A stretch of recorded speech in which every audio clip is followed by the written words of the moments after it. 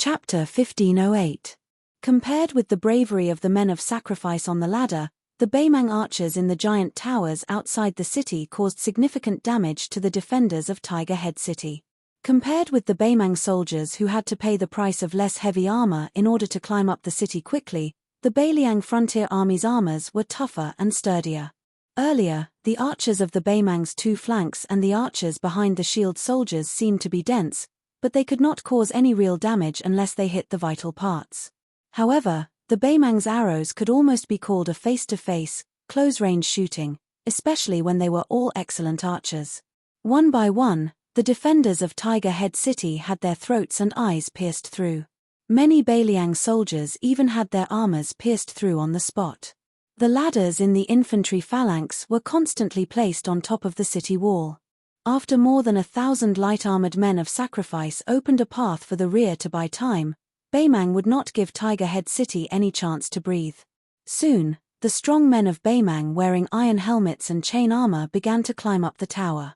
If the first batch of men of sacrifice were all agile Baemang infantry, then this batch of strong men of sacrifice could be said to be comparable to the heavy infantry of the Central Plains who had almost destroyed the cavalry in history if they put on real heavy armor. When these strong men climbed up the city wall, even if the arrows shot down from the top of the city wall were close at hand, they only paused for a moment with their shields raised. Occasionally, a powerful Baeliang archer would shoot an arrow through the shield and the sharp arrowhead directly into the arm, but they would never flinch. In the deafening sound of fighting, a Baemang man climbing up the tower had 4 or 5 arrows nailed into the shield on top of his head. He was in the prime of his life, a man from a small tribe on the northern grassland. For him, there was no royal court or Aquarius state.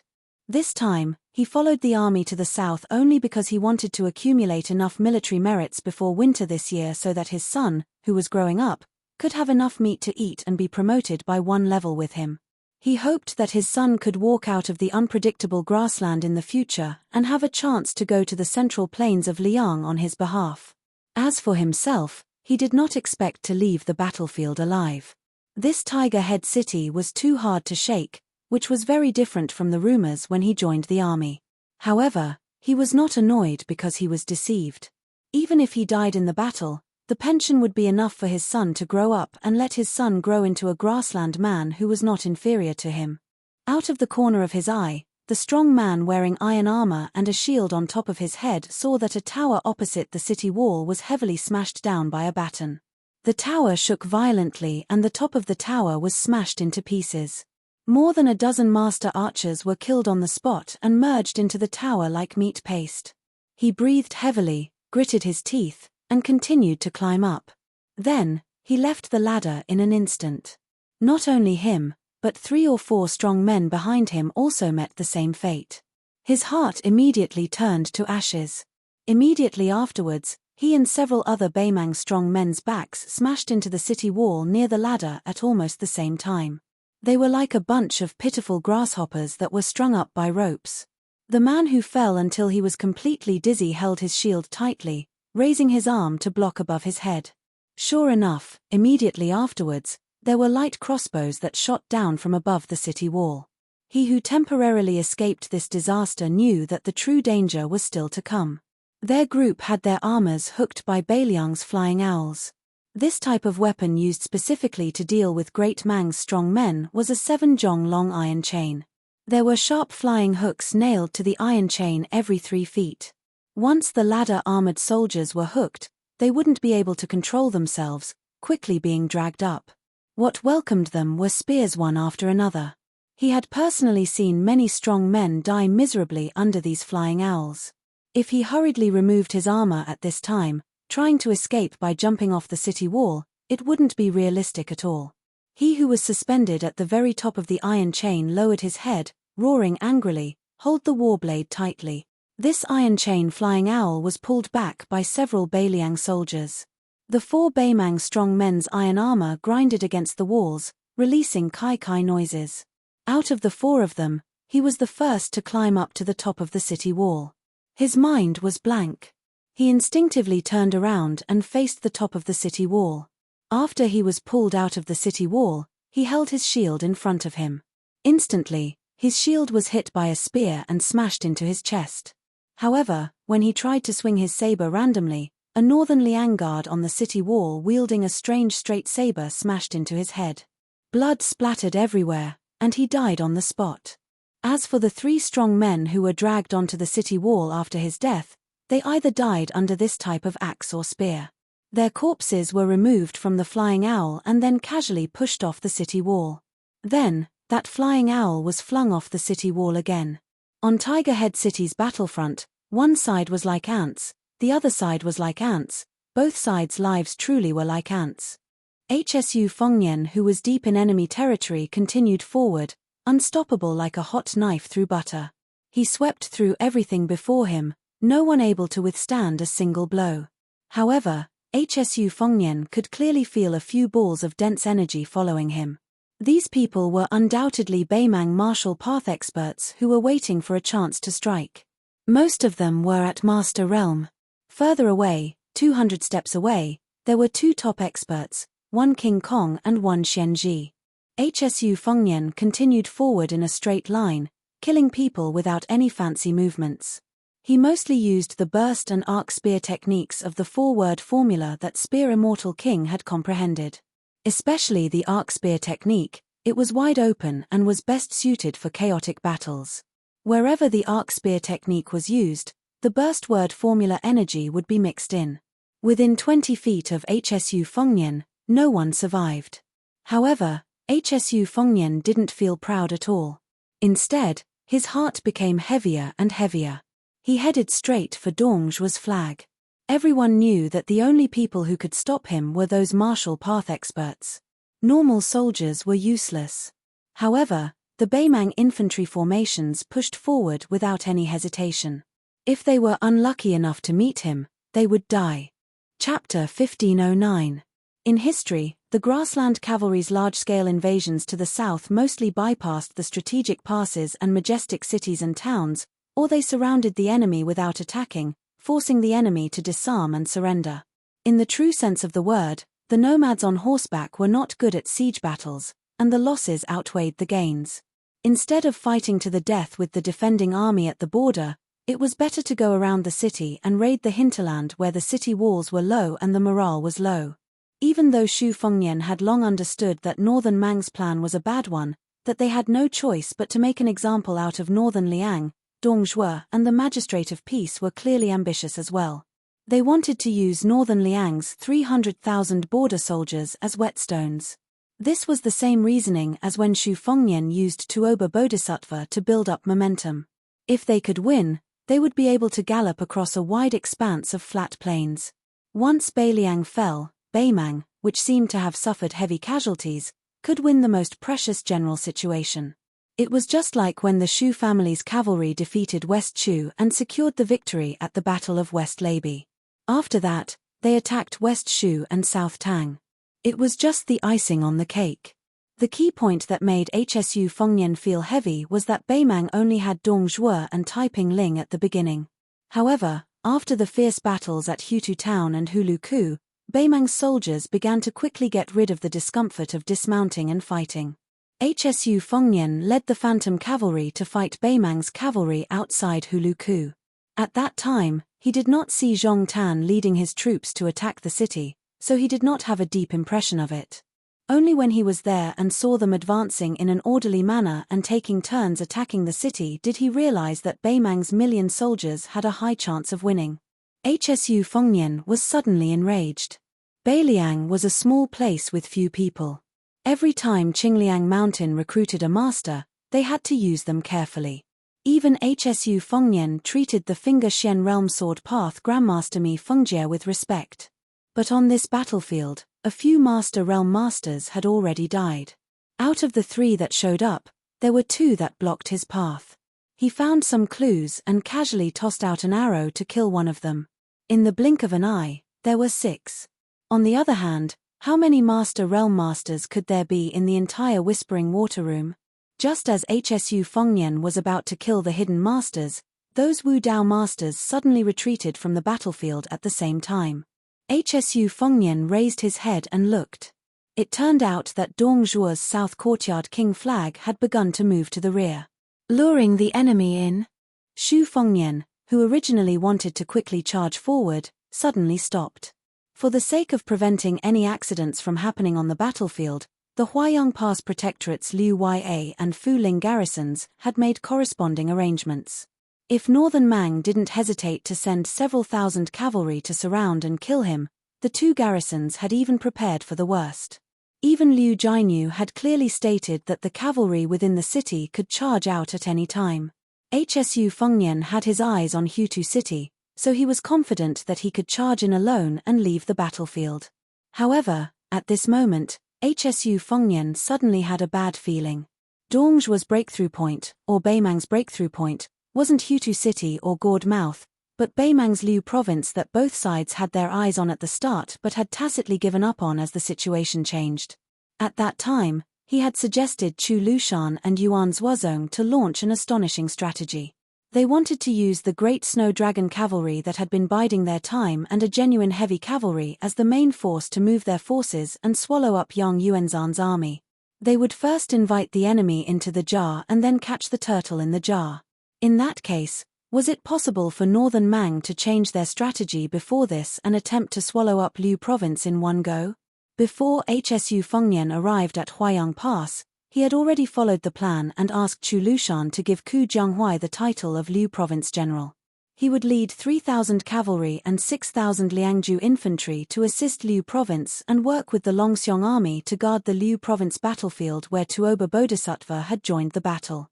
Hsu Fengnian stood where he was and looked towards the west, towards the distant Liu Province. At this time, more than 20 cavalry had unknowingly followed the king of Beimang into the battlefield, each of them carrying a sword. The two at the front were the sword crown Wu Liuding of the Wu family sword tomb and the female sword attendant Tsuehua. Wu Liuding rode up to Hsu Fengnian's side. This young swordsman said with a mischievous smile, "You don't dare to advance anymore?" Hsu Fengnian didn't say anything. The sword attendant Tsuehua, who was used to closing her eyes to rest, frowned and said in a low voice, "Let's get down to business." Wu Liuding immediately kept quiet out of fear and helplessly said, "Protector General Chu wanted me to pass on a message. He said that he felt that the boy Dongzhuo has bad intentions, so he took the initiative last night to bring several hundred of his personal guards to Liu Province. However, at the border between Liangliu Province and Liu Province, he already had 8,000 soldiers lying in ambush there, waiting for Beimang to make this move. Oh, and Protector General Chu also said that those 8,000 soldiers were all troublemakers that had been urgently picked out from the various border armies. Without him personally leading the troops, those old soldiers wouldn't be able to do anything." Hsu Fengnian suddenly began to laugh heartily, unable to stop no matter what. Wu Liuding turned his head to Tsuehua and asked, "Have you gone crazy?" Hsu Fengnian finally stopped laughing and looked towards Dongzhuo's banner in the distance to the north. He smiled and asked, "Do you dare follow me to break the formation for another 2 li?" Wu Liuding said without hesitation, "I'm just here to pass on the message." "I don't dare." The female sword attendant opened her eyes and calmly said to Hsu Fengnian, "Your Highness, please be at ease with your back." Hsu Fengnian nodded. Those 8,000 old soldiers that had been put together at the last moment. In reality, long before the Shu family had died, they had already been disorganized. Even before that, when a certain Fatty led his army into Shu, there was no such thing as a direct line of soldiers. It had always been Great General Shu Xiao who gave him as many soldiers as he wanted to fight. The soldiers under his command were either the ones who died the quickest in the Shu family army or the ones who rose the quickest. If one had to give him a name, there was one. It was a battle that had made him famous when he was young. It had taken place by a river.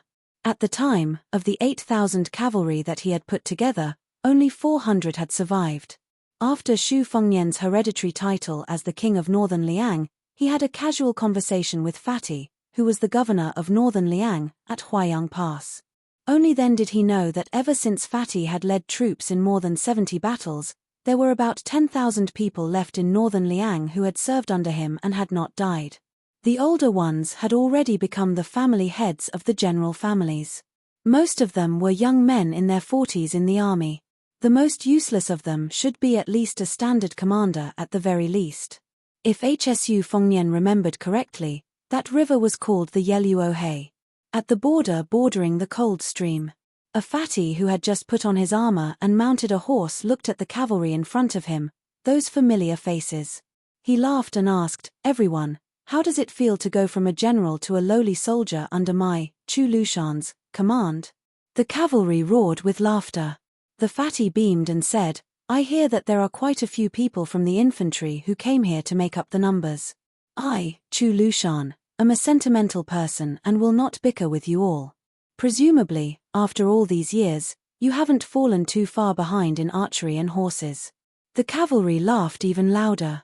The fatty's face suddenly seethed with killing intent as he viciously said, "Everyone here knows an old rule. If you follow me into battle and don't die, you'll be promoted. This time, I'll have to disappoint all of you. It's hard to say if you'll die, but even if you don't die, you won't be promoted. Let me say this first. The enemy this time is the cavalry under the direct command of that Dong Zhuo of Beimang. There are at least 20,000 of them. We only have 8,000 people. What do we do?" A solemn silence reigned. Chu Lushan suddenly clasped his fist and said, "Then I invite everyone to make another trip to the Yeluohe with Chu Lushan." Chapter 15:10. In the northern part of West Shu, there were 9 mountains that looked like swords.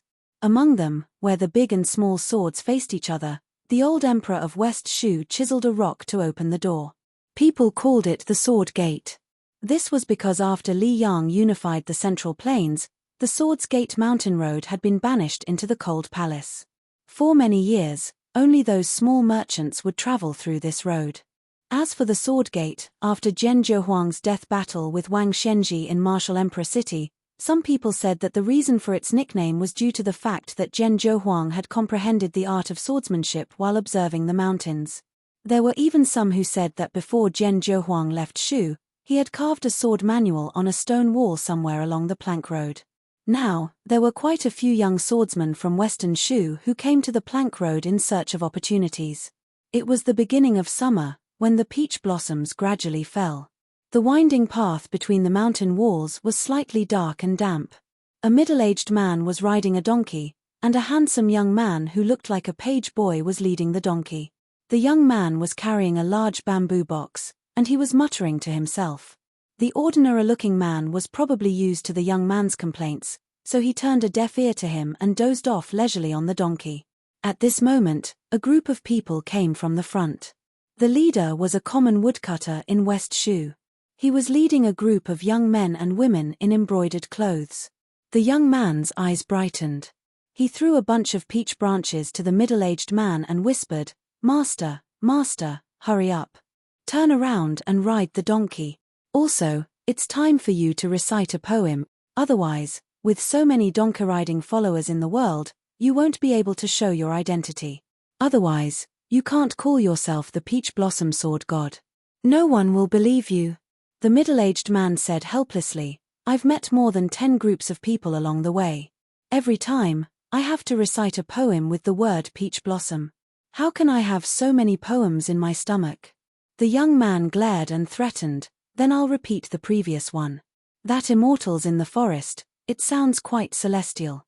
Master, if you don't recite it, I won't help you lead the donkey." The middle-aged man was indeed good-tempered and easy to talk to. He lazily turned around and rode the donkey. He held the peach branch in his hand and recited loudly, "Looking at the peach blossoms in the forest, the dusk deepens and the road grows longer. The old man taught me the 3 Pure Ones book, lived for 1,000 years and laughed at the sovereign king." The young man, who had been as tired as a dog, instantly assumed the demeanor of a child under an immortal. He looked straight ahead and led the donkey forward in large strides. When the group of young masters and young ladies who hired the woodcutter to lead the way saw this scene, they were stunned at first. Then, one of them turned to his companion and said, "Hey, these 2 little swindlers are bullying us because we haven't seen the world. Do they really think that they are NG Tai just because they got a donkey and a peach branch? I'll get a white horse and wear a saber, then I'll be a HSU Fengnian." The young man was so angry that his face turned red. The middle-aged man laughed and turned around again, no longer riding the donkey backwards. He threw the peach branch into the gap of the bamboo box. The two groups of people brushed past each other lightly. The young man with the donkey had carefully arranged this chance encounter, but in the end, he only received countless disdainful looks. The man looked at the dispirited youth's back and chuckled. Angry? Don't be angry. Actually, Master has been wanting to tell you this for a long time. In Jianghu, it's all about a real person not revealing his true self.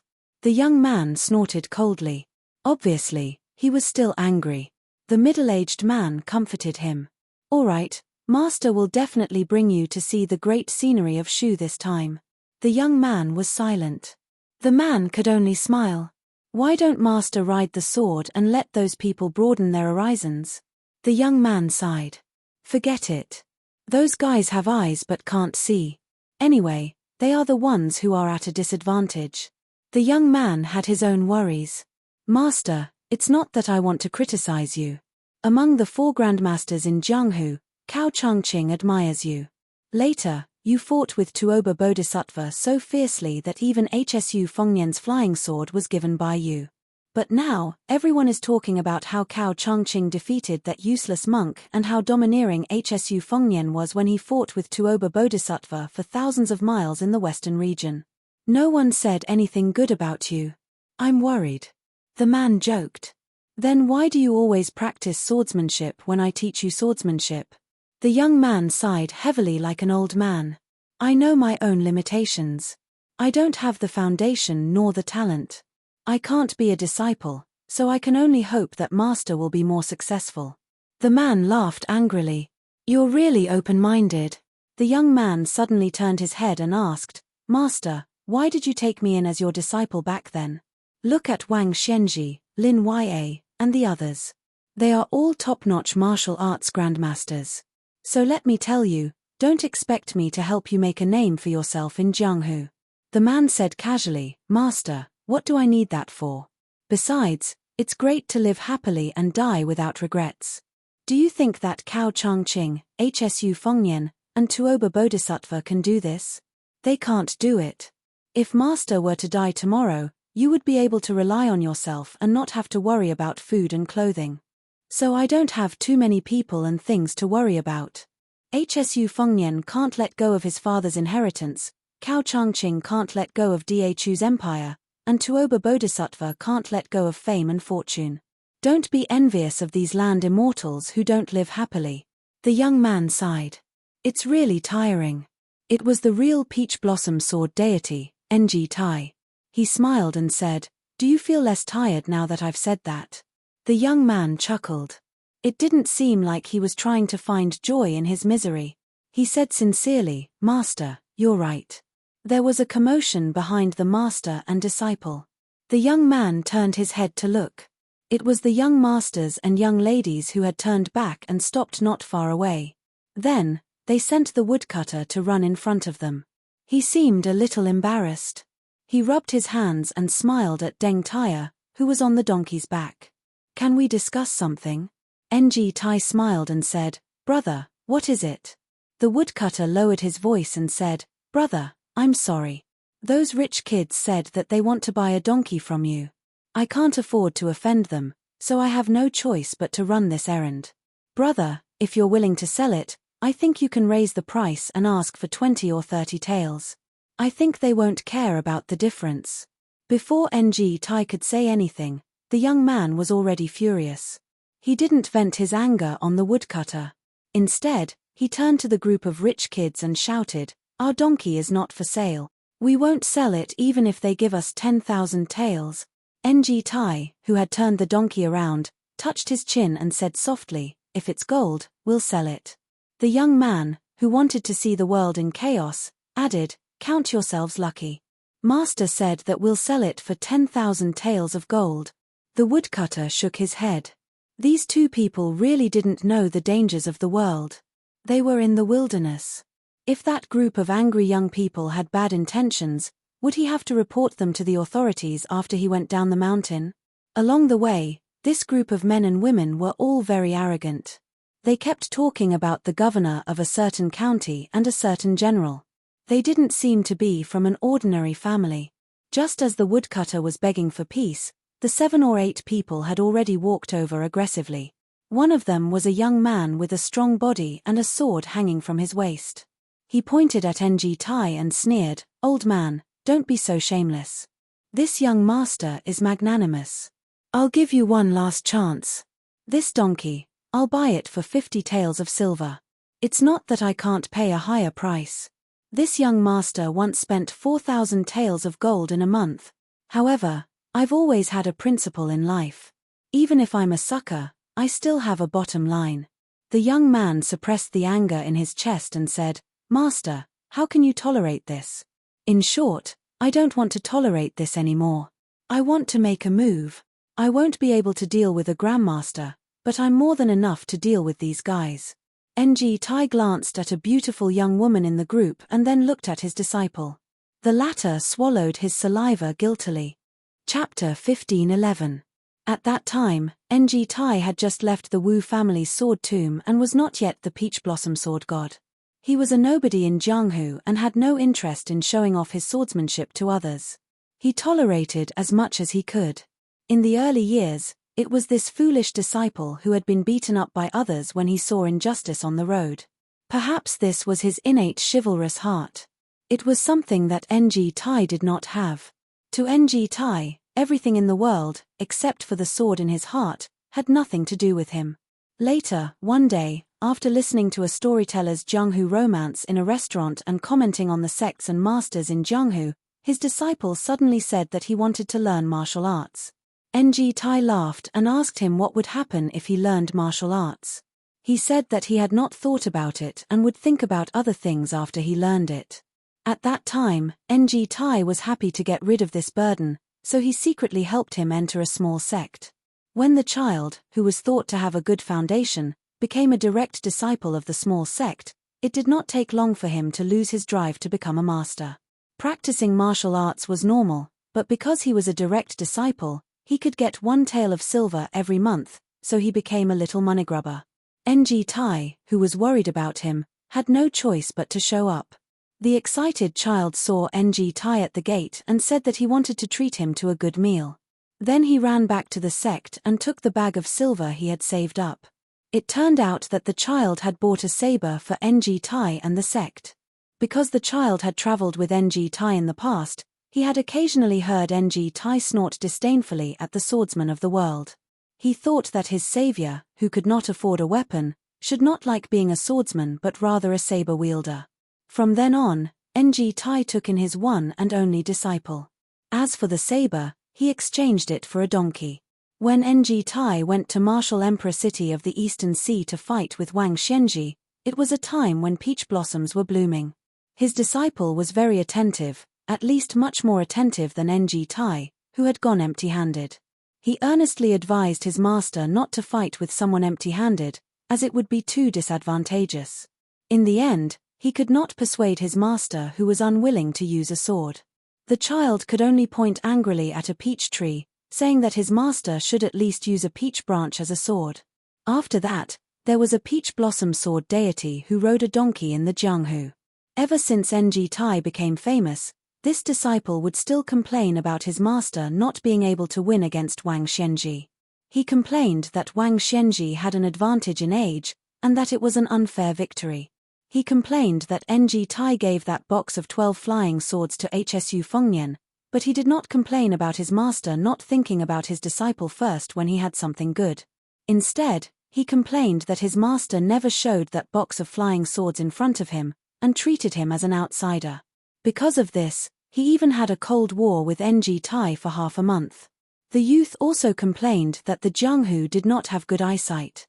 His master was clearly a grandmaster in the art of killing, but he had to stand shoulder to shoulder with the other 3. Amidst these trivial complaints, Enrich felt that his ears were about to grow calluses. Then, suddenly, one day, he realized that this seemingly young disciple of his had really grown up. He began to steal glances at the beautiful women he met on the streets. Hey! It turned out that his lips were starting to grow stubble. Just as Enrich was in a daze, the tall and sturdy youth holding the sword angrily said, "My temper. Hey, old man, don't be so shameless. Luckily, I'm not an unscrupulous disciple who uses his power to bully others. Otherwise, you would have already been beaten to the ground. Hurry up, 50 taels of silver, and the donkey is mine. You and that brat can take the money and scram. It's enough for you two poor bastards to go to the best restaurant in the Shu lands to eat and drink. Tai flipped off the donkey and patted the back of the donkey. He looked at his disciple, who was much less impulsive than when he was young. Back then, he knew that he couldn't win, but he still wanted to get beaten up. Now, he was Tai's disciple. Even if he couldn't exchange blows with a level 1 master, he would have no problem withstanding 20 to 30 blows from a level 2 master. However, he was becoming more and more disinterested in small fights. Tai did not pay attention to the disciple, who was actually not too bad. He walked in front of his disciple and rubbed his head. He smiled lazily and said, "Disciple, although you don't have much potential, I am very happy to have a disciple like you." The youth felt his hair stand on end and said, "Master, what's wrong with you? You can't be sick, right?" Tai smiled and said, "I'm just happy." In the crowd, a young man who drank too much waved his fan. He didn't put the donkey-riding middle-aged uncle in his eyes at all. However, that little bastard's eyes were too evil. Just now, he actually dared to secretly look at the girl he liked. Did he think that he didn't notice? The only daughter of the Western Shu Ijo deputy general, was she someone that a donkey-riding young man could covet? He skillfully closed his fan and smiled at the youth. 50 taels of silver is not a small amount. If you want to go to the Jianghu, you can buy a good weapon. If you want to go to the imperial examinations, you can even buy a lot of books. Tai heard these words that were like needles hidden in cotton floss and laughed it off. His disciple rolled his eyes and said to Tai, "Master, let's go." "Ignore them." Tai nodded and said, "Give me the bamboo box." The youth frowned and said, "Don't. Although I'm afraid of being tired, I'm more afraid of our donkey being tired." "Master, you're carrying it." In the end, it's still the donkey carrying it. It's not young anymore. Tai glared at him and said, "Give it to me if I want you to." The youth reluctantly took off the bamboo box and handed it to Tai. He couldn't help but mumble again. Large and small swords faced off against each other. Between the mountains, there was a strong wind. Occasionally, birds would fly past. Tai rarely carried the box himself. He then smiled at his disciple and said, "You go down the mountain first." In the next moment, Tai made a strange movement. He took out the peach branch from the bamboo box and threw it high up. Just when everyone was confused, someone with sharp eyes suddenly realized that after the peach branch was thrown, it actually stopped in the air.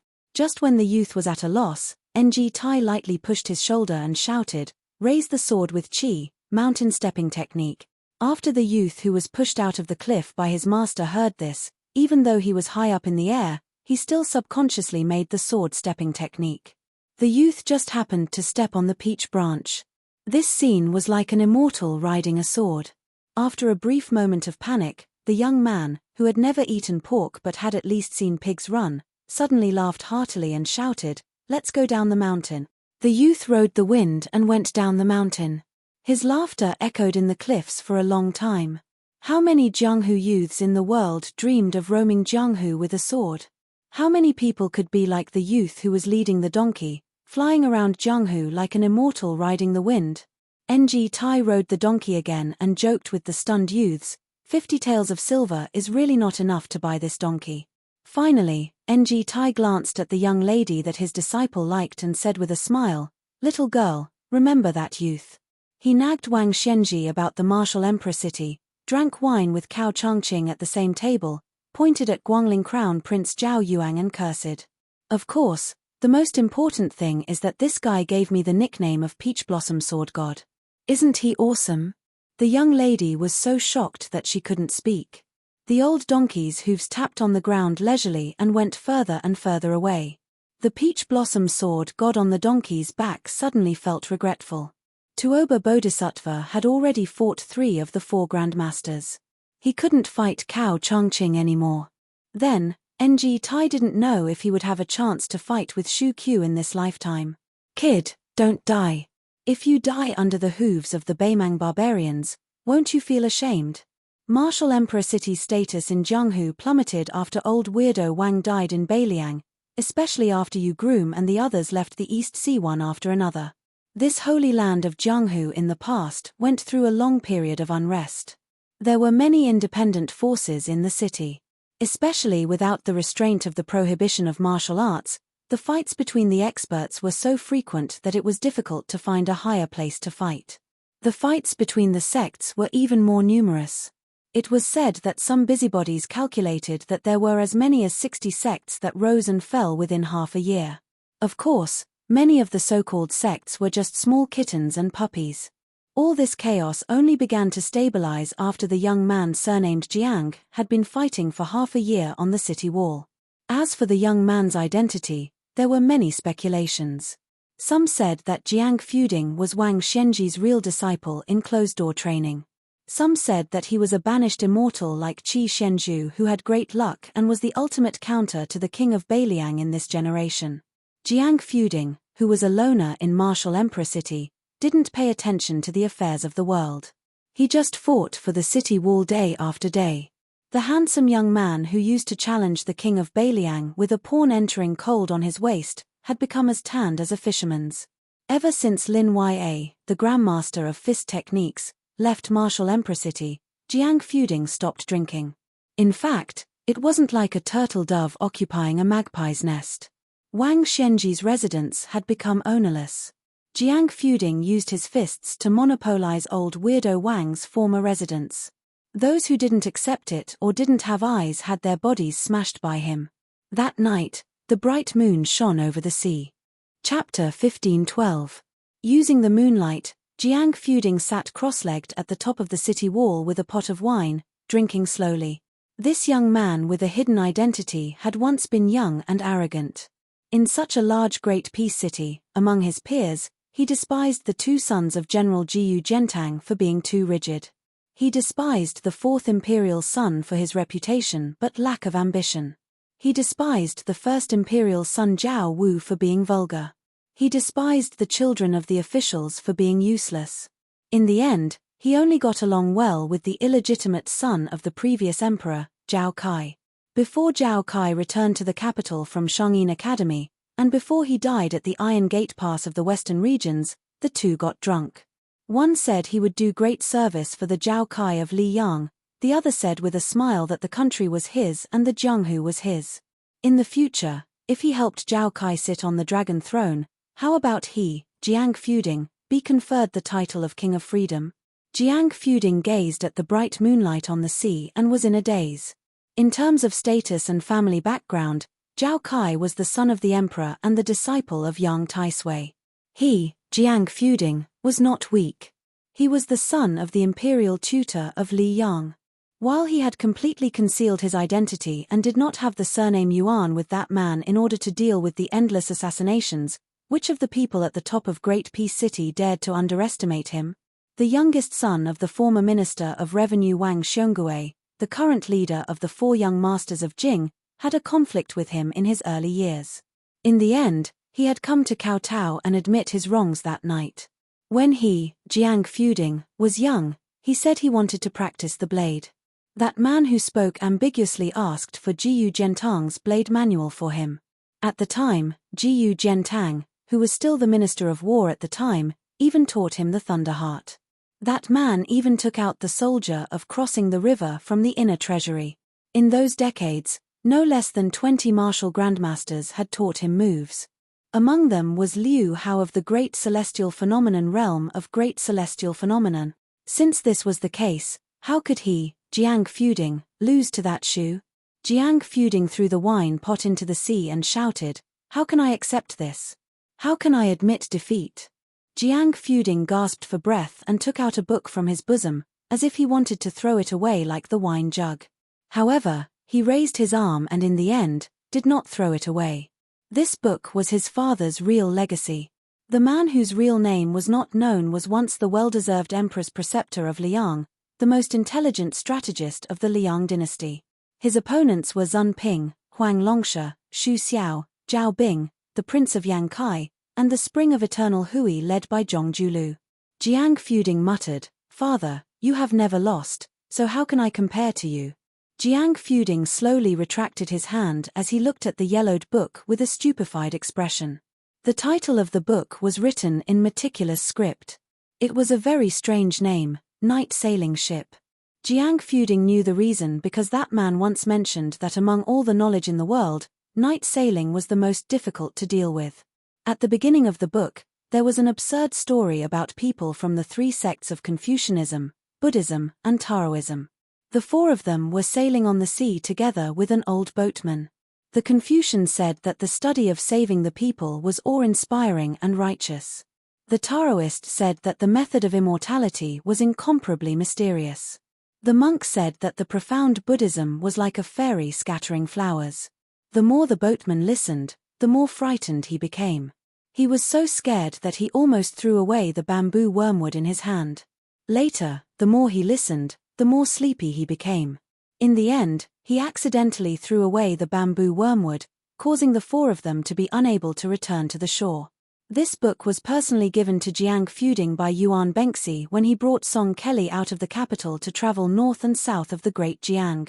He only said that the stories in the book were merely hearsay stories from the countryside. They were like scribbles, hardly worthy of being refined. It was purely the work of an old teacher who was bored to death. Other than flipping a few pages for his son to read, there was no other use for it. There were more than 200,000 words in this book, so every page was densely packed. Jiang Fuding could totally imagine the scene without any grandeur. A slightly reclusive old man was on duty in the Hanlin Academy under the identity of Yuan Pu. He had a bottle of cheap and good wine, a plate of fragrant peanuts, and a purple brush that was as sharp as a knife. He sat alone and drank. His strokes were very slow, and his strokes were very small.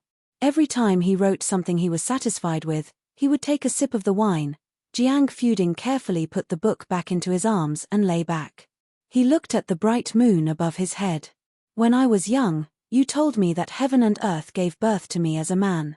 If I win, I'll be a hero. If I lose, I'll be a hero. If I die, I'll be a ghost. Jiang Fuding closed his eyes and said bitterly, but when you saw me for the last time, you said that it was enough for me to live well. After a long silence, the most reclusive young man in the martial emperor city fell into a deep sleep. Bathed in the morning light, Jiang Fuding finally opened his eyes and sat up. He said softly, I've made up my mind. The world can forget 100 or 1,000 Jiang Fuding, but they can't forget Yuan Bengzi. Jiang Fuding stood up again and murmured with tears in his eyes, Father, I'll settle the score with Zhao Zhuan and Li Yang for you. I'll help Zhao Zhu sit on the dragon throne. I miss you very much. Shu, if you're lucky enough to survive, we'll meet in the imperial court. Right at this moment, a little boy carrying a small bamboo basket ran up the city wall. His clothes might be shabby, but he was rather neat and tidy. When he didn't speak, his clean little face had a solemn expression that other children of the same age didn't have. When the little boy saw that familiar slender figure, he steadied his breathing and recuperated before shouting, Jiang Fuding. It was said that Wang Xianji's disciples, Yu Groom and Lin Ya, loved to go to that little place for breakfast. A 7 or 8-year-old child's horizons were naturally higher. The child had a skinny dog and would walk the dog around the city when he had nothing to do.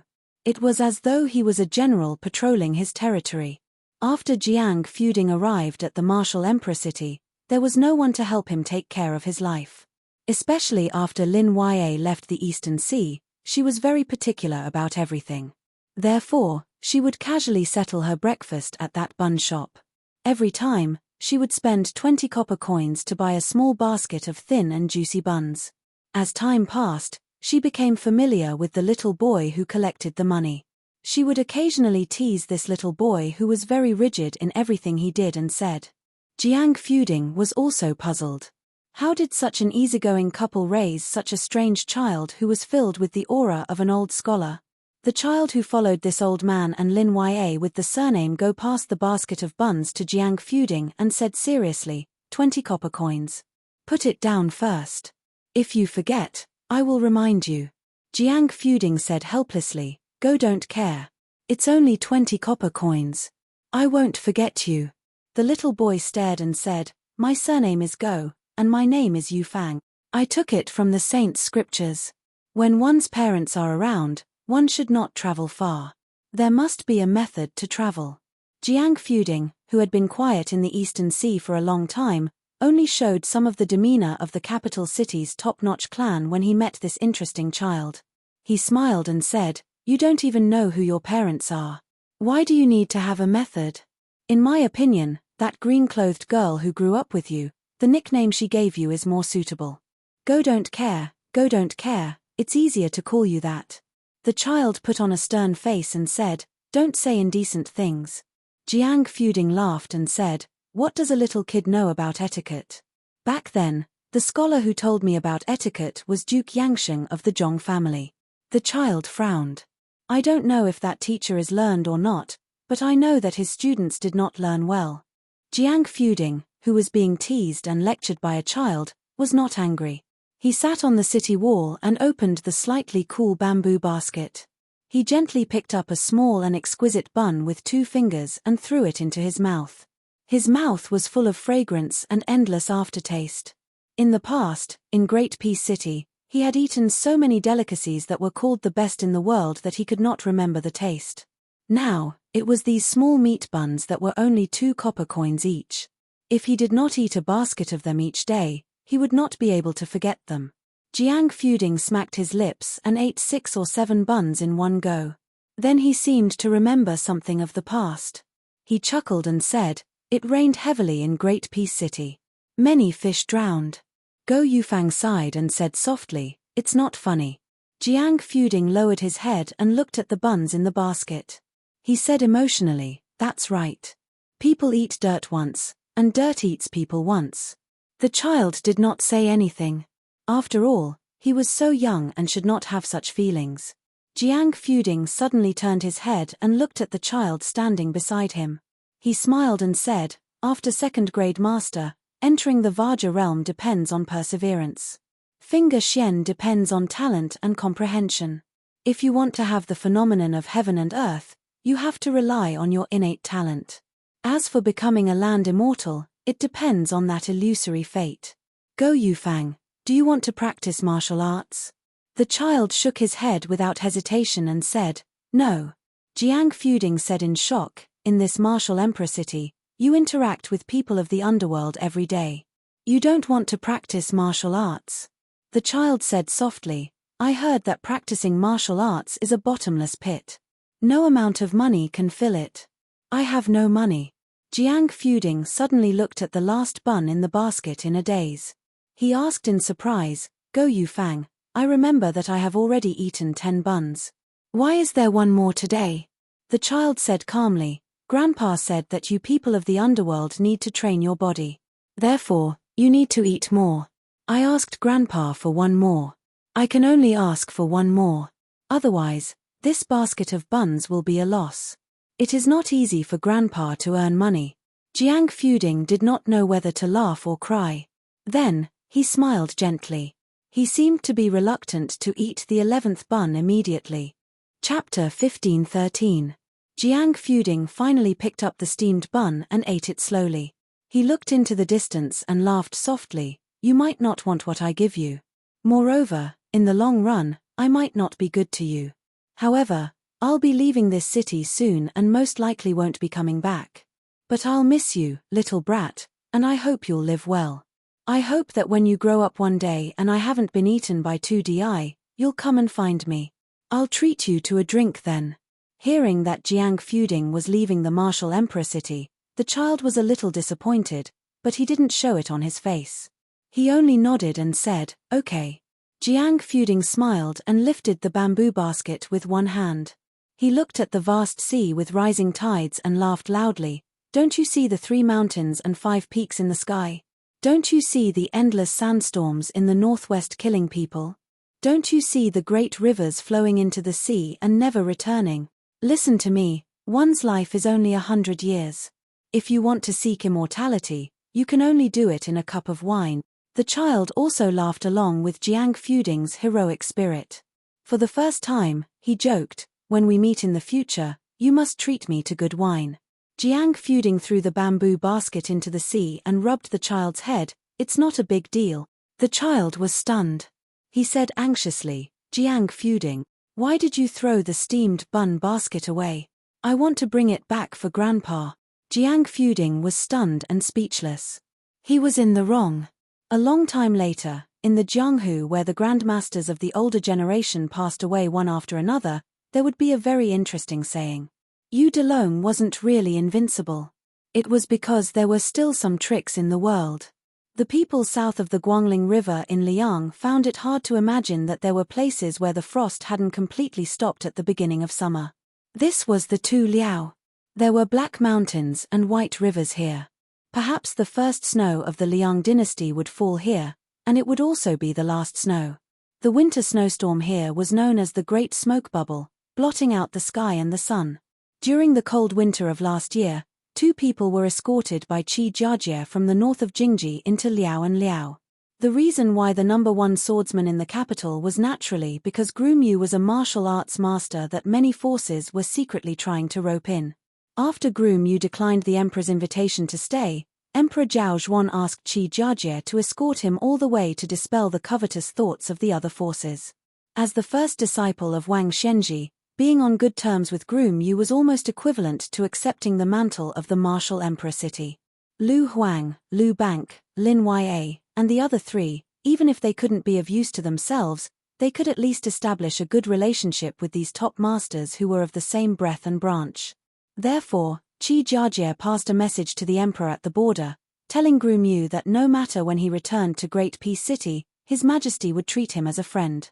On the banks of a river called the Songnan River in Jinju of Liaodong, there was a small village along the river. There were about 100 families, and most of the young adults in the village were hunters. It was said that the ancestors of a certain family once caught 2 gerfalcons in their lifetime and sent them as tributes to the governor's office that Liang had set up in Liao and Liao at that time. The family's heirloom, a well-made hard bow, was an additional gift from the governor's office in addition to the reward. There were 2 distinguished guests staying in the village. At the end of last winter, a group of hunters encountered a black bear that didn't enter hibernation for some reason. It was their benefactor who chased away the giant bear. After that, the young adults in the village liked to learn from the young man, and the children in the village also liked to play with the girl who liked to wear green. When summer came, the girl in green, who could finally take off her heavy fur coat, was very happy. Moreover, she had frostbite that winter, but she didn't feel that it was difficult to bear. Xiao Yu, on the other hand, always felt guilty. In fact, she didn't like Liao and Liao at first, because when they first arrived here, it was the height of the snowstorm. The terrible weather of the big fireworks was like a show of strength to her and Xiao Yu. Until they stopped in this village, she was led by her new friends to fish in the frozen river, or to sit on a wooden board and slide on the ice. Every day, she could have a snowball fight with more than 10 people of the same age, which made her feel new and happy. Therefore, when Xiao Yu said that he wanted to go to Liao Bei, she was not willing, and then Xiao Yu didn't urge her anymore. Over time, she and Xiao Yu began to look like natives of Liaodong. Xiao Yu carried a bow and arrows, went hunting with the adults in the village, and began to raise young eagles under the guidance of the old hunters. She no longer wondered why the windows here were papered outside, why every house had big and small jars of pickles, and why the adults would say that if the children didn't listen to them, they would be hung in the basket. Today, Xiao Yu was helping a family in the village cut a plant that was more than 5 feet tall, which the locals called Lamus chinensis, to build a house. Of course, it was not the grass that sheep ate. Its stem was hollow, similar to the bamboo in her hometown. She quietly squatted by the side, watching Xiao Yu cut the stem with a knife, thinking that he was quite handsome. She remembered that the day before Grandpa Gao left Wulin City, he had a private chat with her. He talked about a lot of people, but she couldn't remember most of them. Only when he talked about Xiao Yu did she pay special attention, so she remembered clearly. Grandpa Gao said that among the swordsmen in the world, some had the best luck, and some had the best innate talent, but Xiao Yu's talent for swordsmanship was the best. She squatted on the ground. Thinking of Grandpa Gao, she suddenly felt sad. She actually knew that his surname was Wang, but he was so tall. She liked to call him Grandpa Gao, and he was never unhappy. Then she thought of another person. Before that person died, he called out to her, "Green robe." Xiao Yu said that person was very amazing, and that Grandpa Jiao admired him for most of his life. She suddenly asked, "Xiao Yu, Grandpa Jiao asked you to find that person, so you can accept him as a disciple on behalf of your master.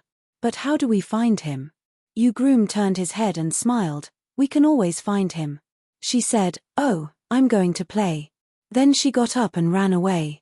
Yu Groom smiled knowingly, just like this little girl's brother. He was always afraid that she would find the trip to Liaodong boring, but now it seemed that he worried too much. The only trouble was that this little girl had learned a lot of local sayings from the local children, such as "you're stupid," "scram," and "stay away." Just thinking about it made Yu Groom break out in a cold sweat. As for the little brother who was still in some unknown corner, in a sense, he was equivalent to his master's closed-door disciple. Yu Groom was not in a hurry at the moment. He firmly believed that they would naturally meet when the time came. This was a strange intuition. Yu Groom waited patiently. In the 500 years of Jianghu, there was only one Wang Xianji and one Li Chungang. In the evening, Yu Groom helped the villagers with their work. When he returned to the house, the owner of the house had already prepared dinner. Yu Groom did not know where the little girl was playing, so he could only imitate the villagers and shout. Soon, a response came from the riverside.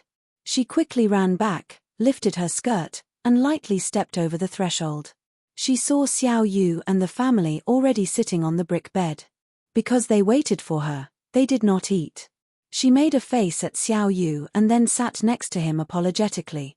Yu Groom helplessly reminded her in a low voice, "How can the host wait for the guest to eat?"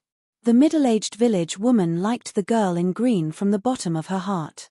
She quickly smiled and said, "It doesn't matter."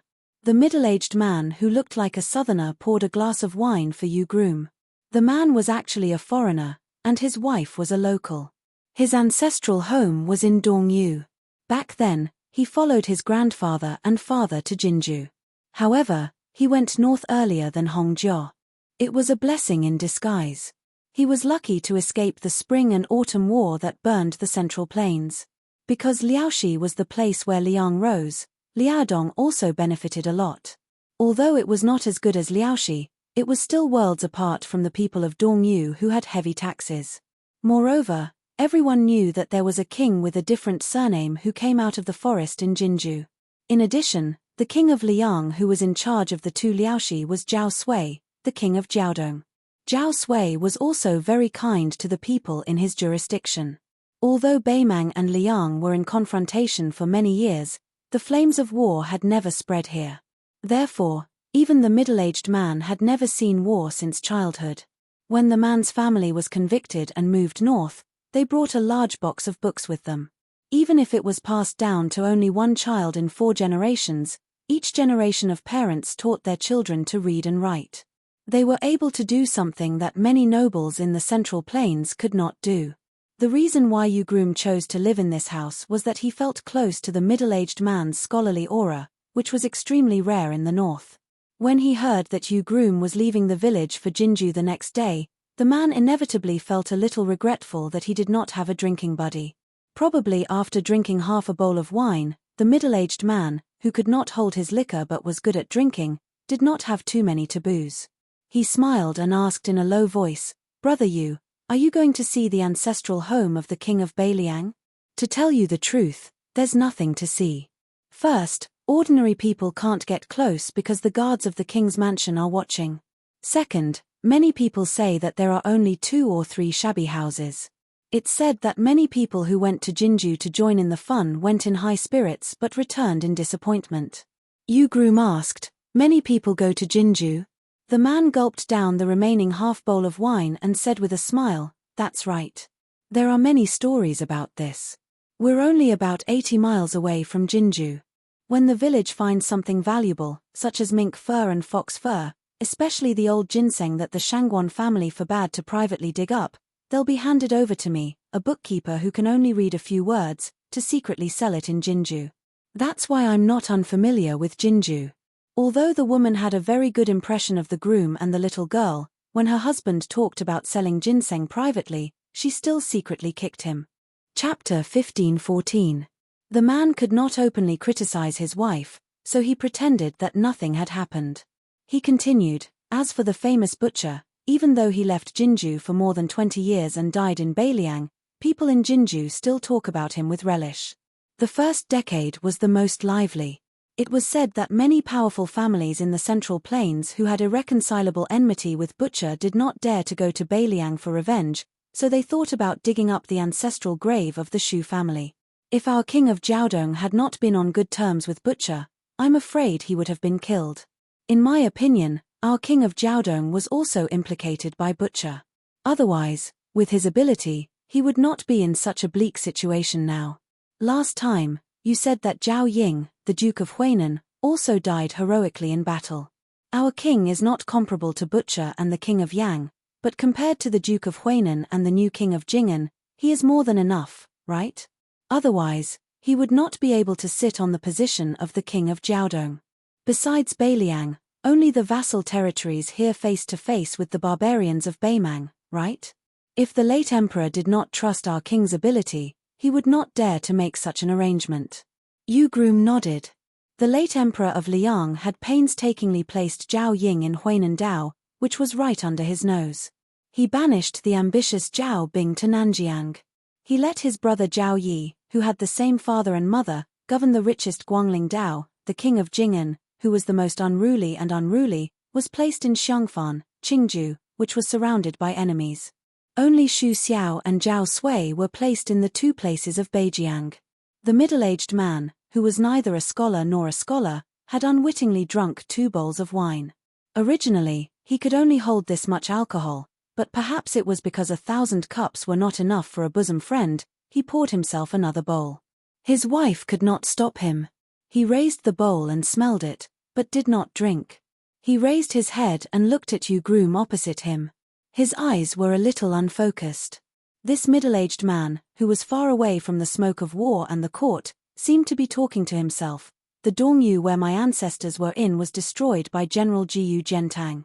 Perhaps it was not the work of Ren Tu. My grandfather had never had any ill feelings towards Ren Tu, and I am no exception. I heard that Taiyan City was the place where people scolded Ren Tu the most in the world.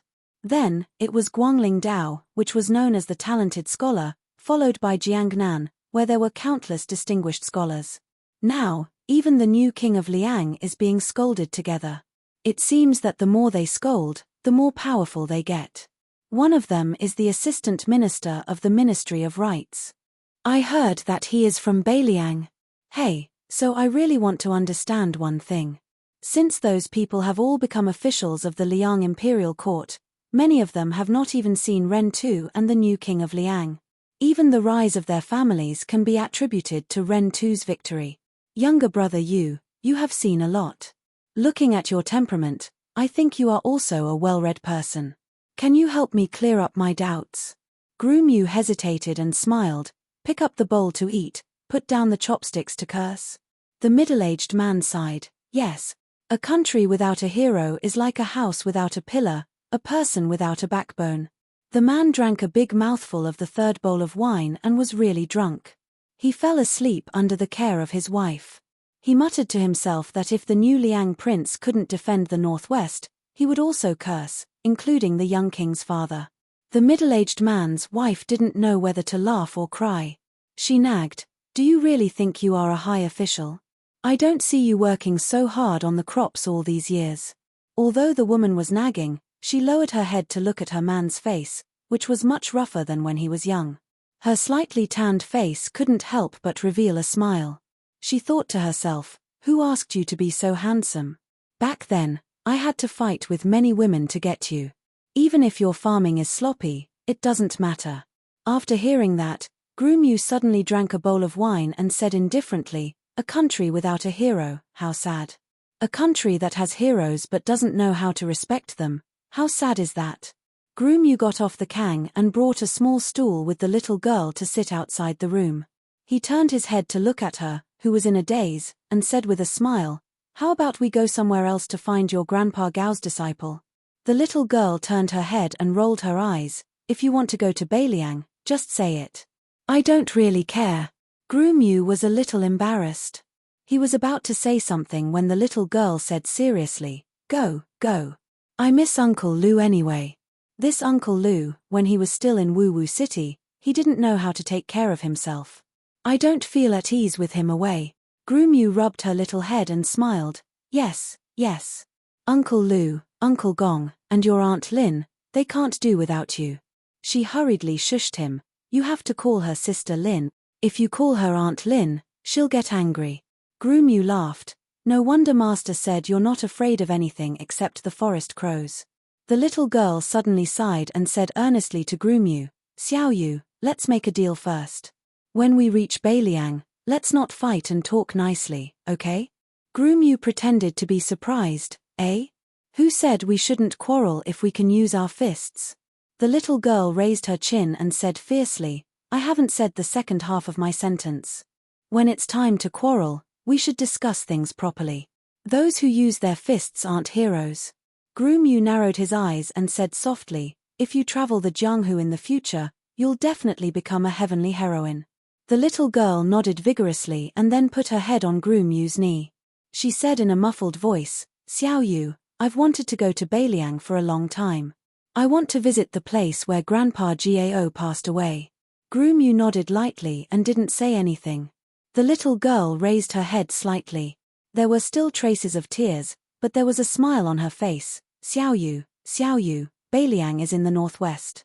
Then won't we be eating the northwest wind every day?" Groomyu smiled. "Yes, there are battlefields everywhere. We might have to eat a lot of sand." It was not easy to be an official in the capital.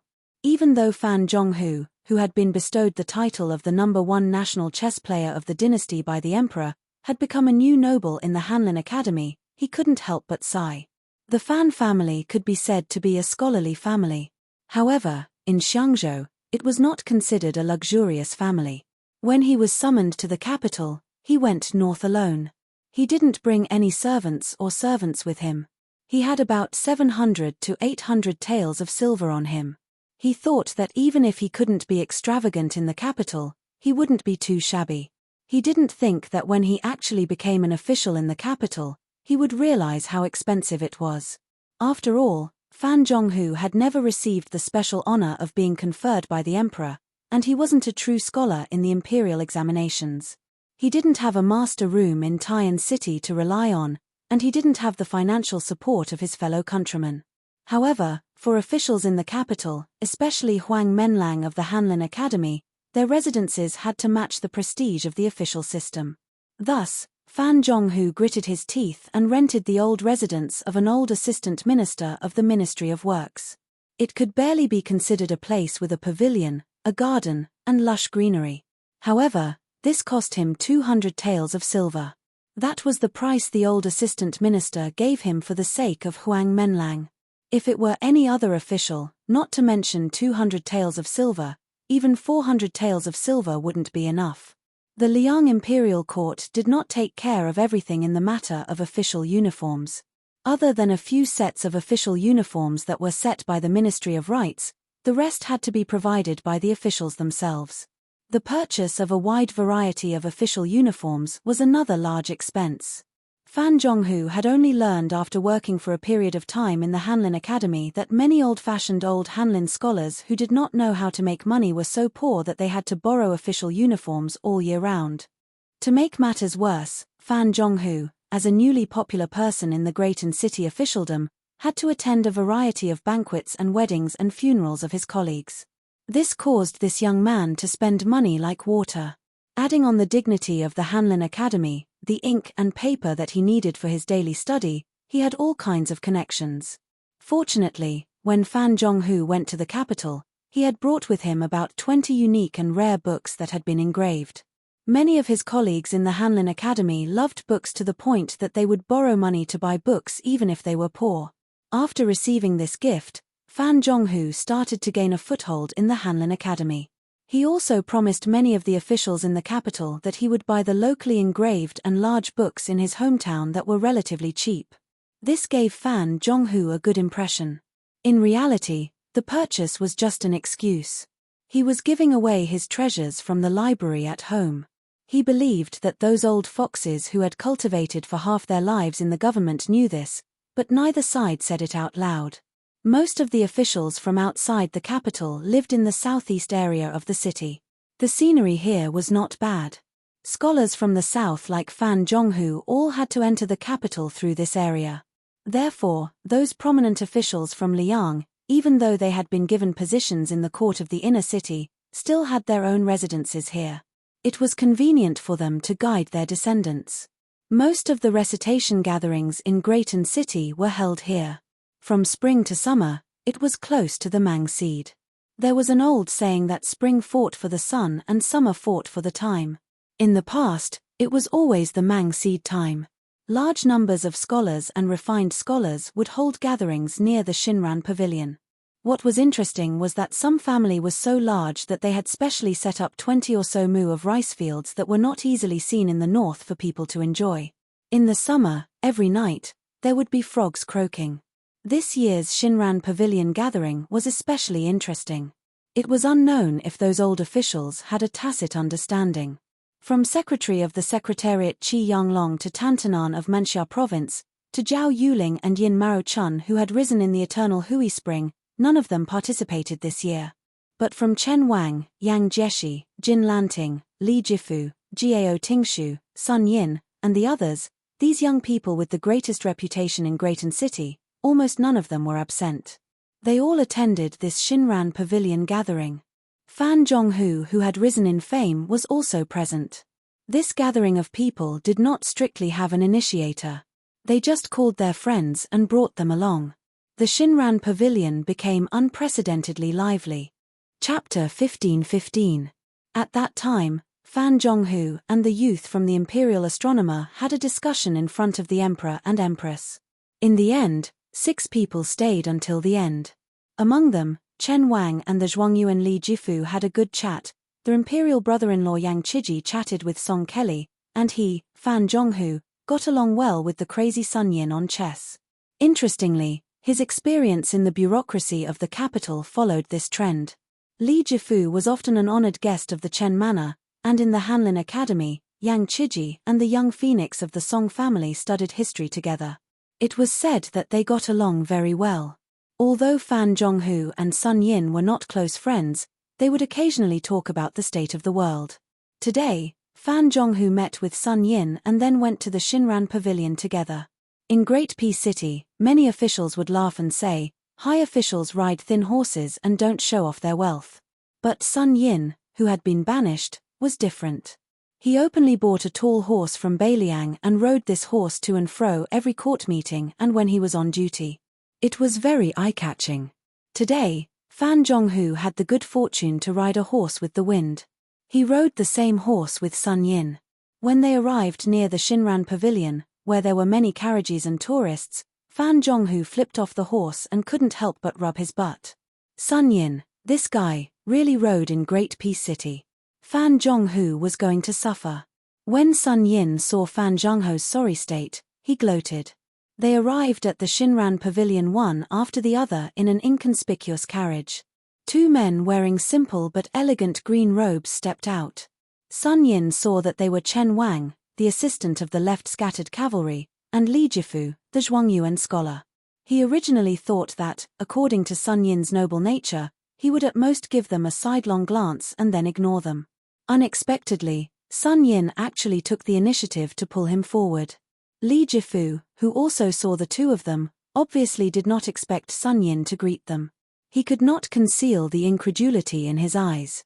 On the other hand, Chen Xiaobao, who was the most successful official in the entire Liang dynasty, whose official career was comparable to that of Jin Saburo, did not show the slightest bit of surprise. He warmly smiled at them and said, "Brother Sun, Mr. Yutian, let me make it clear in advance that I still won't drink today. I can only use tea as a substitute for wine." Sun Yin coldly snorted and said, "So what if you drink tea? I'll drink wine. Let's each have a cup. I can still make the assistant go to the toilet 4, 5, 6, or 7 times. Chen Wang bitterly smiled and cupped his fists to beg for mercy. "Brother Sun, please don't bully a fellow countryman. I implore Brother Sun to point the spearhead at Ji Fu. Otherwise, Mr. Yutian is also fine. Fan Zhonghu smiled and said, Assistant Minister, you can't just rely on your high official status to divert trouble to someone else. It will damage the reputation of the court. Li Jifu looked at the three people who were talking without restraint and felt a little envious. Although he had many private gatherings with the assistant minister, who was both a relative of the emperor and an important official of the court, he had never really let loose. Every time he returned home from a gathering, he would even think carefully about whether there was something wrong with his words, or if there was something wrong with his words, or if he had been rude. It was no wonder that Li Jifu was worried about personal gains and losses. Everyone knew that Chen Xiaobao, who was the #1 official of the emperor, would soon have a place in the small court meeting.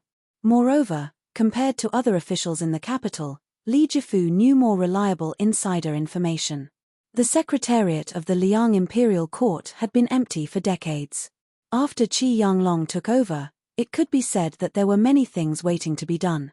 Chen Wang, who was the assistant minister of the left scattered cavalry in Manxia province, although he was already a third-rank official, it was very likely that he would be transferred to the secretariat of the secretariat within a year or two and take up the position of assistant minister of the secretariat that no one had yet confirmed. There were many assistant ministers in the 3 provinces and 6 ministries, but the assistant minister of the secretariat was undoubtedly the most important one. It was not that the Hanlin Academy did not have a good title, but it was the trend. However, these rules did not affect Chen Xiaobao.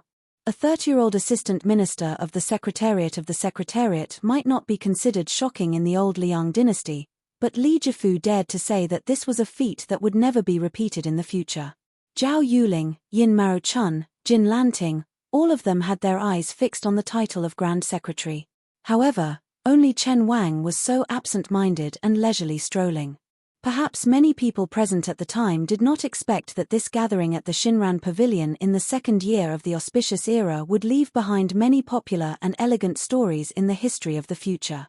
Dong Juran, who was personally praised by Tantanan as the son of the Dong family has ghosts and gods, whose writing is like a spring breeze, wrote the famous poem Shinran Pavilion. Huang Quan, the young artist who had helped Tantanan make an exception for Qi Yanglong, was personally spread out on rice paper by the assistant minister of the Ministry of Rites, Jin Lanting. After getting drunk, he splashed ink and painted a painting that was hung in the imperial study that day, Drunken 8 Immortals.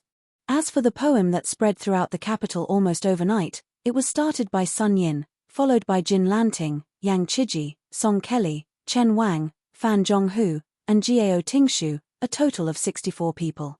Together, they wrote this world-shaking long poem. Of course, on this day, how could the Shinran Pavilion only be filled with handsome heroes and not beautiful women? The 3 most popular courtesans in the capital, each with their own merits, went up the stage one after another. They either danced or sang, especially the woman who had once been on the Rouge list, Li Baisha, who was known as the best in both voice and appearance.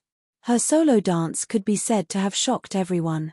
What was even more surprising was that after that day, there was no news of Li Baisha in Great Peace City. She disappeared so decisively, as if she had never been in this world. Afterwards, based on the words she said at the banquet, people guessed that she had fallen in love with an unknown swordsman and wanderer. From then on, they went off to roam the Jianghu together. There was no wind and rain, and the wind naturally dissipated. The people at the banquet didn't leave until late at night. Li Jifu was already drunk to the point of unconsciousness. Chen Wang, the highest-ranking official and the only one who did not drink, wanted to personally take Li Jifu away, but was urged to stay. He really couldn't leave and could only ask someone to take Li Jifu back. That person was the assistant minister of the Ministry of Rites, Jin Lanting. He personally helped Li Jifu back to the carriage with Jiao Tingshu. Sun Yin also left late. He came with 2 people, but left alone, as if there was no one around. He rode his horse wildly, smelling of alcohol, and shocked many of the graceful ladies of the large families in the capital. Under the crowd's instigation, Fan Zhonghu and Wu Tsongxian had another battle of who's first and who's last. Both sides played their best moves one after another. Although Wu Tsongxian lost the game, he didn't lose his momentum, which made the spectators exclaim in satisfaction. After this game, Wu Tsongxian vaguely established Fan Zhengho's second place in Liang's Go. Yang Chiji, Song Kelly, and that fellow villager nicknamed Kong Wu Kai left together. Shinran Pavilion, Drunken Eight Immortals, and Heroes Travel to the Capital were all given to this young relative of the emperor. He would immediately send them to the imperial palace. Deep in the night, the lights were still bright. There were only a dozen people left in Shinran Pavilion. Everyone in the capital knew that Chen Wang, who usually did not touch alcohol, was the last to leave. Fan Zhonghu and Wu Tsongxian had already finished their game of Go. The latter and a group of friends left in high spirits. The people still in the pavilion were all new nobles in the Great Peace City. They were also willing to put down their faces to get close to Chen Wang, a high official in the central government. However, they were all scholars. Even if they drank too much, their chatter and actions did not diminish their scholarly habits. And Chen Wang was never the kind of person who liked to put on airs, so he got along well with them. In the end, it was unknown who was still unsatisfied, so they spent some money to call over a musician who had earned money in this gathering. The woman held a peeper in her arms and did not wear any makeup. Although she was not a national beauty, under the flickering lights, there was a hint of lovely and moving feeling. She was very timid. It was clear that business at the banquet today was slow and she did not attract any business. She was not like the other women of the same trade. While they were tired, they had already returned full of money. This woman sat on a small stool prepared outside the pavilion. Before she played the peeper, she quickly glanced at the people sitting on the prayer mats in front of the pavilion. There were more than a dozen people, most of them sitting on the prayer mats on the steps. The steps had different heights. At the highest point sat two young men side by side. She could guess that since these people were able to appear in Shinran Pavilion and not far from the pavilion like most of the scholars, then they should be the most important people at the banquet today. They were the true important people of Great Peace City. Even if they were not today, they would be in the future. She was lost in thought for a moment. She was very curious what it would be like if these young masters who were waiting for her peeper put on their official robes. The young master who had hired her to sing was sitting at the bottom of the steps. He smiled and reminded her in a gentle voice, "Miss, it is time to start." Her pretty face blushed and she appeared slightly nervous. She said softly, "Young master, please wait a moment. Allow this servant to test the sound." Hearing the woman gently twist the strings of the peeper, Fan Zhonghu, who had intentionally or unintentionally sat next to Chen Xiaobao, said with a slight smile, "This is the typical technique of the Wu family of Jiangzuo in our Xiangzhou. The lower part is the strength of the upper part. The tone is not high, the rhythm is not rushed, and it is slow. It is not as full as the big bows of the north, but it has its own unique charm. Due to this, the song is also a small tune with the charm of Jiangnan. After drinking too much, it is very comfortable to listen to this song."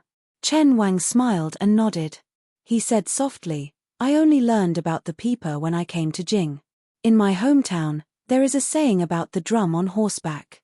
In the past, I was just a poor scholar and did not go to the border to study. I am ashamed to say that even if I wanted to pretend to be cultured, I would only be a laughingstock. Therefore, in these years, I have sensibly not attended banquets and gatherings. Other people say that I am not good at raising wang, that is really flattering me." The name of the song, Daughters Red, refers to the Jiangnan water, Jiangnan wine, and Jiangnan women. Then he heard the woman's clear and melodious voice reciting the first part of the song. Fan Zhonghu was surprised. He smiled and said, "What a coincidence. It refers to the Daughters Red wine. My hometown has this custom since ancient times. When a daughter is born, they will bury a jar of wine. When the wine is drunk, it is the day the woman gets married. In addition, there is also the Zhuangyuan Red, which is taken out for banquets when the man in the family obtains scholarly honors." Chapter 15-16. Then Fan Zhonghu suddenly discovered that Chen Wang seemed to be in a trance. One part of the millet fragrance lingers around the beam, 2 parts of the flowing water, the cool weather, 3 parts of the fragrance of apricot flowers. A spring thunder buries a jar, after 18 years, the daughter is red, the daughter smiles, the daughter is delicate, the new wine becomes old wine, the little girl is waiting to wear the red dress. Fan Zhonghu closed his eyes and listened to the sound of the peeper and the woman singing. He finally sighed softly. The ending of this song was not as beautiful as the name of the wine. The woman in the song had waited for many years, but still did not meet the young master who was far away. She also did not wear the red dress for another man, and died just like that. According to custom, if the woman in the family died before she was married, then the jar of daughter's red wine would be called huajia, and would be taken out and drunk. At the end of the song, it was said that the young master had finally returned home. Although he was the top scholar, he could only drink the jar of wine alone at the grave. After Fan Zhonghu opened his eyes, he could not see anything strange from Chen Wang's face. The song ended, and the people gradually dispersed. There was no need for Fan Zhonghu to ask. Someone had taken the initiative to lend him a fine horse. When Fan Zhonghu mounted the horse, he inadvertently turned his head and saw Chen Wang standing outside the pavilion. He seemed to have said something to the little girl singing, and then walked towards the carriage. Fan Zhonghu didn't have the slightest intention of probing further. With Chen Wang's well-known conduct and Fan Zhonghu's understanding of this Chen Xiaobao, he definitely didn't think that this left-scattered cavalry regular attendant would have the slightest intention of taking advantage of him. Fan Zhonghu slowly rode his horse. Back then, he was far away in the Jianghu, and now he was high up in the imperial court. Benevolent teacher, even that Sun Yin wants to be an official. Although I, Fan Zhonghu, cannot play your game of spring and autumn, but I will do my best to play my own game of chess well. In the distance, Chen Wang boarded the carriage. Before boarding, he asked the woman holding the peeper a question. He asked her if the young master in the song was better off not returning at all if he returned late. The woman was timid, and did not know how to answer. Chen Wang did not mean it, so he bid farewell and left. Chen Wang slumped against the wall of the carriage. Even when he married that noble surnamed Zhao back then, even when his father-in-law was a duke of a county, Chen Wang did not drink at the wedding banquet. For this reason, many of the noble sons of the Zhao clan who attended the wedding had mocked and ridiculed him. However, after so many years, he, Chen Wang, had swept through the various departments of the capital, leaping through the Dragon Gate time and time again. Not to mention those unaccomplished noble sons, even those powerful dukes and county kings only dared to sit on equal footing with him. Today, Chen Wang actually brought back a small bottle of wine. Just yesterday, he had received a secret intelligence report verbally. There were only 4 words in the message: dead. He felt guilty. Beiliang was the one who felt guilty. Already dead. She was just like the pitiful woman in the song who waited from Nu Hong to Hua Diao, but did not see anyone. In the south of Jiangnan, it rained every family during the Huang Mai season. In the north of the northwest, the reeds were fluttering. Chen Wang drank the wine one mouthful after another. Silently, he drank without stopping, and his tears flowed without stopping. At the time, Chen Wang's first thought was to vent his anger on that young vassal king, to vent his anger on the entire Beiliang, where he had long had nothing to worry about. Everything he had done these years, apart from the silver back then and the kindness of recognizing his worth, was more because she was in Beiliang. He hoped for Beiliang's stability. In the end, he only hoped for her to be stable. For this reason, he was not afraid of accompanying a monarch was like accompanying a tiger, not afraid of the treacherous clouds of officialdom. This extremely patient man was only afraid that he would talk in his sleep and call out that name. However, in the end, he, who could rely on his own words to change the world's copyright, who could persuade the emperor to increase his efforts to restrict the transport of grain, did nothing. On the official road, under the curtain of night, in the carriage, there was a man who might become the second Grand Secretary Zhong of Liang. He was like a child, wailing loudly. If one were to say that the first year of Xiangfu was a year that left the Liang Orthodox faction shocked, but they still had a card up their sleeve, then the second year of Xiangfu was a year where wind and rain covered the sky, making people gradually feel uneasy. In the late spring of this year, under Cao Chongqing's personal leadership, the West Chu rebels' arrogance reached the heavens. King of Jing and Zhao Zun's Qingju navy couldn't rescue them in time. The vassal King Zhao Yi's Guangling navy was completely wiped out. This also directly led to the balance of power that Song Li had won with great difficulty in Guangling province being easily broken on the surface of the Guangling River. What was even more worrying was that the most important reinforcements of the southern border's elite army, after the Qingju Navy, whose battle strength was inferior to Guangling's, had no choice but to avoid them. They could only disembark from a few narrow crossings in the upper reaches of the Guangling River. At the same time, the vassal king Zhao Yi, who had lost all of his naval forces, was defeated like a landslide. Following Xie Shi personally taking charge of the eastern front, coordinating with the West Chu Navy down the river, the remnants of Zhao Yi's army could only turtle up in a corner. The territory they seized back from Song Li's hands seemed to have been handed over with both hands. The battle on the river affected the entire body. The Southern Expedition commander Lu Shengxiang's army had no choice but to stop and defend a few key points in place to prevent West Chu Xie Shishi from leading his troops up north to take advantage of the situation to counterattack. This naturally caused the Liang Imperial Court's original plan of a pincer attack from the north and south to the east and west to surround West Chu's capital to the point that not even a drop of water could trickle through, to become a dream. Fortunately, during this time of turmoil, there was still a gathering at the Shinran Pavilion in the capital. This meant that the people's hearts were still stable. Furthermore, Chen Zhibao received the imperial edict and personally led 10,000 elite troops out of Shu. Furthermore, on the two Liaodong fronts and the northern border of Ji Province, the great pillar state Jiyu Jiantang and the new general of Ji Province, Yuan Tingshan, had won a series of beautiful battles. At noon, on the surface of the Guangling River, several large turreted ships that had recently been changed to flying the flag with the character Jiang on it went against the current. They did not stop at the river outside West Chu's capital, but instead continued to sail up the river. These warships were all seized from Guangling Prince Zhao Yi during the battle on the river. It was funny to say that these few turreted ships, which were supposed to display great power during the battle, were almost undamaged before the change of owners. On one of the towering turreted ships in the middle, there was a group of people leaning against the railing. There was a man with white hair on his temples, wearing a green robe that was the most elegant under the heavens. There was a young woman carrying a purple sword box on her back that was peerless in her generation. There were also military generals clad in armor. Each of them was high-spirited and vigorous, with a strict bearing.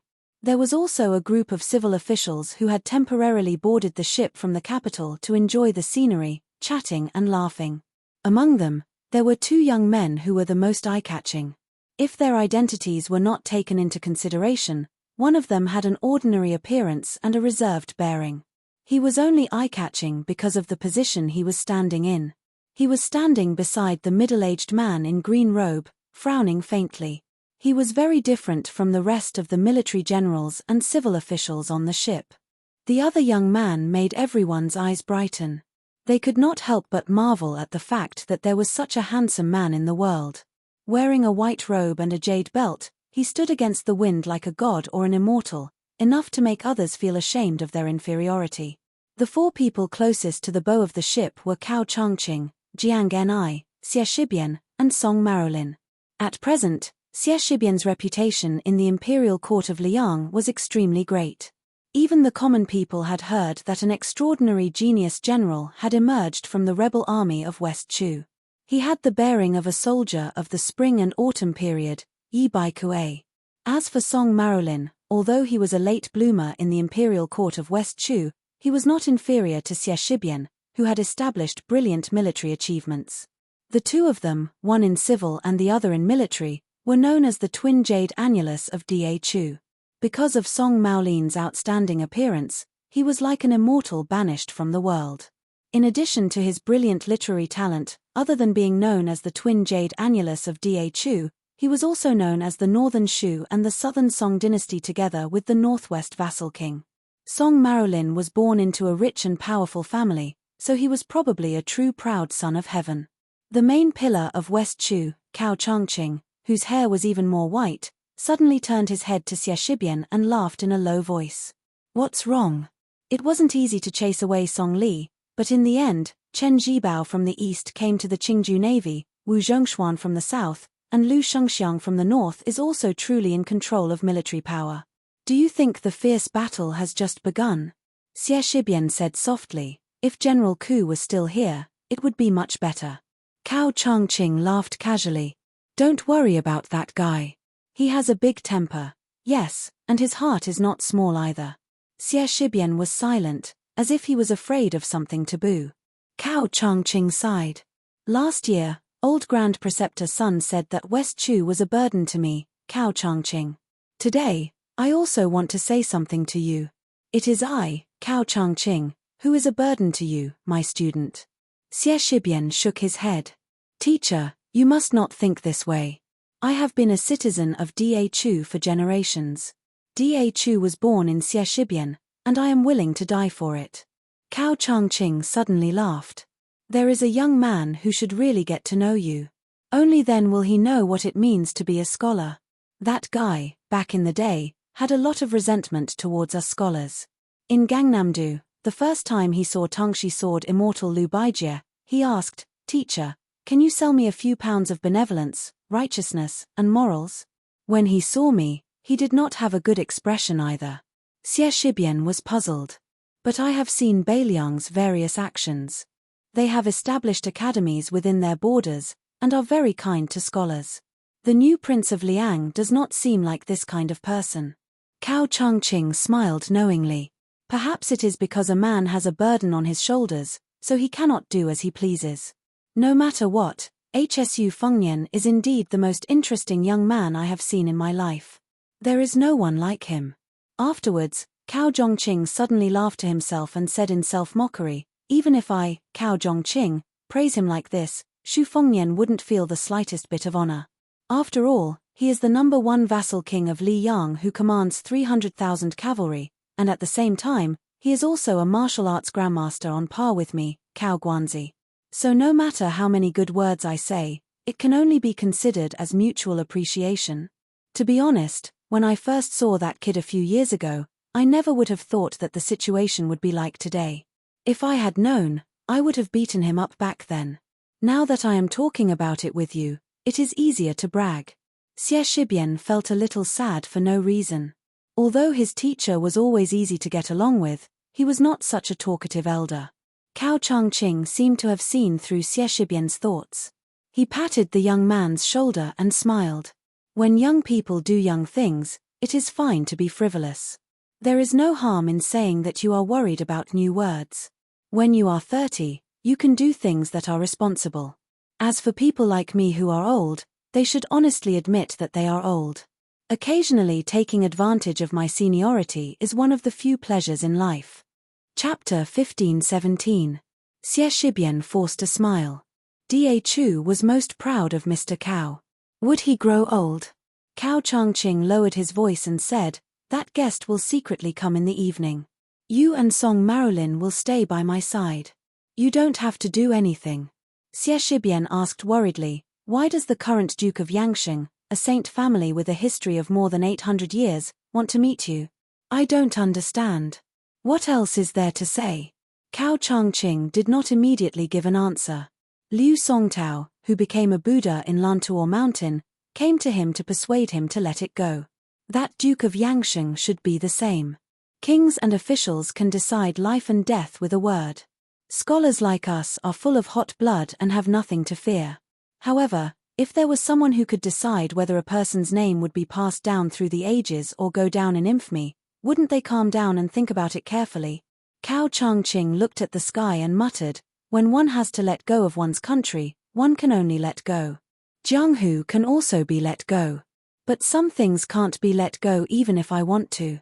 No matter how much I read and how much I know, it is still the same. Xie Shibian was mentally wondering.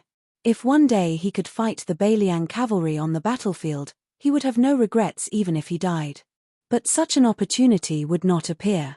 Jiang and I walked to a secluded place and looked at the rolling waves of the river alone. Song Marolin hesitated for a moment and came to her side. He said softly, Princess. Jiang and I, who had her back facing this immortal, did not move. She pretended not to hear and let Song Marolin know to leave.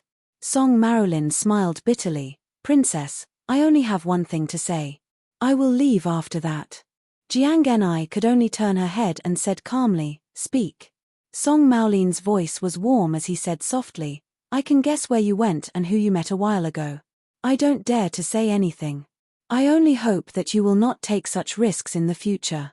There are many things in the world that should be done by men. There is no reason for women to help. Jiang Ni made a no sound. Unfortunately, she did not say anything else. Song Marolin smiled and left. But in the next moment, Song Marolin was pleasantly surprised. The princess actually called his name. He suppressed the excitement in his heart and slowly turned around. Jiang Ni smiled. Someone asked me to pass a message to you. He said that the next time he sees you, he will definitely beat you up, until you can't recognize anyone. Jiang Ni felt that he was already very kind. He changed the words father and mother to something that didn't hurt their relationship. Song Maolin's face stiffened as if he was struck by lightning. Poor exiled deity. On the border between Beimang and Liangliao, a group of armored cavalry troops roared past right under the noses of the Liang border's military sentries. The leader was the newest commander of Beimang's eastern front. He was a legendary figure who was somewhat similar to the Chuanqiu remnant that Hongjiao ran north into Beimang, but was also very different. This old man did not settle down in the southern dynasty. Instead, he traveled alone in the grasslands of Beimang. It was similar to how the Taiping emperor traveled in Liang. Although he was almost 50 years old, the armored old man still did not look old. One could vaguely see that he must have been a first-class handsome man when he was young. It was no wonder that in the past 10 years, he had been involved in many affairs. Even the Beimang palace heard that there was an unknown old man who had seduced many noble ladies. When this guy suddenly became the commander of the Eastern Front, the entire Beimang suddenly realized that it was him, Wang Sui.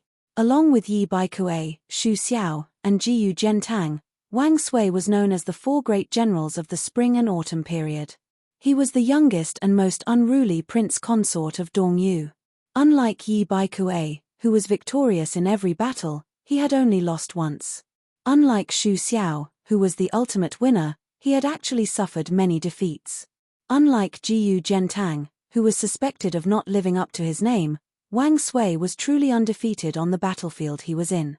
The fall of Dongyu was attributed to the self-destruction of the city by the imperial court of Dongyu. It was Li Yang's plan to sow discord. He removed Wang Sui's commander-in-chief title, and Wang Sui himself gracefully abdicated and disappeared without a trace. After Wang Sui followed Dong Zhuo, Yang Yuanzhan, and Liu Gui as the main general of another front in Beimang. Unlike the three who each had their own personal troops, Wang Sui casually rode an old horse to the border to take up his post. In the mountainous eastern front of Beimang, Wang Sui did not promote or demote anyone boldly, nor did he treat people kindly and drink with the generals. He was like an outsider who had run over to watch a show. He did not care about anything and did not meddle in any military affairs. Every day, Wang Sui narrowed his eyes and strolled blindly among the various armies with his hands behind his back. This made the old forces who were originally uneasy or full of resentment dumbfounded. Then, the generals of Beimang became anxious. You mother f***, doing nothing all day long. When the time comes, His Majesty will misunderstand that we are working together to ostracize you. If we, the old men, suffer such a great grievance for no reason, who can we find to reason with? Thus, someone suggested to have Wang Sui hold a military parade at the border. At the very least, he would be able to have a taste of being the number one figure in the Eastern Front Army. This would be compensation for this old man's understanding of the situation. Thus, today's scene of all the generals on the Eastern Front of Beimang had come out. However, many of the old generals of Beimang's border army and the older generals glanced at the fellow who was surrounded not far away from them with a cold smile. Wang Sui's awe-inspiring might was just for show. Wang Sui, in addition to the personal guards and elite cavalry that were randomly assembled by various factions, also had the personal attendants of Qiu Bodiayu Bodiayu Bodiayu Bodiayu Bodiayu Bodiayu Bodiayu Bodia Jingchong, as well as 4 to 5 young and strong captains by his side. The Eastern Front of Beimang claimed to have an army of 300,000, but in fact, it was only a little more than 200,000. There were 23 generals. Above them, there were 2 Beimang generals who were not as famous as Liu Gui and Yang Yuanzhan. This could not be helped. In the Southern Dynasty, The Beiliang cavalry could fight each other from afar and fight a few tough battles from time to time. However, on the peaceful Eastern Front, they could only confront the two big turtles, Zhao Sui, the Prince of Jiaodong, and Jiyu Zhentang, one after another. There was no military merit to be gained. Now, the situation was even worse. Under the secret instructions of the Imperial Decree of Peace, the Eastern Front could only be defeated again and again. The two generals only felt that their old faces had been disgraced. Wang Sui suddenly pulled the reins and stopped his horse. The entire army could only stop their horses. Chapter 15:18. The large-scale cavalry army of 10,000 people suddenly went from advancing rapidly to being completely still in an instant. This made Wang Sui, who was sitting high up on his horse and looking around, click his tongue. However, his sloppy and slippery appearance inevitably made people wonder if this old fellow was really praising them. During this period of time, many Chiliarchs who had seen their commander from a distance were puzzled. Was this old fellow really a top-notch general of the Central Plains like the butcher old Prince Liang? Was he really not a swindler who came from some small corner to eat and drink for free? Did His Imperial Majesty accidentally use the wrong person? Wang Sui turned his head to look at the two young generals. With a smug smile, he said, "The military strength of the soldiers of the Central Plains has been declining day by day since the end of the Great Feng dynasty. In the later stages of the Spring and Autumn War, they were so miserable that Northern Han could match your cavalry in 3 steps. Tragic, truly tragic. If it were up to me, it would be fortunate that Li Yang obtained the Central Plains. Otherwise, your Beimang would have taken advantage of the chaos to invade the south and unify the world. As for Li Yang, how did it succeed? Xu Xiao's Xu family army being able to fight was one thing, but that was not the most important thing. Rather, the existence of Xu Xiao and the Xu family army set an example for Li Yang, allowing the generals to understand one thing. Oh, mother ***, war could be fought so fiercely, and people could die so easily. Why else would it be said that Buddha strives for a stick of incense and man strives for dignity? As a result, a large number of young and strong generals who dared to fight and die appeared in the Liang dynasty. There was nothing to be done. Even if they could not compare to Xu Xiao, they could not be too far off, right? The previous 2 emperors of Liang, without mentioning anything else, had good eyesight. In my early years, I, Wang Sui, fought 4 battles with Xu Xiao on the northern border of Dongyu. Of course, I definitely won all of them. Hearing this, several generals in the prime of their lives subconsciously swallowed. When they looked at this old fellow again, they suddenly felt that his stature was very tall and his aura was very strong. The sunlight shone on the old man's armor, dazzling their eyes for a moment. This was someone who had defeated Xu Xiao. Moreover, he had won 4 battles in a row. Over the past 20 years, which general in Beimang dared to claim to be a match for the old Prince Liang? General Liu Gui was powerful enough, but he was only considered half a Xu Xiao by His Majesty. Wang Sui continued, "Of course. Back then, I always fought against them with numbers. The greatest disparity in numbers was when I fought against Xu Xiao's 600 people with 4,000 people. Over 500 people from Xu Xiao's side died. Those generals who had just started to admire the old man almost couldn't help but jump off their horses and curse him. But Wang Sui continued unhurriedly, if I remember correctly, those 600 old soldiers from Jinju are the backbone of Beiliang's 3 old battalions." Everyone was horrified. Wang Sui chuckled. The greatest disparity in numbers was when I, Wang Sui, had 3,000 people and Xu Xiao had 1,900 people. I won with a great victory and only lost 600 people.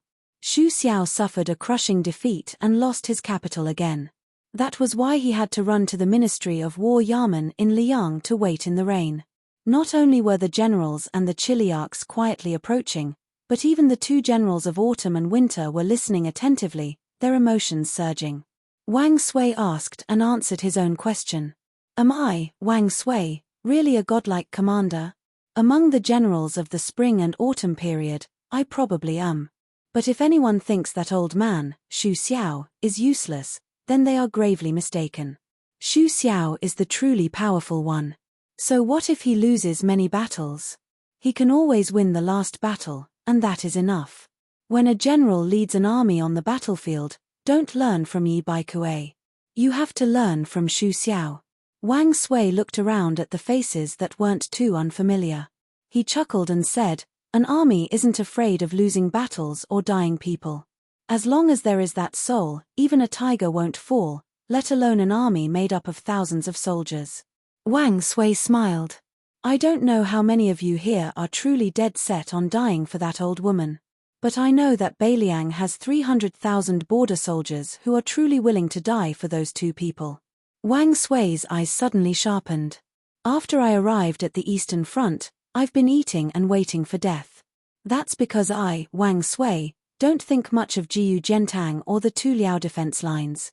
What I really want to fight is the Beiliang cavalry." Wang Sui suddenly asked in a deep voice, "Who is willing to help me take down Ji province and then go to Yu province to experience Yang Wanwan's infantry?" The generals looked at each other. Wasn't this a clear slap to the face of the king of the southern courtyard, Dongzhuo? Wasn't this general afraid of angering his majesty and the order of peace? Wang Sui returned to his frivolous appearance. He curled his lips and said, "Looks like no one is willing." If it was a simple and crude method of provocation, these military generals who could become great commanders in northern Mang naturally wouldn't be moved, even more so wouldn't be so hot-blooded as to run from the Eastern Front to Ji province just because of this old fella's few words.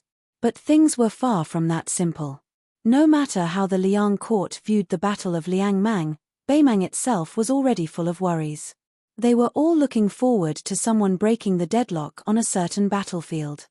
Dongjubo Wang Jingchong was the first to break the silence. He asked in a deep voice, "Dare I ask, General, what if someone blames you for your crimes after this?" Wang Sui laughed coldly. "Blames my ass. If you're still afraid, then I, Wang Sui, will say something right here and now. I, Wang Sui, will bear all the consequences." Wang Sui laughed without the slightest scruple. "Even so, it's not difficult for you guys who don't have balls to take down Ji province, which has lost all its elites. But can you really go challenge Yang Wanwan of Yuju? I think it's difficult." Wang Jingchong laughed. "Then this general will have balls for once." Wang Sui narrowed his eyes and stared at this remnant of the spring and autumn period who had left his homeland at a young age. He said slowly, You can really have them." Chobo Daru Shui also laughed. "Actually, this general's thing is not small. It's just that I don't usually see beautiful women, so I'm too lazy to show off. Since there are people from Ji province and Yuju today, then I'll have to show off my weapon." Wang Sui ignored the two Chobo Da. "There's no need to rush. I'll give you half a day to weigh the pros and cons. If you need to discuss with your elders, then hurry up. After half a day, if you don't want to stay on the Eastern Front, feel free to come find me. Oh right, don't forget to bring good wine. I know you've hidden a lot of good stuff. In the future, follow me, Wang Sui, and fight with your lives on the line. Give me a few jars of good wine today. If you don't dare, I'll return you to being a great general tomorrow. It won't be difficult for everyone to be promoted." Wang Sui looked to the east and spat heavily. Then the old man turned his horse around and slowly moved forward. He looked in the direction of Beiliang in the distance. "I heard you had nothing better to do than wander around Jianghu." "Little Jianghu? So what if you can fight 10,000 people alone? Can you compare to the golden spears and armored horses on the battlefield? Can you compare to the heroic sacrifice of hundreds of thousands of armored men? How can Xu Xiao's son be so petty? Hsu Fengnian, back then, your father was completely defeated by me in Jinju. If you're really capable, then come find me to settle the score. If you lose, then obediently accept your fate. If you can win, then this world should belong to you, Hsu Fengnian." Chapter 15:19. Beiliang's Jianghu had never been so lively before. Under Shenyuan Qingfeng's influence, many Jianghu heroes had rushed north to the border. At this time, Mount Wudang was going to hold a new debate between Buddhism and Taoism. This gave many Jianghu people who didn't want to get involved in Liang Mang's battle a way out. They didn't want to get involved in the mess, but they just took a detour to Mount Wudang to watch the fun. They didn't want to annoy the Liang imperial court, right? Everyone knew that the scenery of the 81 peaks was spectacular. Moreover, ancestor Lu and the immortal Hong Shixiang who rode a crane to Jiangnan were both cultivating there. It was good to get some immortal qi.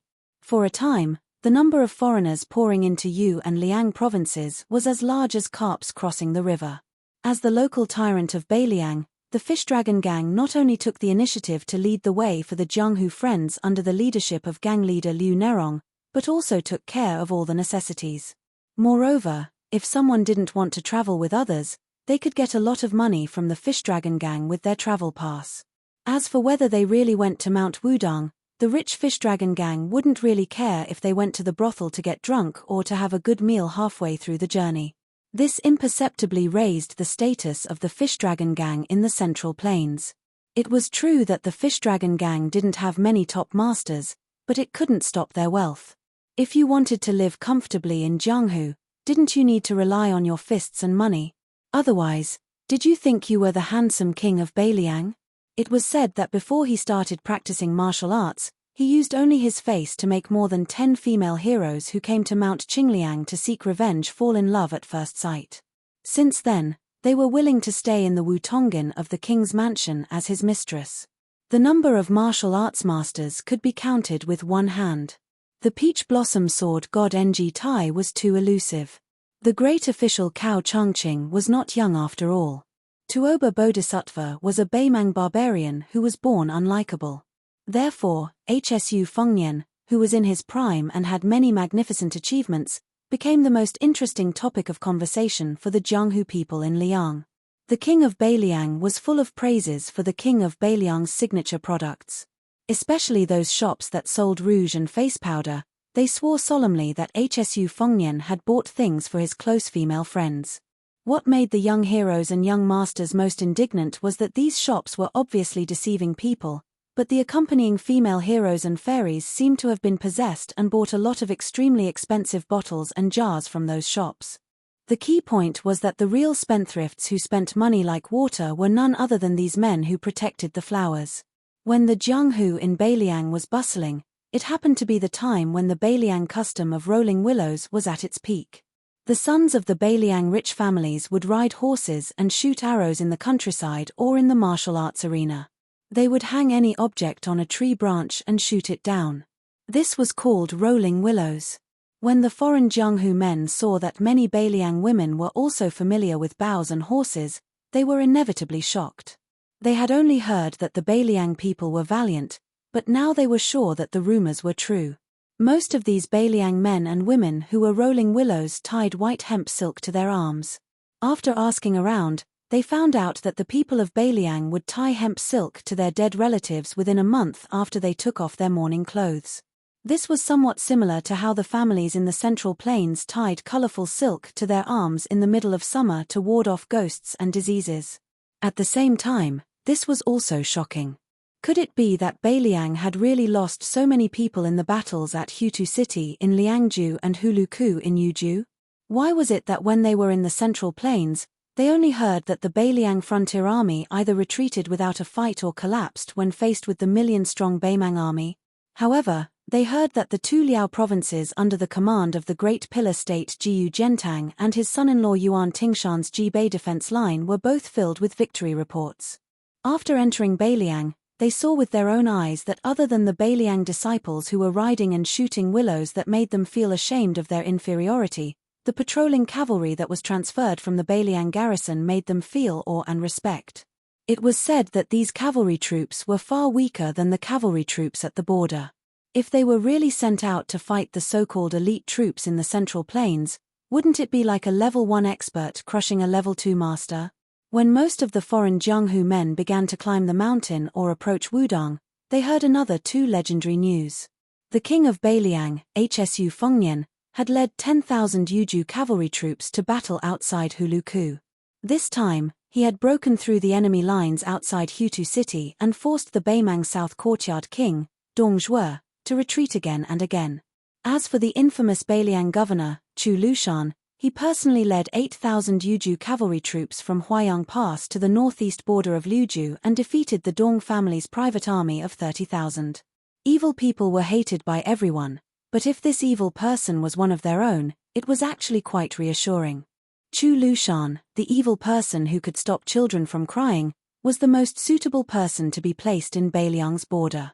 Not only would he not harm the Central Plains, he could also make the Beimang barbarians worry. In this way, Hsu Fengnian had become the king of Beiliang. Not to mention other merits, just subduing Fatty Chu and forcing him to stay outside Liangju Pass was already a great merit. Hsu Fengnian, after seeing Chu Lushan and the iron-blooded cavalry, which had suffered heavy casualties, for the sake of this Buddhism and Taoism battle, which was supposed to be held 2 years ago on the devil-slaying platform on Longhu Mountain, Hsu Fengnian specially rushed from Huayang Pass to the border between Liangju and Yuzhou. Of course, he did not come to Wudong Mountain to show off. It was because the spy from Fu Shui Fang reported that 2 groups of people were coming to join in the fun. One group was Deng Maro and Yelu Dongchuang, who had followed Luo Yang into Liang. They seemed to have stopped hiding their whereabouts after entering Yuzhou.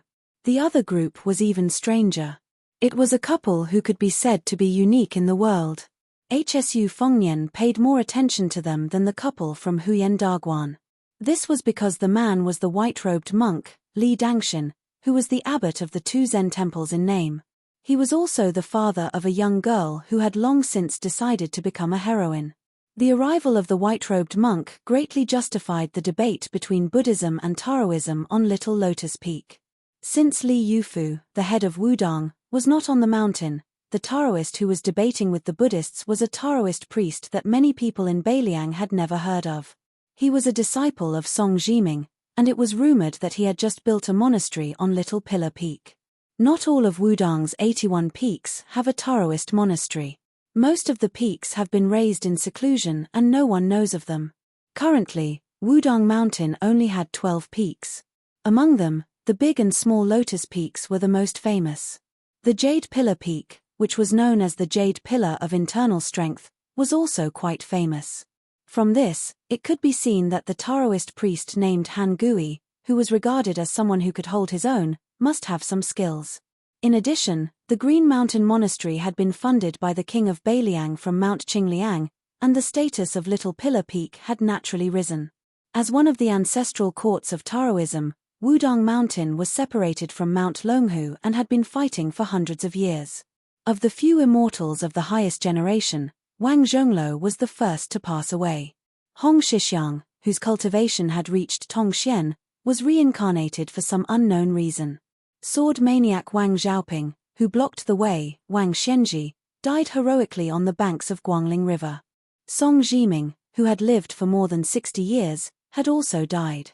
Now, only the enlightened priest Chen Yarou and the self-deprecating Yu Xingrui, who had self-deprecated, "I can't cultivate immortality, I can only cultivate strength." The latter was also the person who had the foresight to bring Li Yufu up to Wudong from the East Sea. There were about 20 Wudong Taoists of the same generation as Li Yufu and Han Gui. After that, there were more Taoists of the 4 generations, especially the Ling and Jin generations. Unlike Mount Longhu, which was declining day by day, Wudong Mountain, which had been silent for 100 years, was becoming increasingly prosperous.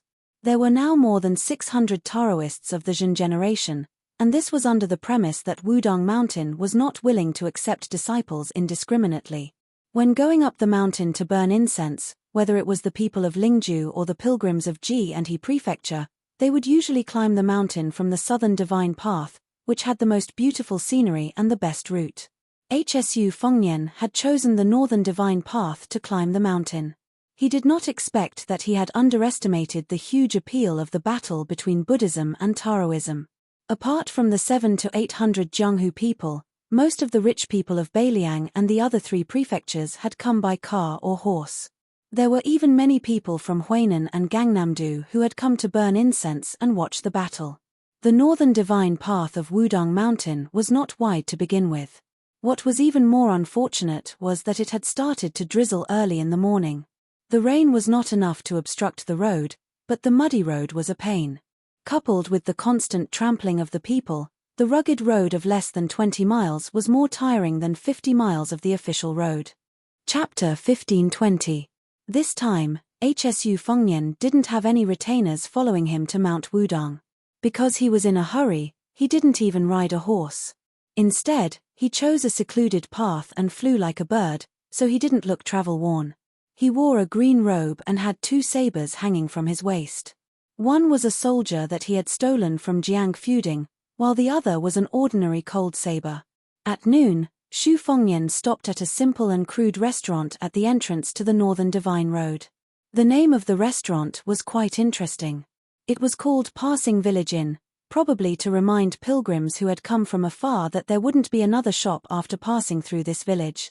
The restaurant was already packed with people, all of them hoping to ascend the mountain as soon as possible.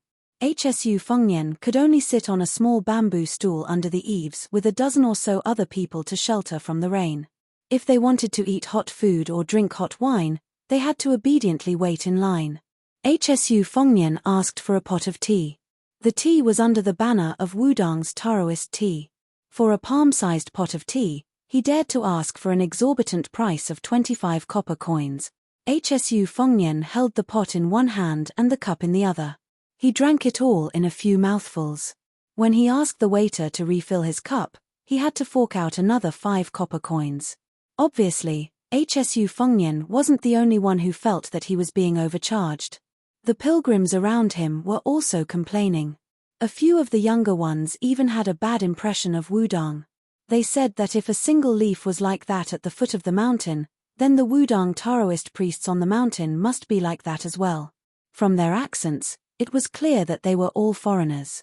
Some of the Beiliang pilgrims who often went to the mountain to burn incense frowned. An old man smiled and tried to persuade them.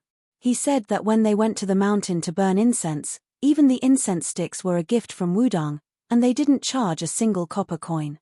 Of course, how much incense money they were willing to pay, whether it was a few copper coins or a few taels, was all up to their ability. The old man also said that since he was young, he would come here to burn incense 3 or 4 times a year, but he had never met a Wudang Taoist who took the initiative to ask him to pay. As soon as the old man opened his mouth, many foreigners who were curious about Wudang Mountain became interested. Some of them asked the old man if he had seen Li Yufu, the leader of Wudang Mountain. The old man laughed and said, "Of course I have. How could I not? Not only Leader Li, but also Leader Wang who broke the river with one finger and Leader Hong who rode a crane to Jiangnan. I have seen them all, especially Leader Hong. I'm not boasting. In fact, there are many pilgrims who have seen these people. If you go up the mountain today, you might meet Zhenren Chen or Zhenren Yu to interpret the divination for you. Unfortunately, I heard that Headmaster Li went down the mountain to travel. Then is it true that your king of Beiliang once practiced martial arts on Mount Wudang? Of course, I've personally asked 2 Taoists of the Qing generation whom I've been familiar with for many years. It's absolutely true. It's said that our king and leader Hong have been close friends for a long time. On the mountain, one practiced martial arts and the other practiced Taoism. They trained each other. Their relationship was really good. A young girl from outside asked shyly, "Uncle, is your king of Beiliang really as handsome as the rumors say? How can it be fake? The son of the general and the princess, there's no need to say anything about his appearance." "Haha, little girl, you don't have to be shy. There are many girls in Beiliang who want to marry our king," the old man said and pointed at HSU Fengnian who was sitting not far away drinking tea. He joked with the young girl, "Look, our king is guaranteed to be as handsome as this young master." HSU Fengnian turned his head and smiled helplessly. The young girl's face was red. HSU Fengnian took a sip of tea and gently looked into the distance. Just like the Taoist temple where Han Gui lived on Little Pillar Peak, Green Mountain Temple, and Green Mountain Temple, one's state of mind would be different no matter where one was. On the battlefield, with corpses and bones everywhere, one could not help but feel sorrowful. On the other hand, if one was in the forest, it was inevitable that one would develop a somewhat wild state of mind. After personally experiencing the siege of Hutu City, and then welcoming Chu Lushan and his 3,000 cavalry and 5,000 corpses back from the border of Liuju, HSU Fengnian seemed to hear the sound of fighting even though he was already far away from Hutu City and Huayang Pass, far away from the sound of war drums and horse hooves. The more peaceful he was, the harder it was for Hsu Fengnian to let go. There seemed to be an image in his mind. Beiliang's horse head was facing north. The spearhead was facing north. The blade was facing north. 300,000 soldiers at the border, for the barren land behind them, did not hesitate to die to stop Beimang's iron hooves. When Liu Jianyu parted, he said there was no need to feel guilty. The 60,000 people in Hutu City were not fighting for Hsu Fengnian, they were dying for Beiliang. It was just that Hsu Fengnian was worthy enough for them to entrust their lives to and let them know that their deaths were worth it. But could Hsu Fengnian really not feel guilty? He could not do it. The people under the eaves saw two men coming from afar. One was stocky and the other was short. Because they were not eye-catching, they only glanced at them and did not pay them much attention. Hsu Fengnian slowly got up and called for the waiter to return the teapot and teacup. Then he stood at the edge of the stairs, right on the line between rain and no rain. When he made this seemingly unintentional move, the two visitors from afar also slowed down. But for the pilgrims under the eaves of the restaurant who were waiting to eat, this kind of peak confrontation between two people who were not in the first class and did not understand the mystery was not noticed at all. Behind Hsu Fengnian, people were drinking tea, chatting, and resting. They were completely unaware of the turbulent situation that was surging like a tide hitting the city wall. Although the two men slowed down, they still walked toward the restaurant. They seemed to be walking like ordinary people, but in fact, one of them did not even touch the ground and did not touch the mud at all. The younger man seemed to be carrying 1,000 pounds of weight. When he stepped on the ground, even the tops of his shoes sank into the yellow mud. Seeing that they had no intention of stopping, Hsu Fengnian narrowed his eyes. His right hand pressed on the handle of the soldier crossing the river, and he was about to step on the stairs. The middle-aged man was the first to stop. The young man beside him wanted to continue, but his companion suddenly reached out and stopped him. The young man's face was full of indignation. He stared at the guy and muttered in a low voice in the slightly awkward Mandarin of the Central Plains, "Do you think you're so great just because you fought old monster Wang and Tuoba Bodhisattva?" Then the arrogant young man sighed. "Well, you're quite great." He shouted at the top of his voice, "Hey, you know we're not here to fight. How can you treat your guests like this?" Xu Fengnian looked at this young man who was considered short even among the men south of Liyang's Guangling River, let alone the tall men of the northern lands. His true identity was Yelu Dongchuang, a true and proper member of Northern Mang's noble family. Simply speaking, if that puppet crown prince were to die one day, then this fellow would be the same as Murong Longshui, a member of the royal family with the greatest hope of becoming Northern Mang's next emperor. Because of Jiao Jia, Hsu Fengnian played a game of cat and mouse with Murong Longshui and Old Moth, the leader of Spiderweb.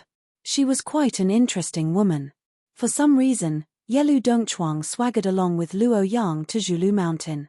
As for the broken spear Deng Maro, whose ranking in Beimang was similar to that of Hong Jingyan, he should be the personal retinue of the former emperor's nephew of Beimang. To be precise, this was the second time Hsu Fengnian and Yelu Dongchuang met. That was when Jiao Shulu woke up after being sealed in the mountain for 400 years. Hsu Fengnian went on an out-of-body spiritual journey and met with the celestial being. At that time, Yelu Dongchuang, who ran errands for Luo Yang, and Hsu Fengnian barely met each other. Chapter 1521. Hsu Fengnian smiled, retracted his steps, and sat back down on the stool. Deng Maro and Yelu Dongbed were finally able to climb up the steps and come under the eaves.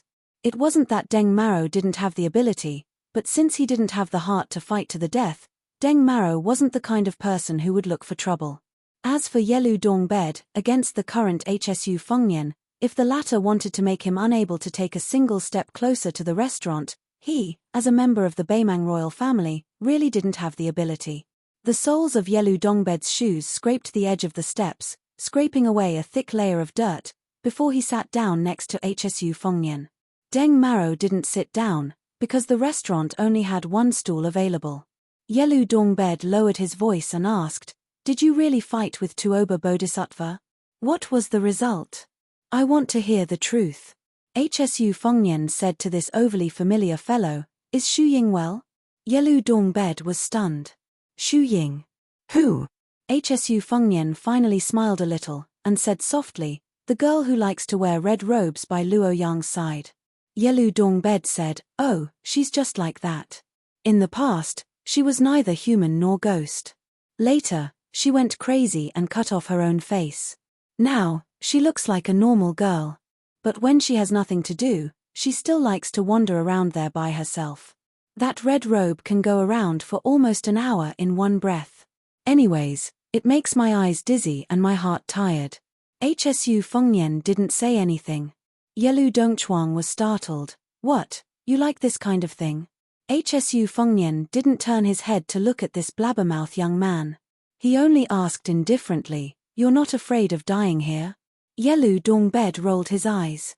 In the next moment, Yelu Dongbed didn't even dare to breathe loudly.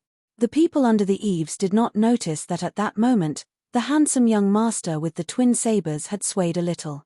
The middle-aged man with an ordinary appearance had already left the eaves to soak himself in the rain, and then returned to the eaves to stand still. They were just wondering how the man with his back to the restaurant had unknowingly turned to face them. HSU Fengnian whispered, "There won't be a next time." Yelu Dongchuang smiled bitterly, "I've only heard that you're quite humorous, and you don't seem like someone who can't take a joke. It seems that as long as a person becomes an expert, he will put on airs." HSU Fengnian shook his head and said, "If you change your identity and go there one day, you will know the reason." It wasn't clear whether Yelu Dongbed truly understood or was just pretending to understand. "I understand." HSU Fengnian waved his hand and asked the waiter for a pot of tea and 3 cups. The astute waiter glanced at the short man squatting in the latrine and refused with a straight face. He said that he had to buy 2 pots of tea, but he could also lend him a small stool. HSU Fengnian smiled and agreed. He directly pinched out a piece of broken silver from his money pouch. It was about 60 copper coins. Besides, in this world, silver was always expensive and copper was cheap. Only then did the waiter grin. This brother, he knew the rules. Later, Deng Maro finally had the opportunity to sit down. If the truth of this spread to the Jianghu, this waiter would probably be the most arrogant man in the world.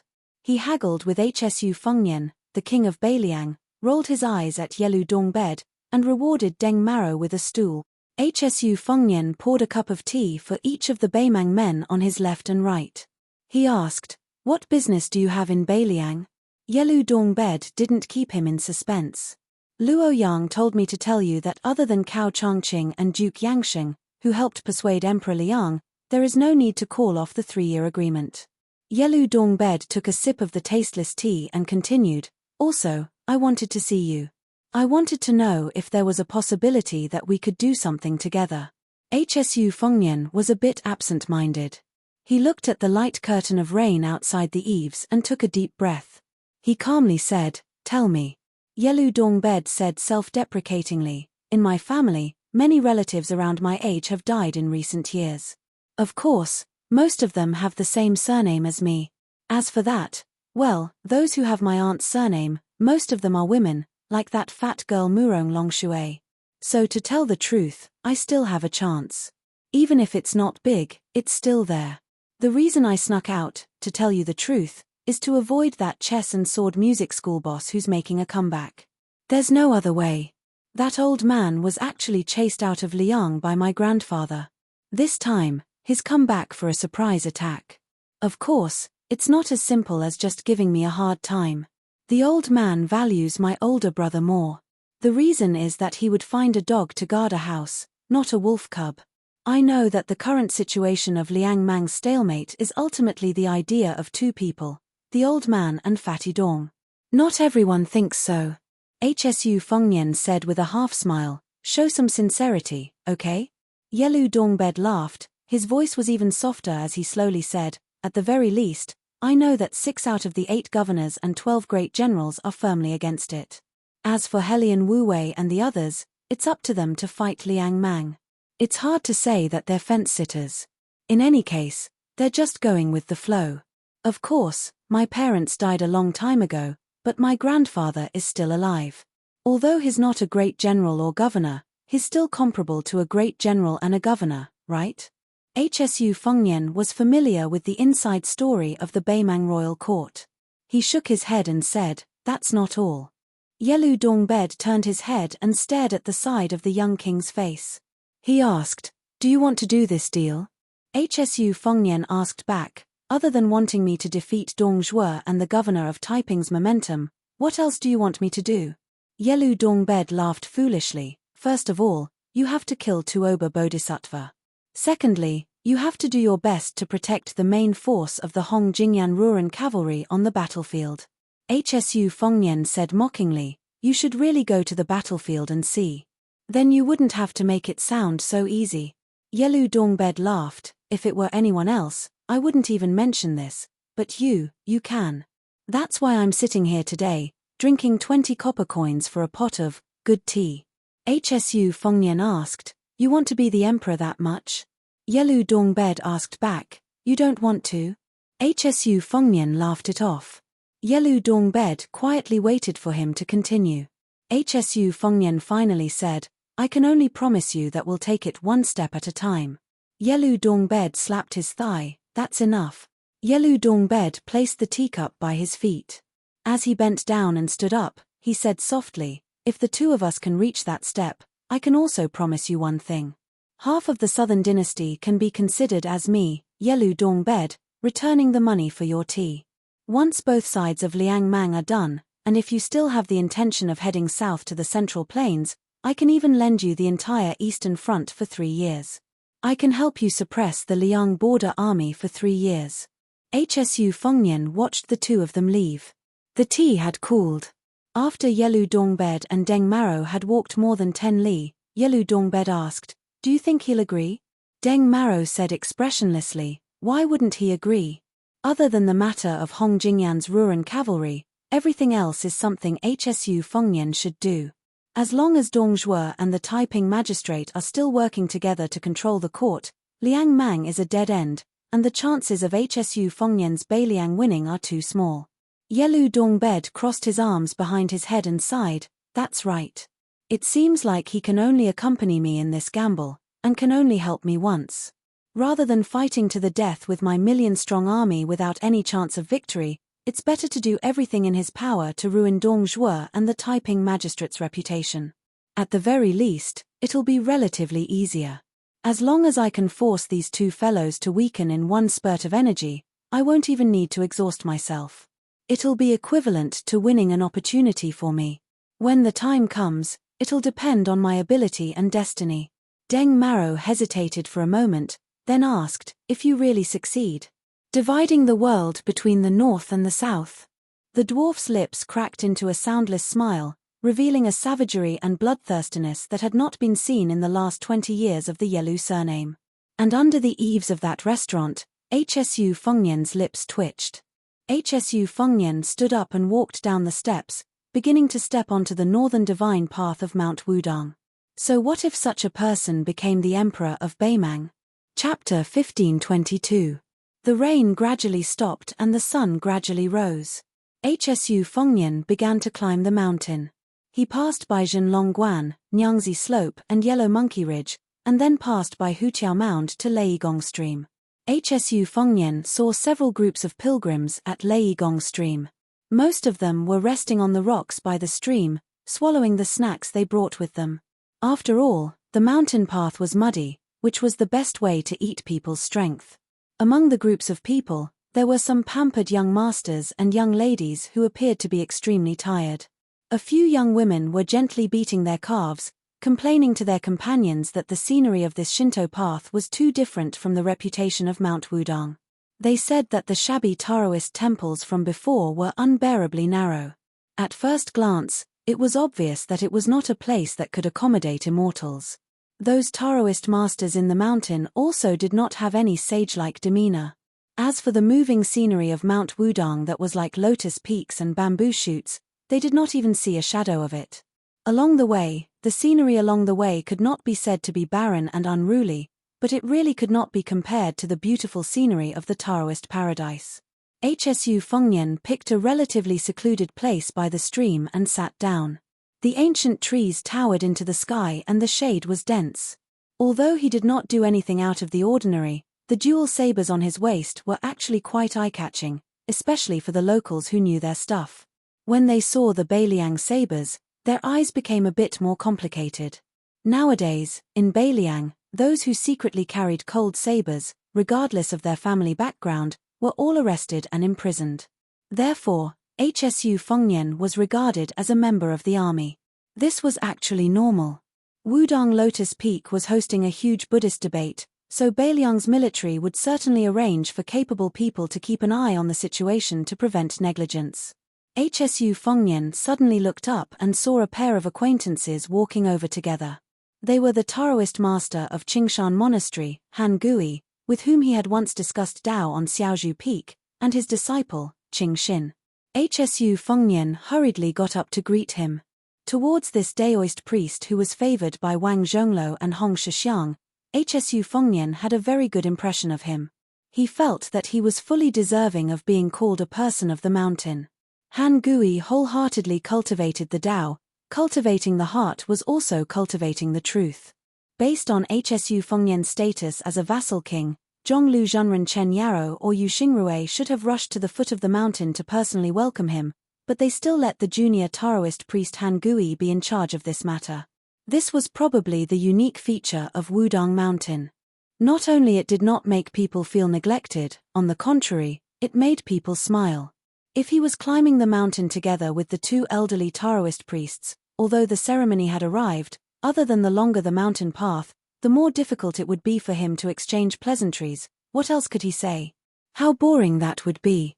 When Han Gui saw Shu Fengnian, he smiled and cupped his fists in the manner of a Daoist welcoming a guest. He did not spoil the mood by calling out his identity. Shu Fengnian lightly cupped his fists in return. The young Daoist child Qing Xin, who was not old but had a high seniority, did not get to see Liu Long, who he used to play with on the mountain. His face was full of disappointment. When the heavens obtained Liu Long, the earth obtained Liu Long's peace. When the gods obtained Liu Long, they obtained Liu Long. The old Taoist master Wang Zhongluo and his Shidi had the highest seniority, followed by the current Taoist master Li Yufu and Han Gui's generation of Taoist priests. Afterwards, according to the passage in the Taoist Saints book, there were 4 generations, Qing Ning and Ling Zhen. Therefore, even if the Taoist priests of the Zhen generation on the mountain were not young, when they saw Qing Xin, the little Taoist priest of Qingshan Monastery, they still had to call her great-grand marshal uncle or great-grand marshal uncle. If this little Taoist priest, who was of the same seniority as the direct disciple of the Wudong leader, Yu Fu, would probably be called Little Immortal. Han Gui sat beside Shu Fengnian and smiled. The white-robed monks of the Tu Zen temple have already ascended the mountain from the southern divine path. The current celestial master of the celestial master residence of Longhu Mountain, Zhao Ningxian, and Master Qinglian Baiyu are also on their way. Hsu Fengnian said with some surprise, Zhao Ningxian is willing to support and come all the way to Beiliang? I have a big grudge with this Yue minister. Han Gui had never traveled down the mountain. On the mountain, she had always concentrated on learning and did not care about worldly affairs. Therefore, she had never heard of the earth-shattering battle of the immortals on the Spring God Lake. She was not interested in the conflict between the yellow-purple noble, who had the same surname as the emperor, and the young king. She skipped the topic and said softly, there are no less than 100 famous scholars from the Huainan Dao and Gangnam-do. They are also traveling together and will be climbing the mountain at dusk tonight. Hsu Fengnian nodded and said with a smile, spies have mentioned this. It's really hard for these elegant scholars to stay in Beiliang for half a day. Hsu Fengnian knew that the 3 people who could make this group of arrogant scholars take the initiative to come to Beiliang were Song Dongming, who was once one of the prime ministers of Liang, Yang Song, who retired at the age of 79 and returned to his hometown, and then came to Wudong with his family to burn incense, and Han Guzi, who led a group of disciples to travel to the border. These 3 people's contributions could not go unnoticed. If they did not take the lead, even if there was the scene of the scholar going to save the country, it would not have moved this group of noble scholars who grew up in the rich land of fish and rice in the Central Plains. Strange things happened. Hsu Fengnian instantly slid from one side of the stream to the other. Even though he was attacked by such a fierce sneak attack, HSU Fengnian still did not have the intention to pull out his saber. The little Taoist child Qing Xin, who only felt a gust of wind raging in his ears, opened his eyes wide and saw a tall woman in a simple and elegant dress beside him and his master. She was young and very beautiful, but her face was too cold.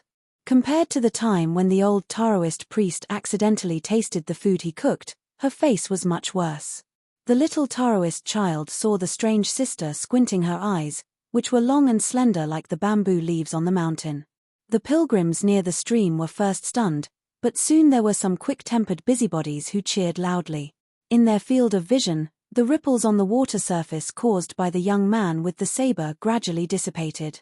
A man and a woman stood opposite each other on both sides of the stream.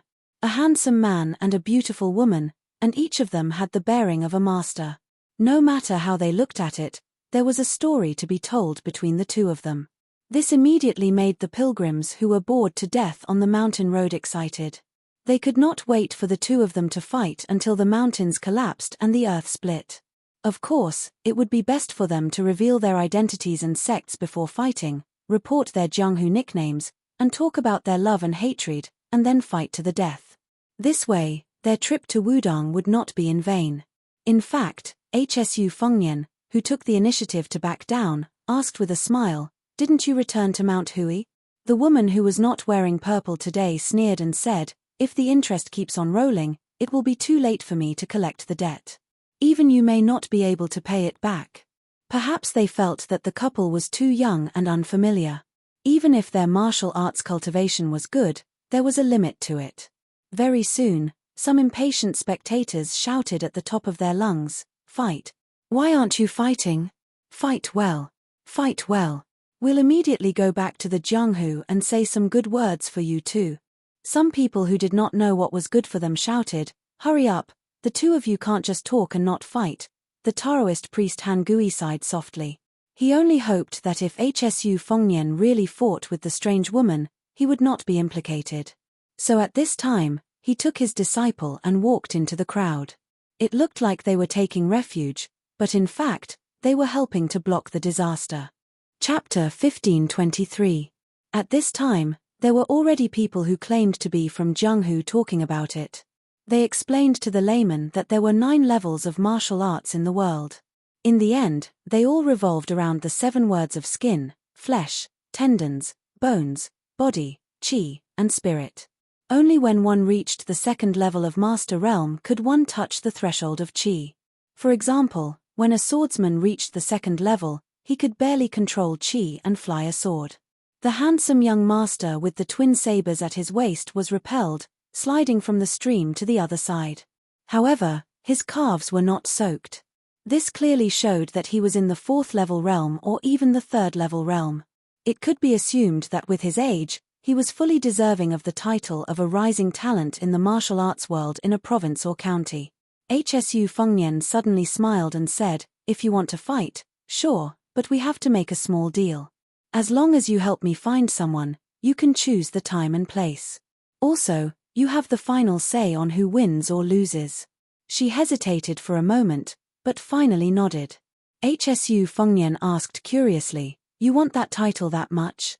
HSU Fengnian knew very well that no matter how many fortuitous encounters the woman in front of him had, due to her innate talent, reaching the great celestial phenomenon realm was already the limit of her martial arts. The martial arts journey of the mistress of Mount Hui's great snow plateau could be said to be soul-stirring. First, she used the treacherous and insidious secret art to absorb other people's qi and turned it into her own, barely reaching the 1st level. If not for HSU Fengnian helping to suppress her chaotic qi with the imperial seal of several countries hidden in the tide listening pavilion, she would have very likely gone mad and even died. After that, she quickly crossed the Xian finger realm and entered the celestial phenomenon realm. Wang Xianji had heavily injured her body, but in the end, she had spared her life. Otherwise, even if she received gifts from Zhao Huangchao and Liu Songtao, she would not have been able to escape the mysterious celestial phenomenon tribulation. It could be said that Shenyuan Qingfeng's path of martial arts was full of ups and downs. She could be said to be the first person after HSU Fengnian. Because of this, HSU Fengnian had always been very nice to this stubborn woman. It was like this in Beiliang, in the capital, and even more so when they met at Mount Hui. Today, when they met at Mount Hui, he also took the initiative to avoid her. One had to know that Deng Maro and Yelu Dongbed did not have this kind of treatment. To be more precise, Hsu Fengnian and Shenyuan Qingfeng could not be said to be in love. Perhaps Hsu Fengnian was empathizing with her because they were in the same boat, while she was most likely the one who had accumulated resentment in her heart. That was why the man and woman, who had reached the peak of martial arts the fastest in Liyang, were so entangled.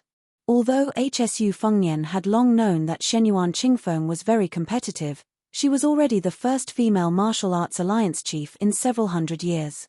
Why did she still want to fight for the illusory title of number one in the world? This was something that Hsu Fengnian could not understand no matter how much he thought about it. This farce, which was all bark and no bite, made many of the spectators feel bored. This was how the world was. It was fine if one did not give hope, but the worst thing was to give hope and then disappoint. Many of the hot-tempered people of Jianghu could not help but loudly mock and ridicule, whispering malicious words. For some reason, Shenyuan Qingfeng, who had not appeared in purple for a long time, cast a sidelong glance at this group of noisy spectators. With just a glance, everyone was silent like cicadas in winter. Hsu Fengnian could not help but laugh. Looking at those fellows who were secretly shrinking their necks, he thought to himself that when he was roaming Jianghu and watching those high and mighty young heroes and fairies, this was probably the same scene. Afterwards, Hsu Fengnian and Shenyuan Qingfeng continued to climb the mountain under the guidance of Han Gui and Qing Xin. They passed Meili Peak and Jiao Slope, and then Wudang's main mountain, Big Lotus Peak. Shenyuan Qingfeng was silent the entire way. When they reached the foot of Lotus Peak, she finally opened her mouth and said, Li Chuangong's two-sleeved green snake, Ng Tai's inverted Tai E, Jiyu Gentong's thunder core, Song Yanqing's last sword move, Huang Zhentu's ninth sword, 6,000 miles, Huang Qing's 16 bodhisattvas, and Master Liu Hao's thunderpool. Before we reach the peak, tell me all of them. Seeing Hsu Fengnian frown, Shenyuan Qingfeng said coldly, if you have a move that you don't want to say, you can substitute it with a similar move, or, a move that you created yourself is fine. Hearing that long list of names, the little Daoist child Qing Xin felt as if thunder was rolling. It was too frightening. She only felt that this elder sister's appetite was really big. Hsu Fengnian asked in a deep voice, you want to gather the strengths of 100 schools of thought and merge them into one? You really don't want to give up on becoming a land immortal? Didn't Zhao Huangchao remind you back then that your situation is somewhat similar to my younger brother, Huang Mana? You were lucky enough to escape the disaster of the mysterious finger heavenly phenomenon realm. If you still insist on becoming a land immortal, aren't you afraid that it will be short-lived? Shenyuan Qingfeng said indifferently, that's my business. From the beginning to the end, this person was not a likable woman. Hsu Fengnian smiled and said, all right, I can't teach you the two-sleeved green snake of the sheepskin fur old man. In fact, I can't teach you at all in a short period of time, and I can't make the decision to teach you the peach blossom sword deity's inverted sword either. As for old Huang's saber 9, don't even think about it. However, Jiyu Gentong's thunder cube, Song Yanqing's flying sword, and Liu Hao's thunderpool are all not a problem. Huang Qing's 16 sword points sitting Buddha is also not difficult. Other than that, I'll tell you about Tuoba Bodhisattva's unique qi circulation method, as well as the 2 trump cards of Bing Mountain's 5th raccoon and Murong Baoding.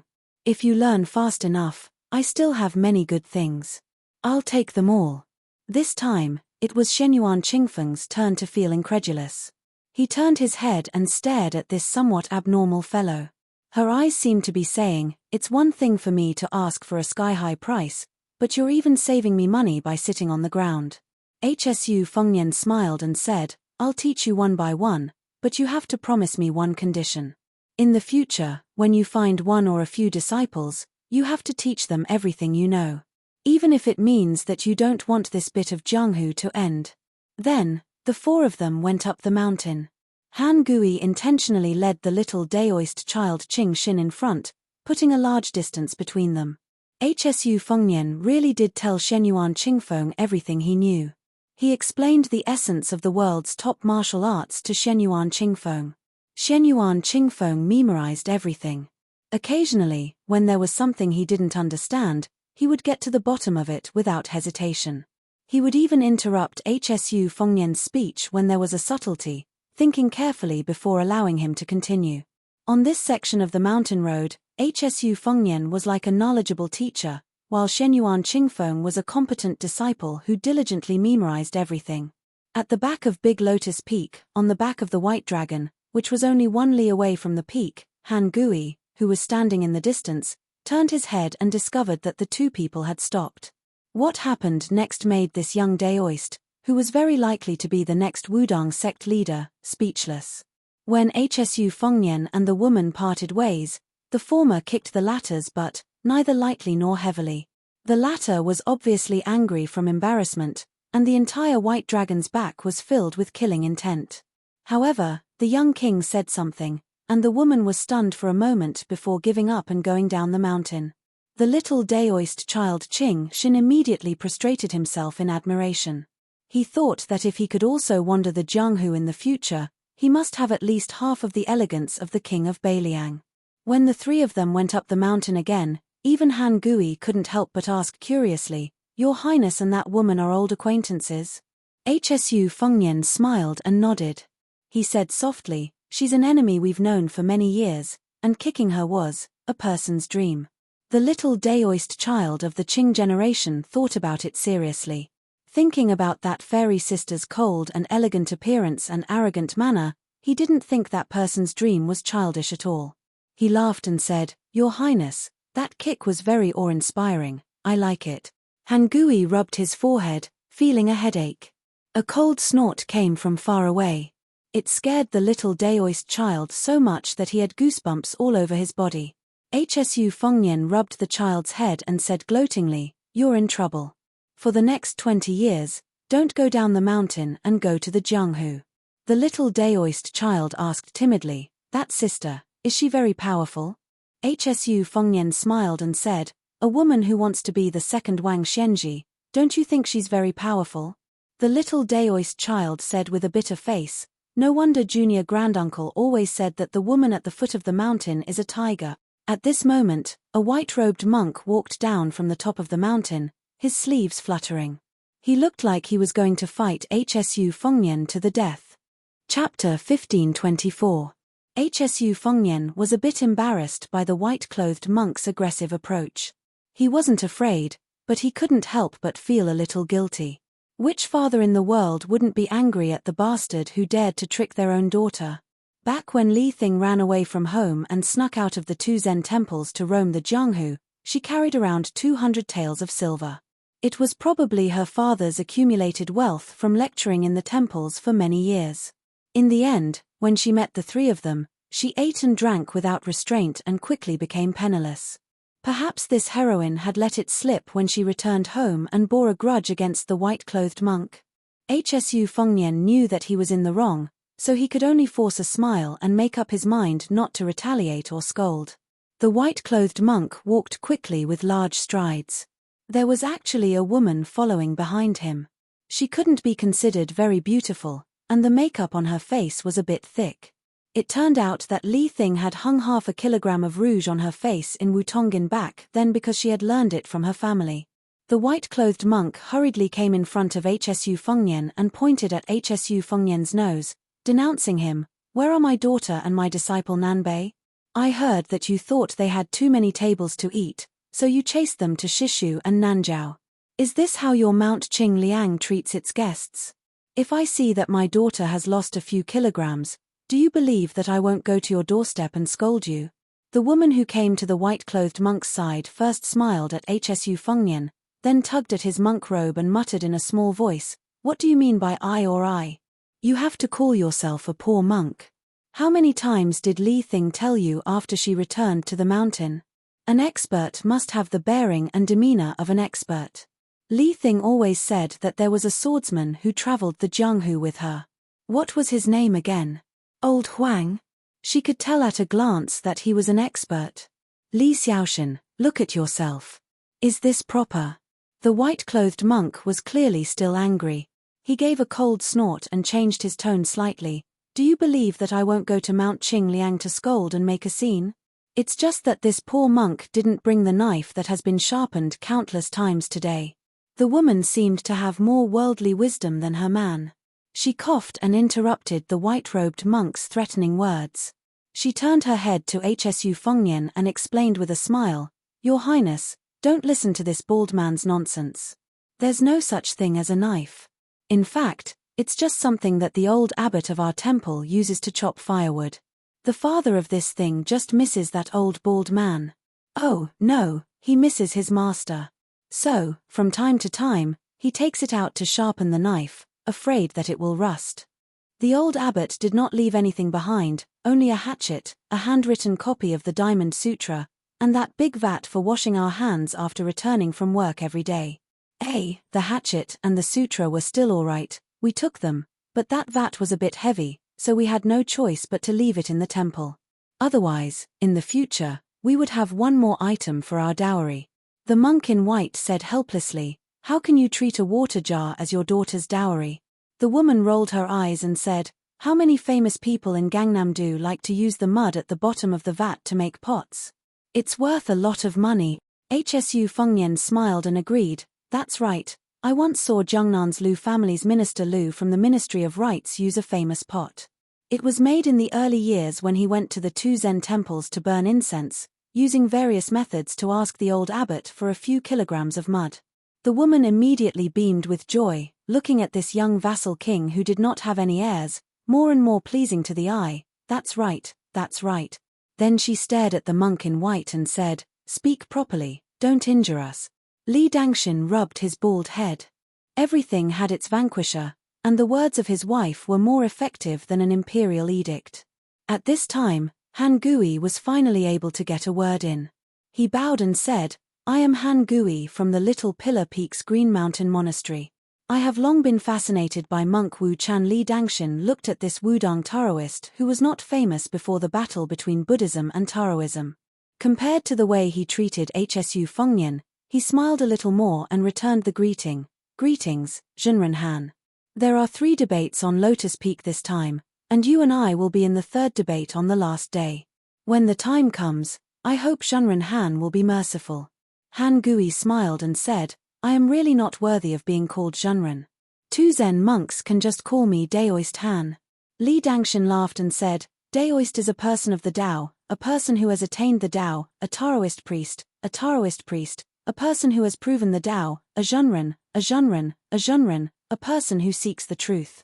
It is better for me to call you Zhenren Han. If Wang Zhonglo was here, I might as well call him Taoist Wang. If Hong Shixiang was standing in front of me, then I would really have to respectfully call him Daoist Hong. Han Gui smiled and did not say anything. Li Dangshan glanced at Han Gui's clear eyes and retracted his sharpness. He sighed softly, Your Wudong and Mount Longhu are indeed different.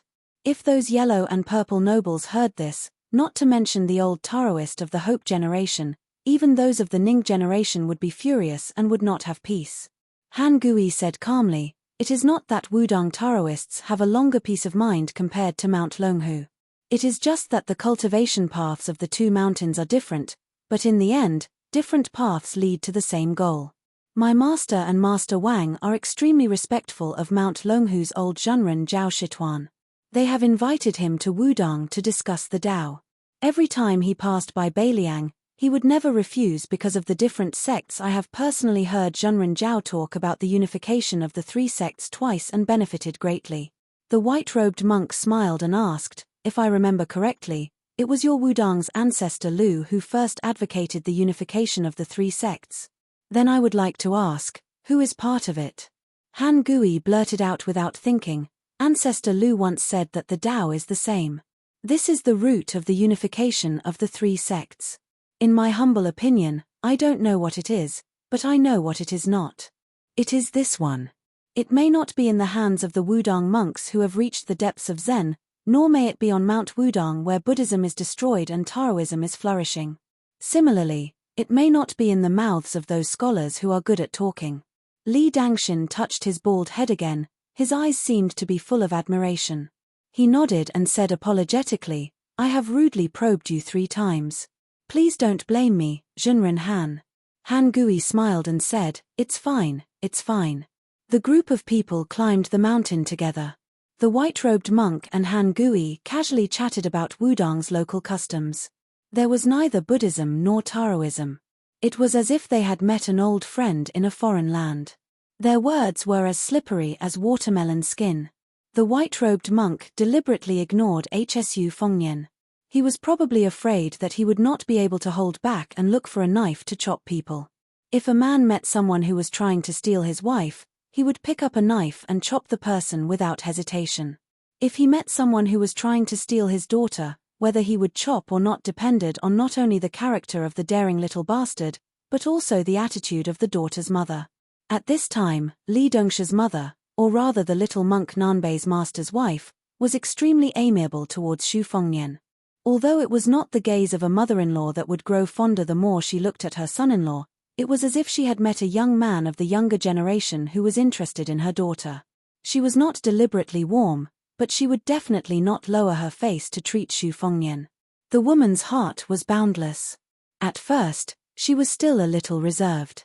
After all, the young man in front of her was the #1 figure in the Northwest. But soon, success came naturally. She began to nag about family matters and complained that in Beiliang's territory, he was really spending money. Especially when she brought a lot of rouge and face powder back from Beiliang, she had already used it all. In the end, when she went to the shop in Yuju to take a look, the price was really expensive. Speaking of this, the woman thanked Hsu Fengnian very much. She said that the daughter of Li Dongsha did not know the importance of things and had accepted so many expensive gifts in one go when she left Mount Qing Liang's mansion. After that, the woman smiled and frankly said that she would never be able to pay back the money. This time, she left in a hurry and did not bring any gifts back.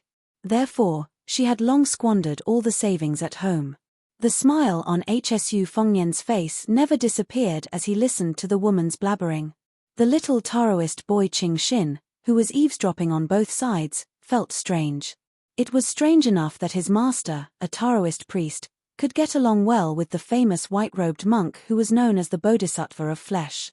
How could the king of Beiliang get along well with that woman? The white-robed monk Li Dangxin was the most important figure in the debate on Lotus Peak.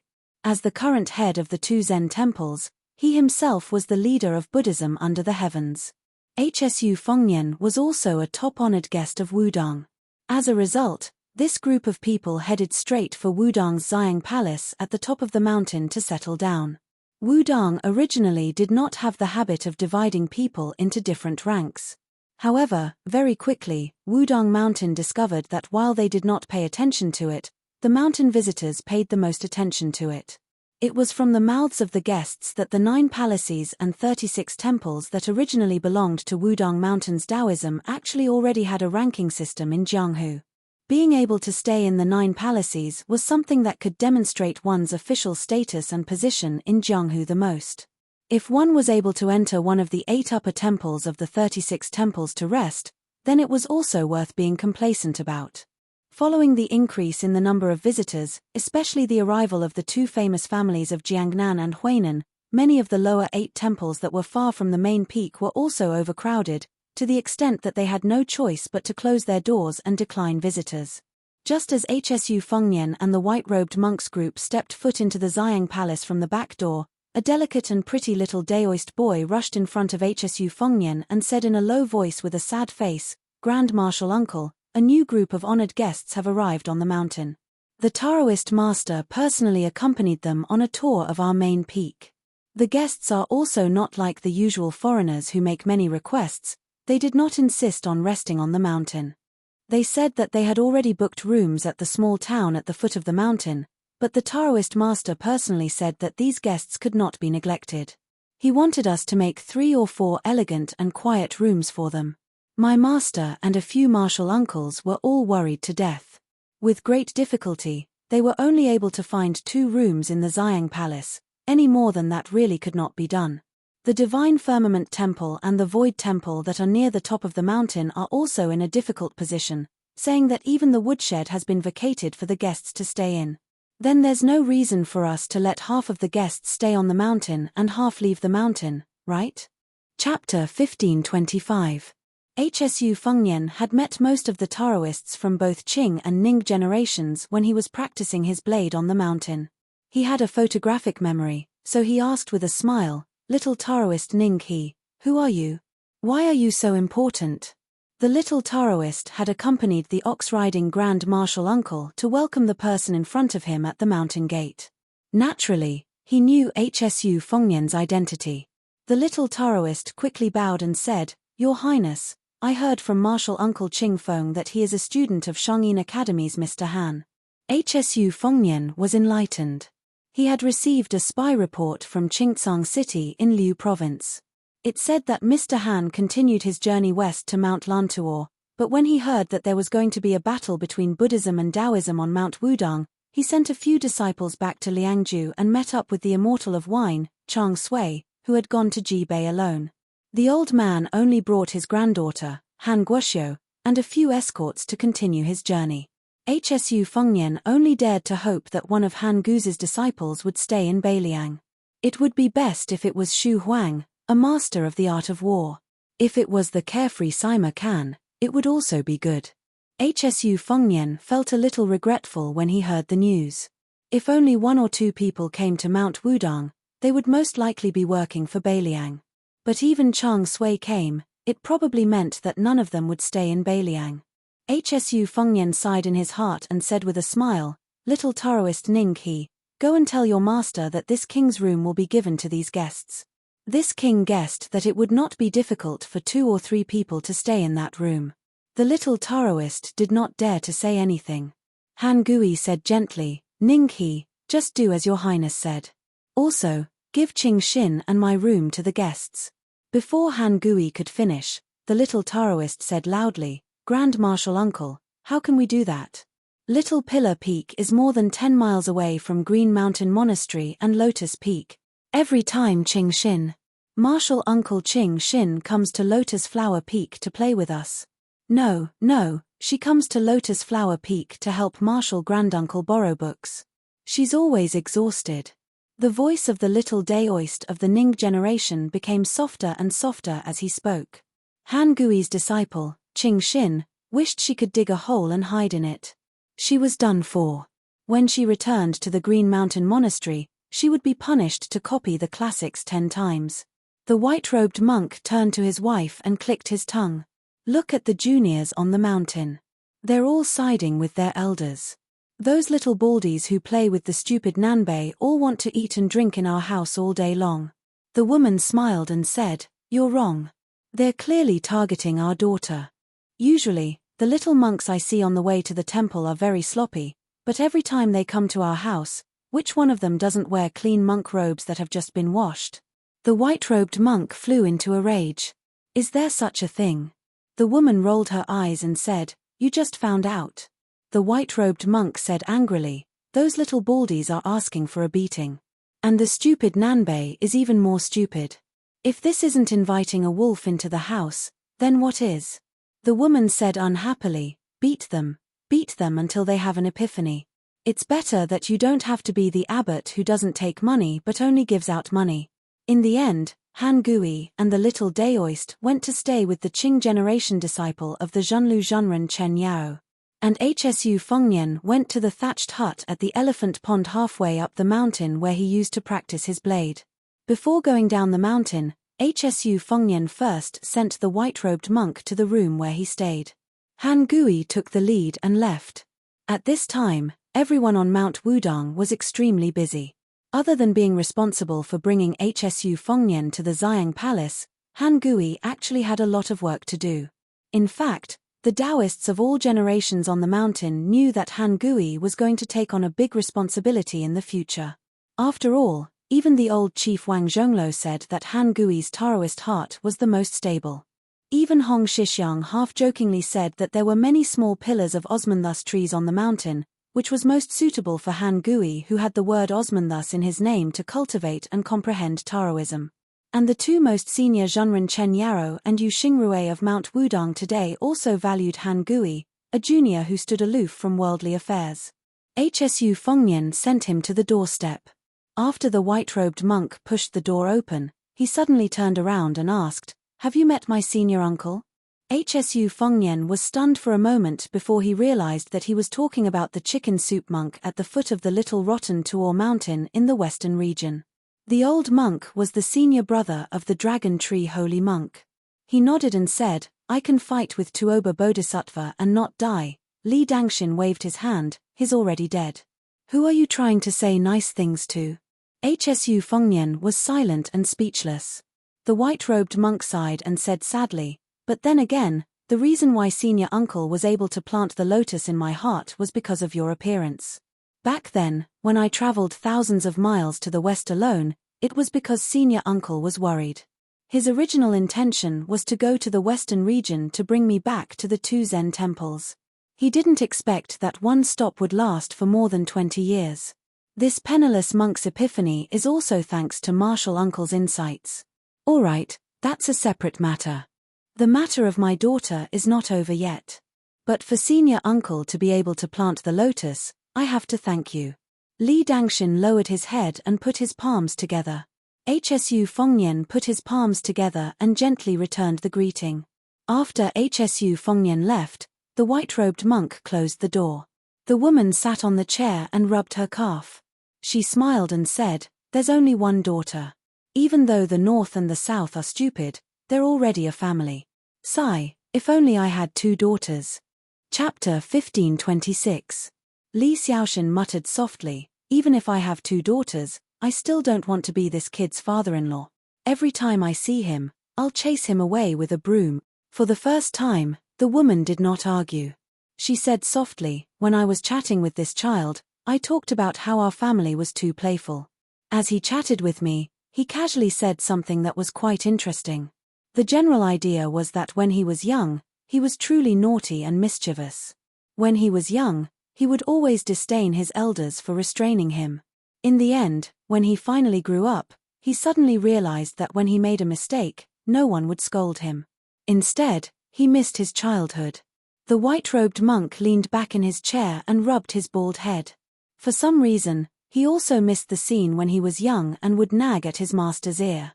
Before Hsu Fengnian walked out of Xiang Palace, a spy leader from the Fu Shui chamber and a military officer whose territory was near Mount Wudong appeared together. The two of them were dressed in casual clothing no different from normal pilgrims. They had seized this rare opportunity to report to the prince.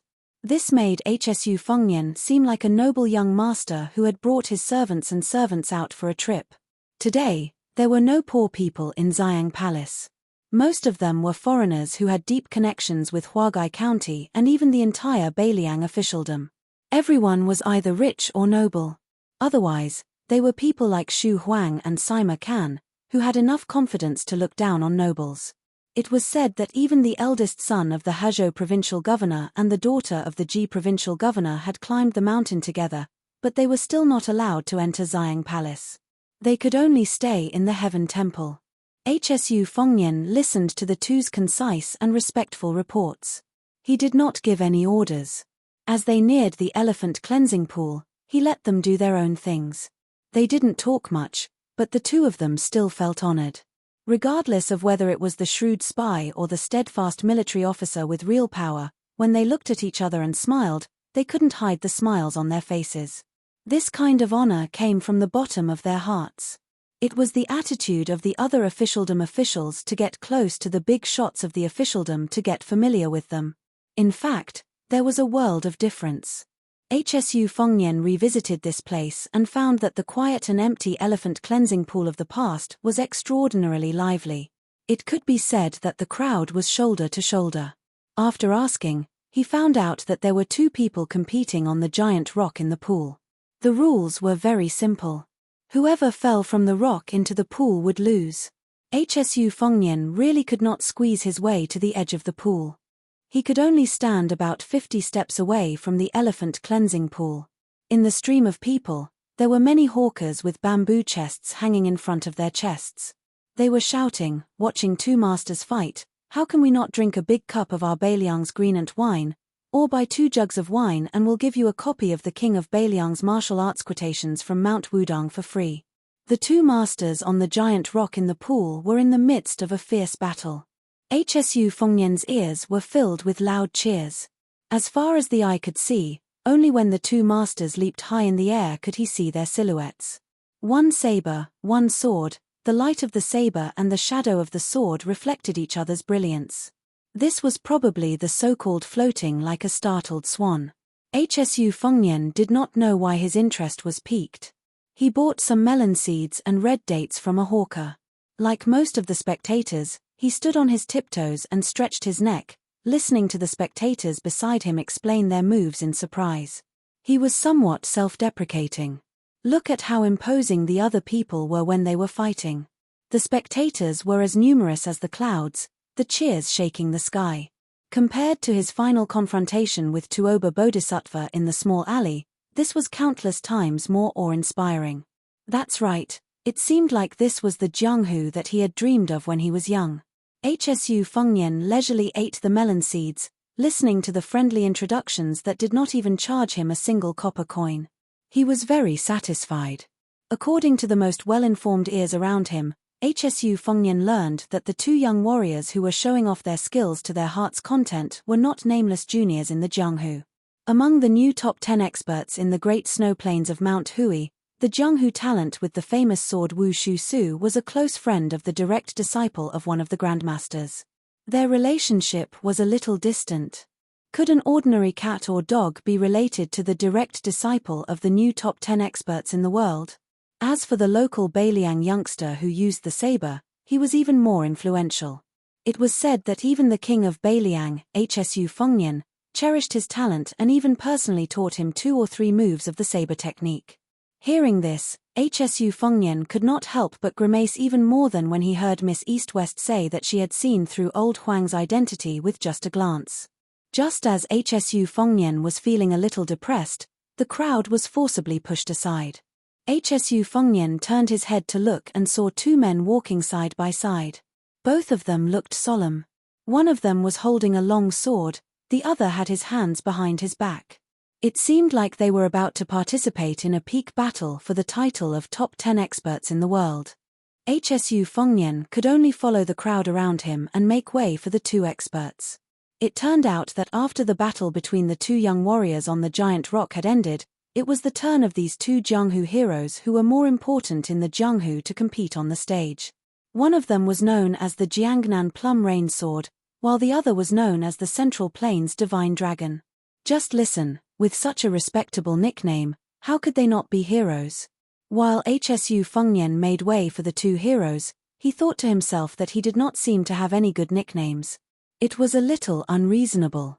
Back then, when the 4 of them wandered the Jianghu in poor conditions, not to mention the heroine Li East-West who gave herself a string of nicknames, the other 2 all had. Hsu Fengnian sighed and ate melon seeds.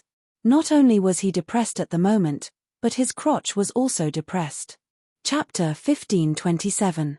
Hsu Fengnian suddenly turned around and saw a group of familiar faces: Xu Huang with his beautiful beard, Sima Can who always had a bright smile on his face, Liu Duanmao with his evil-looking face, Jin Baosha with a cold expression, and an unfamiliar middle-aged man who reeked of alcohol and carried a long sword. He should be the famous wine immortal, Chang Sui. Xu Huang laughed in a low voice and said, "I met Daoist Han in Purple Sun Palace, and heard that your highness has come to the mountain. So, I have to find your highness and thank you." What was supposed to be a harmonious and courteous conversation was completely destroyed by Chang Sui's arm around Xu Fengnian's shoulder. After all, this fellow had directly put his arm around Xu Fengnian's shoulder and said in a loud and careless manner, "I've made a trip to North Ji, and only then did I know that not only are the infantry under Yang Wenwan's command the best in the world, even the cavalry of Yuju is not something that the cavalry of Li Yongbie can compare with. Originally, I thought that Mr. would not let go of his old face, so I could find an excuse, saying that I was not acclimatized to Beiliang and had to rest for 3 to 4 years. But, I did not expect that Mr. would be so generous this time, even throwing Xu Huang and the others to Beiliang. So, it is just nice, as we can still be together. But, I tried so hard, but it backfired. After we bid farewell in Ji Bei, it should be the last time I see Mr. in this life. If I had known this would happen, I would have followed him to Qingtsang City in Liu Province. HSU Fengnian, we are going to follow you in the future. Why don't we take this opportunity to discuss something and ask for the position of general for Shu Huang? Let me put it bluntly first, a position with an unknown title is not going to work. Even if you can't be a general with real power in the border of Liang Province, you can still do it in Liu Province and Yuzhou. With my junior brother Shu's full of military strategies, it is more than enough for him to lead an army of 10,000 men. That brat Sima can stay in the Liangzhou provincial governor's office as a 4th or 5th rank official. If you're a little bolder, you might as well shove him to Song Dongming as an assistant. However, you must be careful of this brat seducing the pretty maidservants of your Qingliang mountain. This brat's biggest problem is that he can't control the bird in his pants. As for junior brother Liu Duanmao and junior sister Jin Baosha, you don't have to worry. If there is no official hat for them, they can just find a place to train for a year and a half. Shu Huang's face was full of helplessness. Sima Can's bright smile became forced, while Liu Duanmao simply turned his head and pretended that he did not know this senior brother. Jin Baosha secretly glanced at HSU Fengnian with a complicated expression. Since old Mr. Han was so generous, HSU Fengnian, who was extremely surprised, was not a petty person. He immediately showed the swift and decisive side of a vassal king and said in a deep voice, "Mr. Shu can go to the Huayang Pass Protectorate office first. I will personally write a letter to Chu Lushan. The military affairs in Beiliang's border have always been strict. To be honest, I, HSU Fengnian, dare not guarantee that Mr. Shu can immediately become a general in Liang Province, but I will definitely not let Mr. Shu use a sledgehammer to crack a nut. Mr. Sima, you can go straight to Qingliang Mountain and assist Deputy Administrator Song Dongming. Of course, if you don't like being an assistant, you can also go to Liang Province's Provincial Governor Office or Lingzhou's Taiyu County. Right now, there is a merit officer position in the Provincial Governor Office, while Lingzhou's Taiyu County has just vacated a governor. They are both 4th rank officials. It depends on how Mr. Sima weighs it. As for Mr. Liu, I hope that you can go to Lingzhou to help Provincial Governor Xu Beiji. Perhaps your position will not be high at the beginning, but I believe that with Mr. Liu's knowledge and Xu Beiji's foresight, Mr. Liu will quickly stand out. As for Miss Jin, I really haven't thought of a plan yet. Let me think about it, but before I go down the mountain, no matter what, I will give Miss Jin a satisfactory answer." When HSU Fengnian finished speaking, Sima Can and Liu Duanmao looked at each other in dismay. Even Shu Huang was shocked. Jin Baosha pursed his lips tightly and was in high spirits. Only Chang Sui still looked sloppy. He lazily picked up his wine gourd and drank a mouthful of wine. He wiped his mouth and smiled. "Great," HSU Fengnian said sincerely. "I, HSU Fengnian, will of course welcome all of you to stay in Beiliang. My second sister will also be very happy." Chang Sui sighed softly.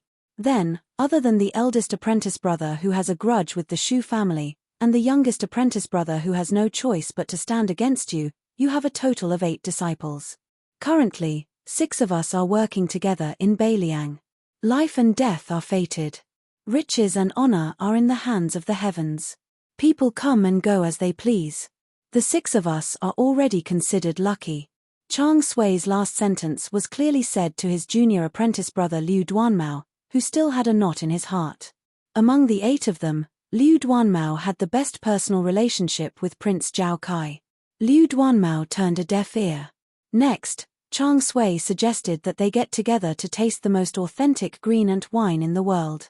HSU Fengnian took out all of his silver and bought more than 10 bottles of wine from a vendor. Then, he led them to a nearby thatched cottage. The cottage was cleaned all year round. Although no one lived in it, it did not look decadent at all. Even the small vegetable garden behind the cottage was full of greenery. HSU Fengnian moved out bamboo chairs and stools from the cottage with great familiarity.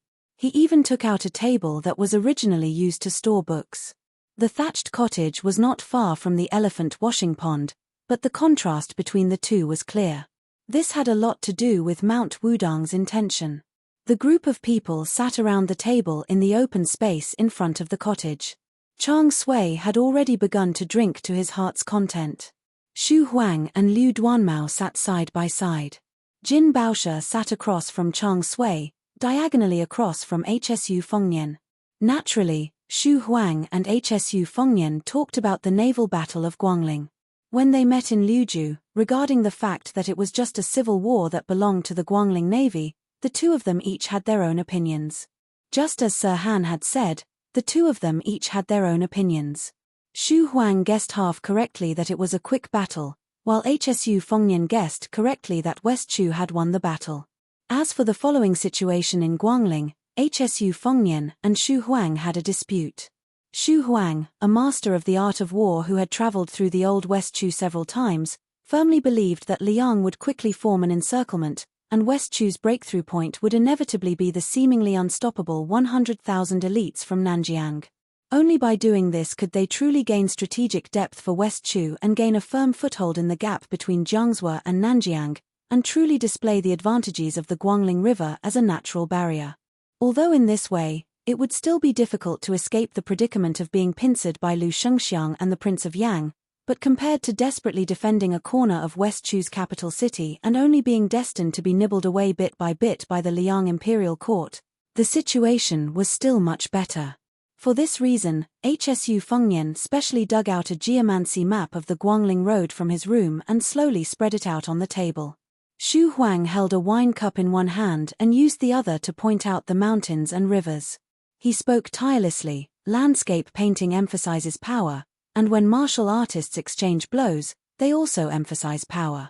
Then, West Chu's power almost reached its peak after Xie defeated Yang Shunxing and Yang Zhenchuan on the western front, Ku Jianghuai displayed his brilliance on the eastern front, and Cao Changqing stabilized the Guangling River in one battle. However, Xu Huang filled his half-empty wine cup to the brim, and then pointed to the wine bottle by his hand. No matter how powerful West Chu's power is, it is still only a cup of wine. But Liang's power is as big as a wine bottle. Yang Shunxing's Jizhou infantry suffered a lot of casualties, Yang Zhenchuan's cavalry was wiped out in one battle, and even Guangling Prince Zhao Yi's navy was completely wiped out. But the wine in the bottle is still more than the wine in this cup, a lot more. And this is just us talking about the military on paper, talking about the number of troops. The real general trend of Liang is that after the new emperor ascended the throne, the people of Liang are still stable, so much so that it can be said that they are becoming more and more stable. The Yonghui auspicious talisman is far less turbulent than what outsiders imagine. Therefore, in the Battle of West Chu in Liang, the former can succeed in one battle, while the latter can only lose one battle. Xu Huang pointed to a strategic town on the north bank of Guangling River and a pass in Zhenju on the south bank. He said in a deep voice, "If I were Cao Changqing, when the old general Wu Zhongshuan leads half of the Nanjiang army to cross the river, I would send a valiant general who dares to fight a tough battle and 10,000 elite troops south to cut off their retreat. Then, I would send a veteran general who is good at defense to guard the western front door, so that the Nanjiang army of 100,000 can neither fight nor retreat comfortably." Hsu Fengnian bent over slightly to look at the map, frowned and said softly, "The deputy commander of Beiliang's infantry, great ancestor Ji Yu, has mentioned Wu Zhongshuan, this veteran general. He thinks that this person's command of the army is far above Yang Shunxing and Yang Zhenchuan. He also has many valiant generals under his command. Wu Zhongshuan will definitely keep an eye on his rear if he has to travel a long distance to fight in a foreign land." Xu Huang shot a glance at Sima Kan, who was sitting cross-legged and munching on melon seeds. The latter resentfully put down the handful of melon seeds in his hand and sat upright. He said, "Wu Zhongshuan and the group of meritorious generals by his side are all experienced men who have fought many battles. They would not be so careless. However, according to military books, it is said that they do not transport grain for 1,000 miles. This is a hidden danger of the southern border army. More importantly, it is a fatal flaw that is not something that Wu Zhongshuan and the others can solve. That is, no matter how hot-blooded and passionate the battle on the battlefield is, it has always been a silent ripple of the battle in the imperial court. Since the late emperor of Liang, no one has trusted the prince of Yang Kai, Zhao Bing. The current emperor is no exception.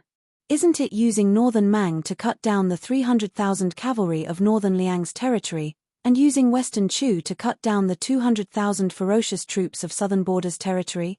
If Wu Zhongshuan easily took West Chu, wouldn't the officials of Great Peace City be afraid of the 100 to 200,000 southern barbarians? If they had nothing to do, they would run right under their noses to show off their might. Chapter 1528. Sima couldn't help but secretly pick up a handful of melon seeds from the table again. While eating melon seeds, he said vaguely, Beiliang's transport is trapped, and the 100,000 troops in Nanjiang are not really comfortable. Therefore, in this battle, if Wu Zhongshuan was able to defeat Cao Zhongqing, that would be because he had the ability to reach the heavens. During this period of time, the imperial court would definitely make a move. It was the same logic as when Yang Zhenchuan had no choice but to tacitly understand and take the risk to advance. Liang imperial court is the happiest when the battle reaches a stalemate. If they lose, they will be reorganized by Lu Shengxiang, the commander-in-chief of the southern expedition. Not a single soldier will be able to return to Nanjiang. Maybe even Wu Zhongshuan will have to enter the capital to be an official. Didn't Tongshi Sword Wiz Lu Baijie just get demoted from the position of Minister of War to the position of Administrator? Won't Wu Zhongshuan be moved? Don't you want to compete with the newly appointed Assistant Minister of War, Tang Taizuang? You are young, and your military achievements are not that good. You are not as famous as me. What right do you have to compete with me for the position? Besides, didn't Tian City say that a civil official who doesn't want to be the Grand Secretary is not a good civil official? A general who doesn't want to be the Minister of War is not a good general. Jin Baosha stepped heavily on the guy's foot under the table. Sima Can was obviously a person who had been tortured. His expression didn't change, but he was finally not so cynical. Although the imperial court of Liang is domineering, watching the battle of Liangmang from the other side, personally fighting with the rebels of West Chu, and deliberately playing tricks with the vassals of the older generation, I have to say that the late Emperor of Liang is really a powerful monarch. If you look at the history books, if you don't talk about the military achievements, he should be in the top 5. Let's not talk about other things. Let's just talk about the general trend of removing vassals. Let's not talk about Beiliang. That Zhao Ying, the Duke of Huainan, went to the battlefield and died, right?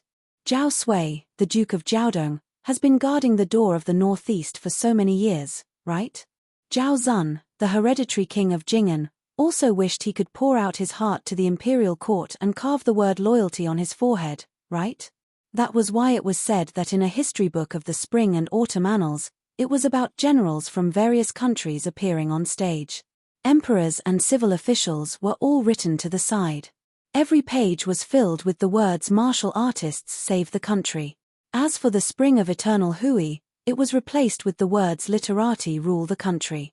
With Zhong Julu leading the charge and the 5 ministers outside of the Ministry of War working together, it was truly a magnificent sight. Even 1,000 years later, as long as you are a scholar, you will feel proud of this glorious history. Sima Can suddenly paused and looked around like a storyteller who was keeping people in suspense.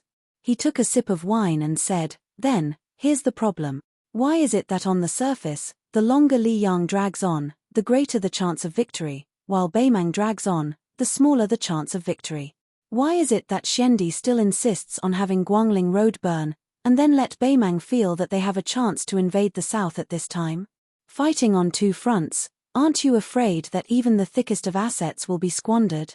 Chang Sui was overjoyed and pointed at his shidi with his wine gourd. "In the future, if you can't make a name for yourself in Beiliang, then go to the restaurant and be a storyteller. Shixiang, I will set up the stage for you, Jin Shamai will take the money." Hsu Fengnian smiled and gave the answer. For the elite troops in the world, it is already the limit to maintain their prosperity for 20 to 30 years. After that, they will only get worse and worse, and their shortcomings will gradually increase. Our Beiliang cavalry started in the spring and autumn annals, and now it has been 30 years. First, Great Peace City is afraid that our Beiliang frontier army will not be able to fight Beimang as time passes. Second, they are afraid that our Hsu Fengnian will have ill intentions after he stabilizes his position and grasps power. A very simple example. If my father had said in the past that he wanted to divide the river with the Zhao family, At least half of the soldiers would have left, and the morale of the army would have fallen. But if it was during the last years of Yonghui, Xu Xiao, who was deeply rooted in Beiliang, mentioned this, the 300,000 cavalry would all be old people rooted in Beiliang. Not many people would leave. When our HSU Fengnian truly holds power for 4 to 5 years, and has all the generals of the border army in his hands, Beiliang, who has never had a good impression of Great Peace City, will not point their spear at Li Yang. It will be normal in the eyes of Jing for them to establish their own country on the northwest border, right? Chang Sui laughed and said, "That's human nature." Sima Can asked with a smile, "Wang Yi, have you really not thought about this?" HSU Fengnian shook his head, not saying anything. Chang Sui finally opened his mouth to talk about serious matters. With hazy drunken eyes, he said, "When it comes to the various armies in the world, there are actually not many that can be called heroic.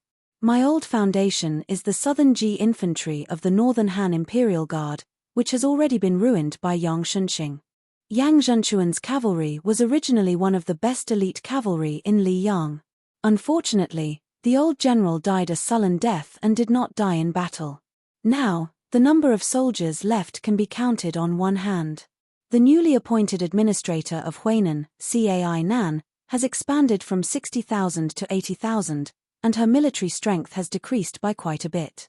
The Minister of War, Tang Taizhuang, has single-handedly trained the elite cavalry of Liaodong's Duoyang, which is extraordinary.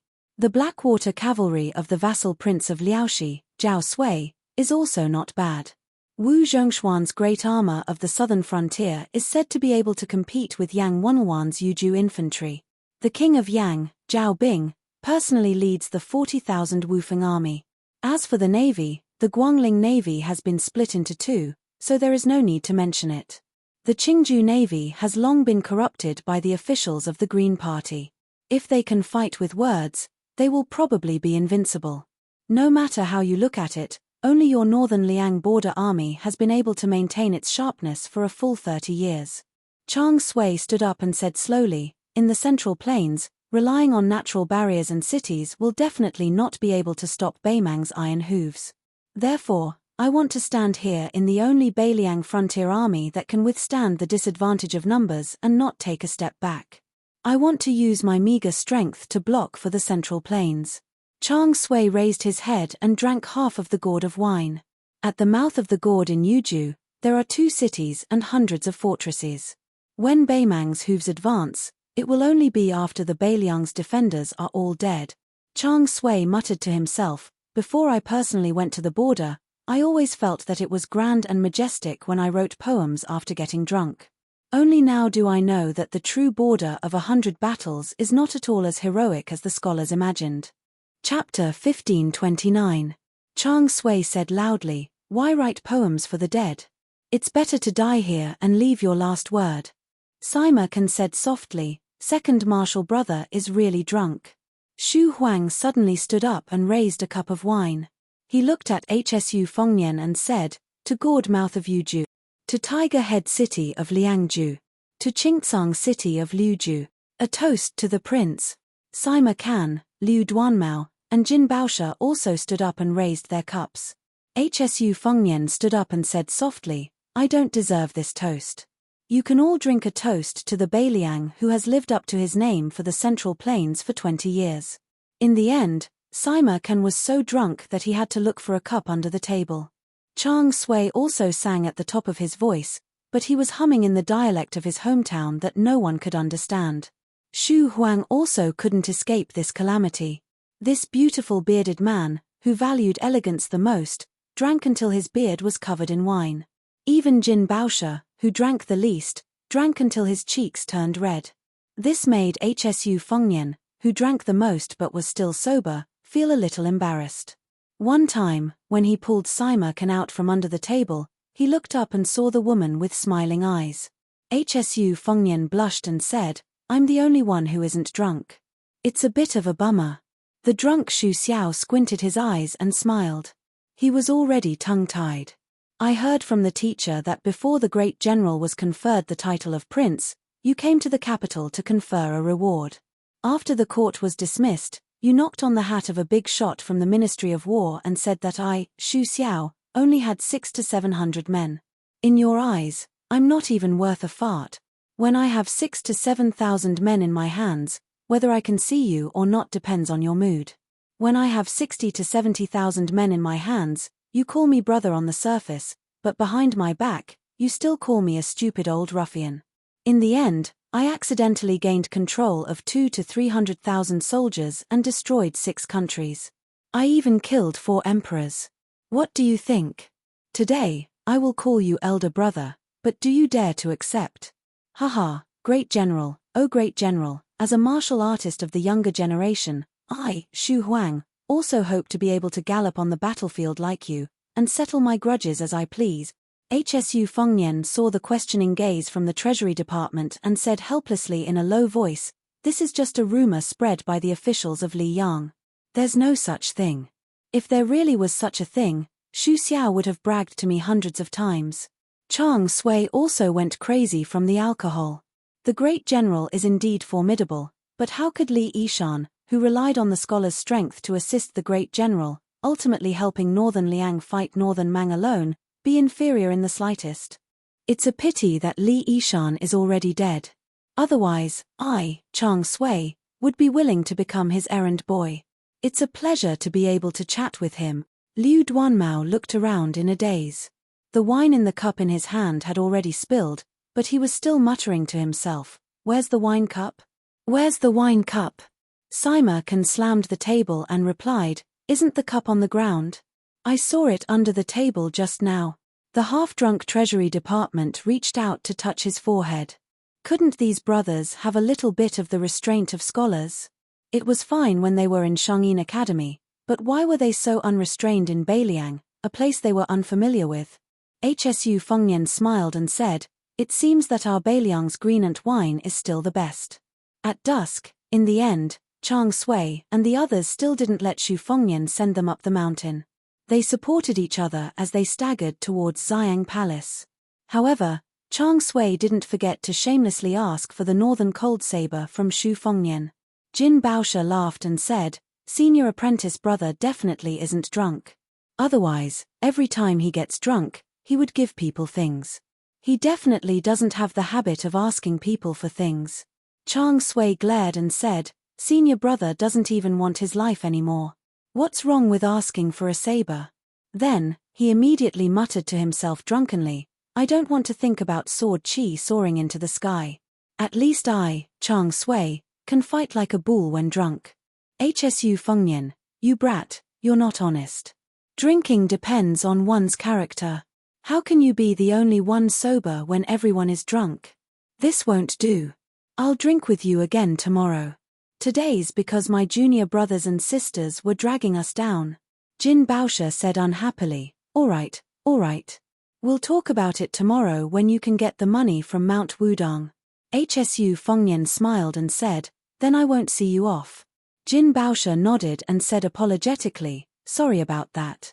Senior brother and the others are usually not like that." HSU Fengnian shook his head and said, "People with temperament are the easiest to deal with. Beiliang's environment is only suitable for people like that." For some reason, Jin Baosha slowed down his footsteps and turned to ask, "Is it really like the rumors at the border? That Dong Zhuo of Beimang ordered Qi Manor, Sword Manor, and Yu Manor to set up the 3 great formations, chessboard, sword circle, and sitting stance. He even ordered the 100 over Kunlun slaves of Mount Bubing to control the ballista with power equivalent to a celestial's sword. He even used the talisman formation one-line sky of Daode sect and the Dunhuang flying apsaras of the princess's tomb, just to stop you from breaking the formation and advancing 200 steps." HSU Fengnian smiled and said, "After hearing what you said, I realized that it sounded very impressive. But actually, when I was breaking through the formation, I didn't think much of it. Moreover, I had dozens of Wu family swordsmen behind me to protect me." Jin Baosha whispered, "I see." HSU Fengnian smiled and didn't say anything. The woman turned around gently and said with a light voice, "Look at yourself, look at your family, look at your hometown, look at your country, and look at the world. Look at everything one by one, leisurely and carefree." HSU Fengnian frowned and fell into deep thought. As dusk approached, Hsu Fengnian returned to the front of the straw hut and cleaned up the mess. He moved the tables and chairs back into the house and then went to the back of the house to look at the vegetable garden. After squatting in front of the house for a while, he returned to the house and lit an oil lamp. He casually picked a martial arts manual that he had taken from the armory back then and slowly flipped through it. Late at night, Hsu Fengnian put down the book and walked out of the house. In the eyes of Tantai Pingjing and the other Qi refinement warriors, Great Peace City was rich with the aura of the king. Xiongfan City was eerie with the aura of ghosts. Gangnam-do was elegant and bleak. Beiliang men couldn't compose frontier poems. Beiliang women also didn't have such grievances. Death was death. Hsu Fengnian looked up at the night sky. A general's success was built on 10,000 corpses. What Xu Xiao owed to Chun Qiu, I'll repay. Xu Xiao spent his entire life in the military. As a general, he could only kill people. There was no right or wrong. But no matter how many people he killed in the Central Plains, I, as his son, had to save that many people. And what I, Hsu Fengnian, owe the 300,000 cavalrymen and Beiliang citizens, I might not be able to repay in this lifetime. Chapter 1530. A huge fleet of carriages entered Beiliang's Yuju from Huinan's River Prefecture and headed straight for Wudong Mountain. The fleet was escorted by the imperial guards who had dazzling golden threads wrapped around their scabbards. There were also nearly 20 inner palace experts who had copper-embroidered fish pouches around their waists. Behind this group of carriages, there was another group of luxurious carriages following far behind. The coachmen driving the carriages were, without exception, top-notch martial artists with long Qi auras. It was the time when Liang destroyed Buddhism and promoted Taoism. In the north and south of the Yangtze River, there were new Daoist temples rising from the ground in all the geographical centers and spiritual mountains. The sound of immortal music resounded throughout the Central Plains. Among them, Xingyang Temple in Great Peace City was built like a forbidden palace. There were statues of the 5 emperors, including ancestor Taizong of Liang. They were placed on both sides of the statues of the Daoist saints according to the ancient order of Lizhao and Mu. They took the materials from the iridescent cloud pavilion of the imperial palace and used them to build the gate of Xingyang Temple. They broke the inner palace's sweet spring hall and used it to build the hall of Larojun. The projection wall of the temple was painted with a grand system of 36 heavenly caves and 72 blessed lands of Taoism. For a time, Xingyang Temple became the head of all the Daoist temples in the world. The head of the temple, Wu Lingsu, was the Daoist who personally sealed the gate of the 2 Zen temples. She was now worthy of being the head of the northern Daoist temple. Therefore, there was a saying in the world, Xingyang Temple in the capital, ancestral court in the north and south. Just when everyone knew that the white-robed monks of the 2 Zen temples were going to debate with the Daoist priests of Wudong on Lotus Peak, there was another news that the Yue minister who was like the sun in the sky in Great Peace City was going to rush to Beiliang's Wudong Mountain as the head of the imperial court with an imperial edict in his hand. He was going to confer the title of Wudong's supreme leader, Huang Manshan, as a void-pierce master. A middle-aged Daoist with an otherworldly aura was sitting in the carriage. He wore a purple-gold Daoist robe and had a purple horsetail whisk with 3 golden rings on his arm. He was smiling faintly. Beside the honorable Daoist sat a young man who looked very similar to him. Although he was also wearing a Daoist robe, he was closer to the secular world than the middle-aged Daoist. The young man said with a smile, "Father, I thought that after crossing the river province boundary marker, the Yuju military would at least send out a few hundred cavalries to intimidate us. It seems that Shu Gai isn't completely lawless. He's still very wary of father." The middle-aged Daoist was none other than Wu Lingsu, who had risen rapidly in Jing. He remembered that when he had just arrived at Great Peace City, the nobles of the city all liked to use his title of Qingcheng King to make fun of him. Occasionally, when they met at a banquet, who did not call him Wang Yi but did not bother to disguise the disdain in their eyes. Fortunately, the bitter days were over very quickly. He had failed to live up to expectations at Mount Longhu and was repeatedly tormented by the young man surnamed Shu. A certain mysterious Daoist who lived in seclusion at Mount Longhu had died and his Dao had vanished. This even angered the previous emperor and the new emperor. In addition, Li Yang was an irresistible trend. Finally, Wu Lingsu was able to transform into a dragon as soon as he encountered the wind and cloud. He forcefully stepped on Mount Longhu and the two Zen temples to reach the peak of power. Among all this, his wife in name had secretly taught him. Although the two had not actually been husband and wife, even though Wu Lingsu had become the head of Taoism in the northern lands, he still held her in awe.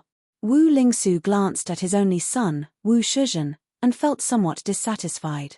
He, the official prefect of Chongxian of the court, had gone to Mount Wudang to issue an imperial edict. What was this brat pulling in a bunch of Great Peace City wastrels to follow behind him?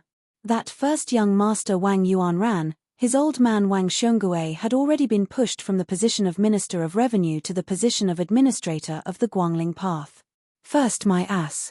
If it wasn't for the fact that Tantanan still remembered the incense from the spring of Yonghui, with Wang Yuanran's shrewdness and ability, he would have long been eaten to the bone. There were also the other three young masters of Jing. Which one of them had any real weight? That pervert surnamed Yang at least had the famous general grandfather Yang Zhenchuan. Even if Great Peace City did not give face to the monk, they would still give face to the Buddha. They would more or less not bicker with this brat. But that little fatty called Song Tianbao, none of his ancestors had ever been an official or studied. He just relied on his father's wealth to spend money in Jing. Every day, he was a sucker for other people. He was just a silly little fool.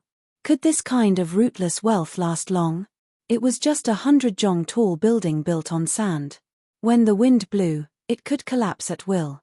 Wu Lingsu said earnestly, Shizhen, in my opinion, the sons of the aristocratic families in the capital are also divided into 3, 6, and 9 ranks. For example, although Wang Yuanran's father, Wang Xiongui, was demoted from a first-class official to the most dangerous position, the administrator, in the future, the 6 ministries will serve outside the capital for a few years before returning to the capital. As the only remaining pillar of Zhonglu, it is a good thing that one person cannot support the situation. Wang Xiongui may have a chance to make a comeback. Wang Yuanran also has Tantanan to take care of him. Father will not oppose you getting to know him. But compared to the eldest son of Yin Maochun, Yin Changeng, and the only son of the Assistant Minister of Justice, Han Lin, Han Xingyan, Wang Yuanran is much worse. He can't even compare to Fan Zhonghu, Li Jifu, and Jiao Tingshu. As for that Yang family brat who doesn't amount to anything, his family is just like a half-dead person hanging on by a breath. That is why you.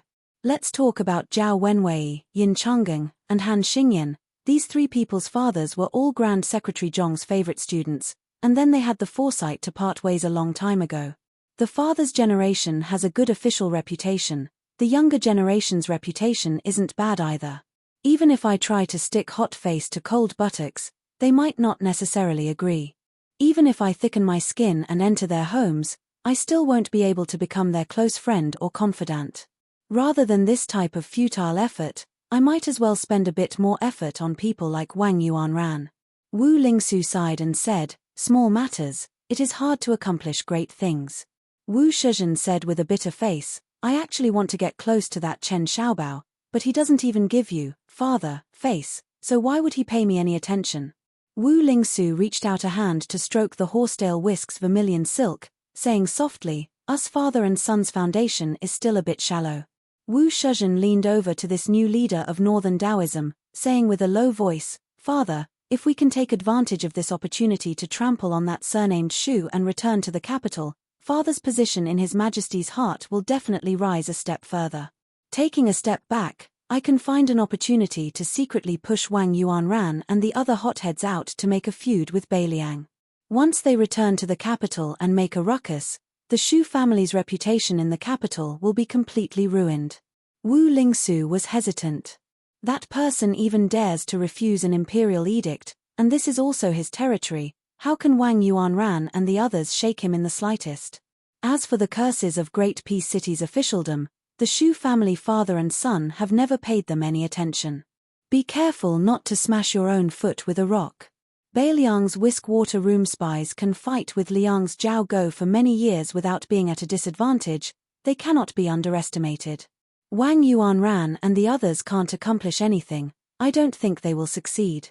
Wu Shizhen said with a smile, I don't expect that Shu person to be hurt. It's also good to disgust him. Wu Shizhen remembered the scene of him being humiliated by that peer at Mount Qingcheng.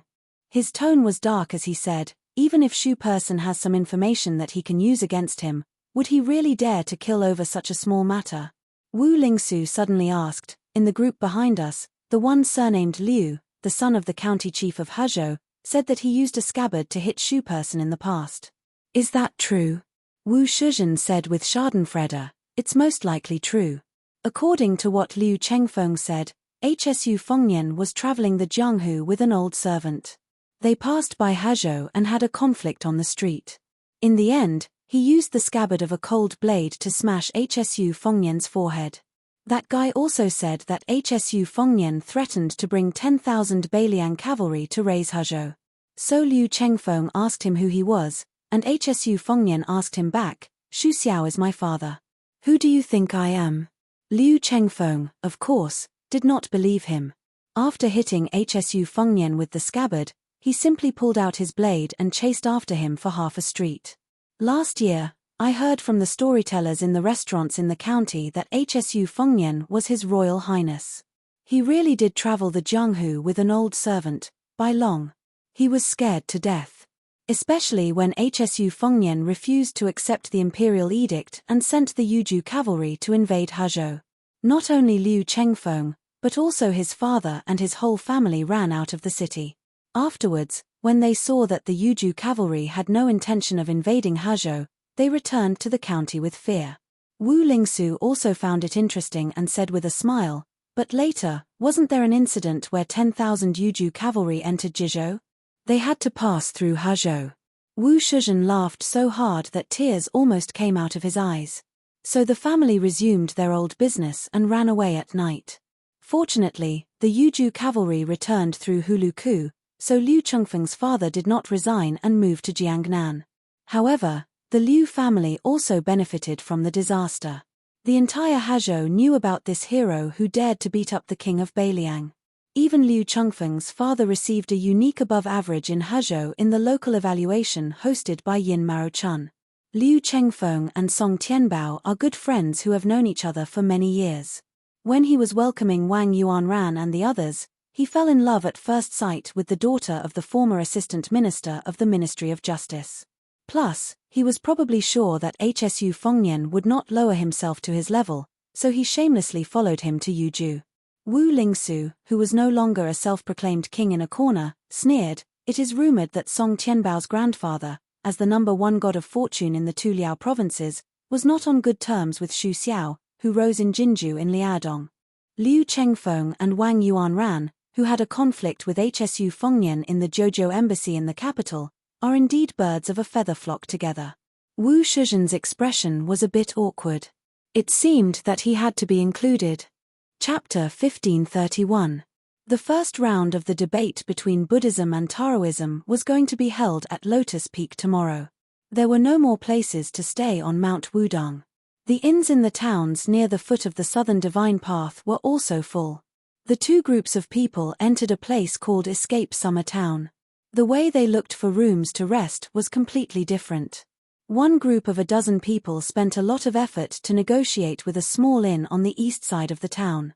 The normal rooms were much more expensive than first-class rooms in the Central Plains. When the innkeeper took the stack of travel passes, he just glanced at them and ignored them. So what if they came from Great Peace City?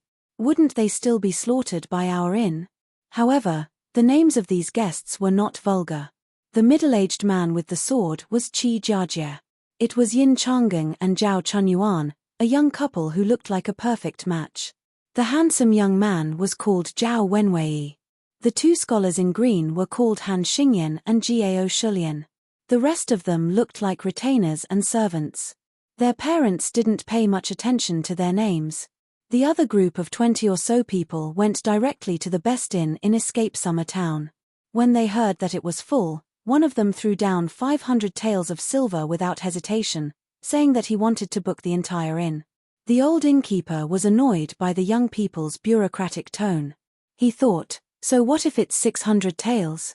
My inn is charging 100 taels a day according to the market price. You people want to stay for 3 days. 500 taels is nothing. The innkeeper rolled his eyes and said that the inn was doing business. There was no rule to chase away customers. The young man with the River Province accent took out another 500 taels without saying anything. The innkeeper reached out and touched the thick stack of brand new banknotes. He began to feel conflicted. The young man waved his hand as if he was afraid that others didn't know that he was rich. His helper immediately threw out 2 large gold ingots. The innkeeper looked and thought, silver is the father and gold is the lord. Since we're meeting these elders, let's not talk about manners. However, the innkeeper still wanted a yard after taking an inch. He said that the 30 or so guests were all staying. He was afraid that the staff wouldn't be able to get them to move. As soon as he said this, a few people reached out and grabbed the hilts of their swords. The innkeeper was anxious and hurriedly told them not to fight. Whoever dares to cause trouble in Bailiang today will be finished. The innkeeper picked up the banknotes and gold ingots and went upstairs to explain to the customers. The innkeeper played a petty trick. Not only did he take the initiative to return the money, he even gave everyone 3 to 4 taels of silver. He even told the customers that a group of military lords from the northern Liang border wanted to stay here and that the innkeeper could not afford to offend them. Jianghu. Bailiang. Jianghu. Jianghu. Jianghu 2. Bailiang. Qi Jiajie. He was the #1 swordsman in the capital. In his early years, he was not only the sword master of many princes. Even Bai Yang's daughter, Zhong Gaoxia, was once his disciple. To be able to trouble him to escort a group of people thousands of miles away, the reason was simple. If any one of these young people were thrown into Jiangnan, they would all be people that high officials and nobles would do their best to curry favor with. This was because their family elders were the deputy of the head of the secretariat, Qi Yanglong, the former minister of appointments, Yin Mao Chun, the former #1 prime minister, Jiao Sheji, the Duke of Yang, and Han Lin, the assistant minister of the Ministry of Justice. Among them, Yin Maochuan's eldest son, Yin Changeng, and Zhao Yuling's second daughter, Zhao Chunyuan, were husband and wife. The fathers of both families had strongly opposed it. In the end, the emperor, who was only the 4th prince at the time, set them up and married. It was a beautiful story in the capital. Zhao Wenwei, who had the reputation of being a child prodigy, was Zhao Yuling's favorite son. Han Xingyan was the second son of Assistant Minister of Justice, Han Lin, who was about to be sent out and promoted to administrator of Huainan. He was about to marry a virtuous county princess. Jiao Shulian and Jiao Shiqing were the son and daughter of Jiao Sheji, the Duke of Yang, in his later years. They had always been doted on by the Duke. Fortunately, the brother and sister had always kept a low profile in Great Peace City. Jiao Shulian and the son of Great Pillar State Jiu Gentang were close friends, while Jiao Shiqing and Zhao Chunyuan were close friends who had played together since childhood. It could be said that these young people were the most outstanding children of officials in Liang's officialdom. The provincial governor of Huainan province was Cai Nan, who used to be Jiu Gentang's most trusted general. Han Lin was about to be promoted to administrator of Huainan province, so they would have a lot of dealings in the future. Jiao Shulian and Jiu Gentang's 2 sons were also very close. There were many things that the big shots could not sit at the same table and talk cheerfully, and it was even impossible for them to have a tacit understanding. However, if a junior who did not see the big picture came forward, it would be much smoother. At this time, they were all gathered in Yin Changgeng's room. The window just so happened to be facing the street. Han Xingyan stood at the window and looked at the Bailiang cavalry slowly passing by on the street. He smiled and said, "Just by watching a leaf fall, you can tell that the Bailiang frontier army is really terrifying." Jiao Shiqing joked, "Oh, now that you're the son of a second-rank administrator, your guts have grown by quite a bit. You even dare to say good things about Bailiang?" Han Lin raised both his hands, indicating that he was willing to be beaten and scolded. Jiao Shulian could not help but feel indignant for Han Lin. He stared and said, "You talk without thinking, how can you marry?" Jiao Shiqing glared back at him and said, "Shut up. Gao Shulien muttered his catchphrase in a low voice, having a sister like this, I'm really out of luck. Gao Shiqing, who yearned for chivalry the most, fiercely pressed down on the hilt of his sword and threatened, Are you looking for a beating? Yin Changeng, who was the oldest and the most mature in the group, said helplessly, You can drink tea, but if you want to quarrel, go outside. Zhao Chunyuan, who was brewing tea, waved at Gao Shiqing. Zhao Wenwei, who was still a teenager, asked with a laugh, Brother-in-law, why did Wang Yuanran and the others arrive at the foot of Mount Wudong before the Wu family's master Daoist? Yin Changeng softly revealed the secret. Master Wu deliberately slowed down his pace and waited until the last day of the Lotus Peak debate before ascending the mountain to issue the imperial edict. The reason why he was in such a hurry before was because he was afraid that the Yuju army would come out to obstruct him, so he missed the best opportunity. Since the Yuju army has not made any moves, he can take it easy. The small town was so small that one could see the scene in the west from the east just by sticking one's head out of the window. Han Xingyan frowned. It seems that Wang Yuanran and the others are stirring up trouble again. It's fine if they're in the capital, but why won't they stop when they're in Beiliang? Yin Changeng said calmly, Let them be. Gao Shulien leaned against the window and glanced out. He angrily sneered, They're making quite a scene. As expected of the capital's 4 young masters traveling together, they're full of style. This bunch of vermin lying on their father's books of merit. It's one thing to enjoy a good life, but they still want to harm others. If they become high officials in the future, what else can they do besides bring disaster to the country? Yin Changeng frowned, Be careful with your words. Gao Shiqing made a face at her brother. Did you hear that? Big brother Yin also wants you to shut up. Gao Shulien put his palms together and silently muttered, Heavens, oh heavens, hurry up and throw down a man to marry this girl. Zhao Wenwei stuck out his chest, Second brother Gao, what do you think of me? Am I worthy of sister Gao? The corner of Gao Shulian's mouth twitched. He didn't know whether to laugh or cry. Gao Shiqing slapped the child's head, This old lady changed your diapers in the past. Yin Changeng smiled, all right, don't make a fuss. Sit down and drink some tea. This is one of the few tales of spring deity lake tea we have. Chapter 1532. As soon as Gao Shiqing sat down, she immediately stood up and giggled, No, only a fool would not join in the fun. I have to go to the other side of the town to take a look. As she said this, Gao Shiqing carefully looked at Yin Changeng, who always spoke softly but was the most decisive. Yin Changeng raised his head to look at her and slowly said, We agreed in the capital that it would not happen more than 3 times. It has already happened twice in the capital and Jinan. If it happens again, you have to return to the capital immediately. Gao Shiqing smiled brightly and said, Understood. Gao Shiqing ran out of the inn like a wisp of smoke and ran along the street to the most popular inn in the town. She did not go too close. After all, she was not unfamiliar with Wang Yuanran, Yang Sephitus, and Song Pandan. Especially since the Yang family residence where Yang Sephitus lived was their neighbor. Gao Shiqing respected old General Yang Zhenchuan very much, but she hated this eldest grandson of the Yang family who was upright at the top but crooked at the bottom of the tree. After old General Yang sacrificed his life for the country, an exception was made. During this period of time, Yang Sephitus's tail was raised to the sky. He actually had the guts to ask the elders of the family to propose marriage to the Duke Yang family. Gao Shiqing almost couldn't help but find someone to put this guy in a sack and throw him to the bottom of the lake. In Gao Shiqing's vision, Yang Sephitus did not disappoint. After coming to a small town like Beiliang, he still flirted with good people. He was currently surrounded by 2 young women with a group of bad friends. Gao Shiqing was a little surprised. Didn't people say that women in Beiliang were mostly tall and strong? The 2 young women in front of her were very beautiful. The young woman who carried a sword like her was probably above average and could not be considered stunning. However, the other one was quite outstanding. The brothel of Great Peace City was known to be filled with outstanding beauties.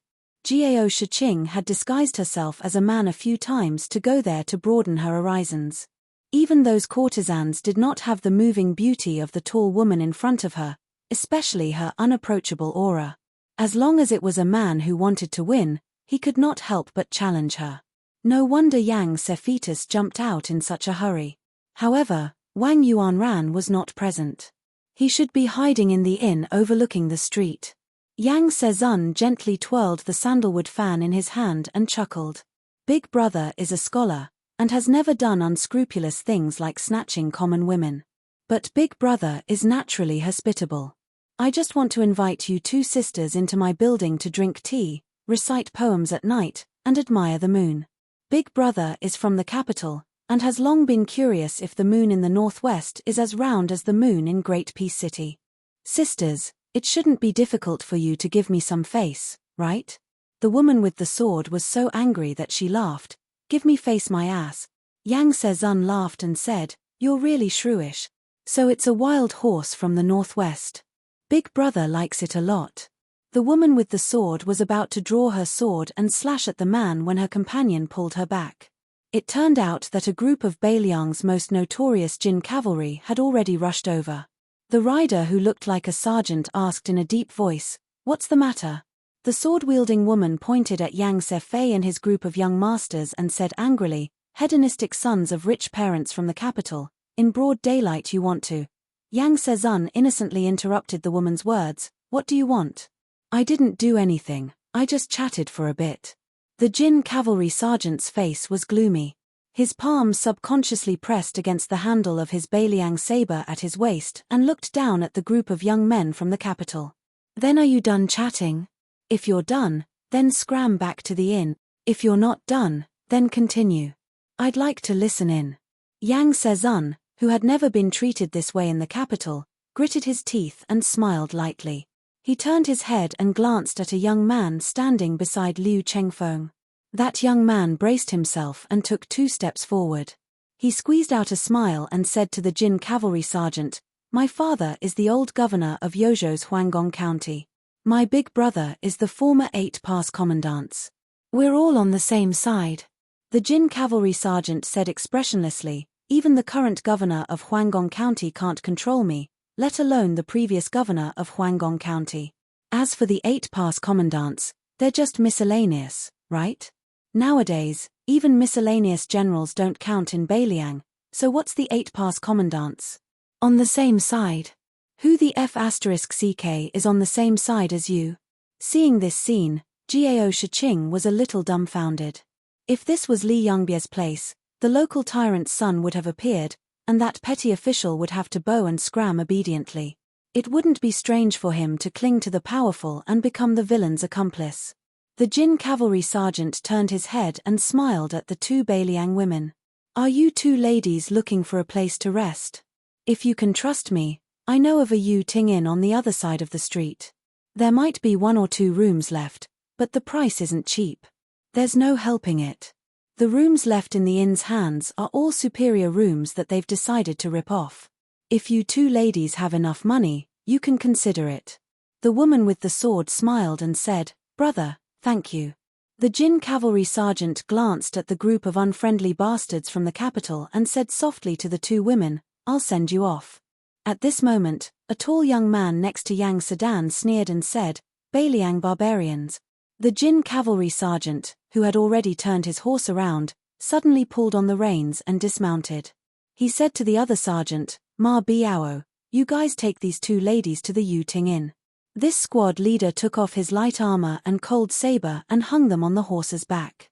Then he turned around and stared at the young man who had called them barbarians of northern Liang. He limped forward and said, "I have taken off my armor and cold saber from my pottery cart. Today I am not a brocade horseman on duty." The tall young man laughed and said, "What, King Cripple, you want to fight me one-on-one? I'm afraid I'll accidentally use too much strength and break your other leg." The man surnamed Dao laughed. "If you can kill me, it'll just be because you're capable." The tall young man curled his finger.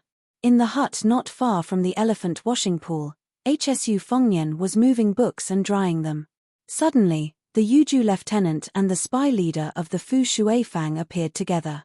Hsu Fengnian, who was squatting with a book open, raised his head and smiled. "If you have something to say, say it." The leader of the spies spoke very quickly, But his words were clear. Reporting to Wang Ye, at the foot of the mountain in Fusha town, 64 Jin cavalry and 27 Fu Shuifang death warriors are confronting 23 people led by Wang Yuanran, the youngest son of Guangling's Dean of Dao. The cause is. HSU Fengnian waved his hand and ordered the lieutenant, Luo Hongcai, go down the mountain and lead 500 men to Fu Shuifang. Don't confront them, just fight to the death.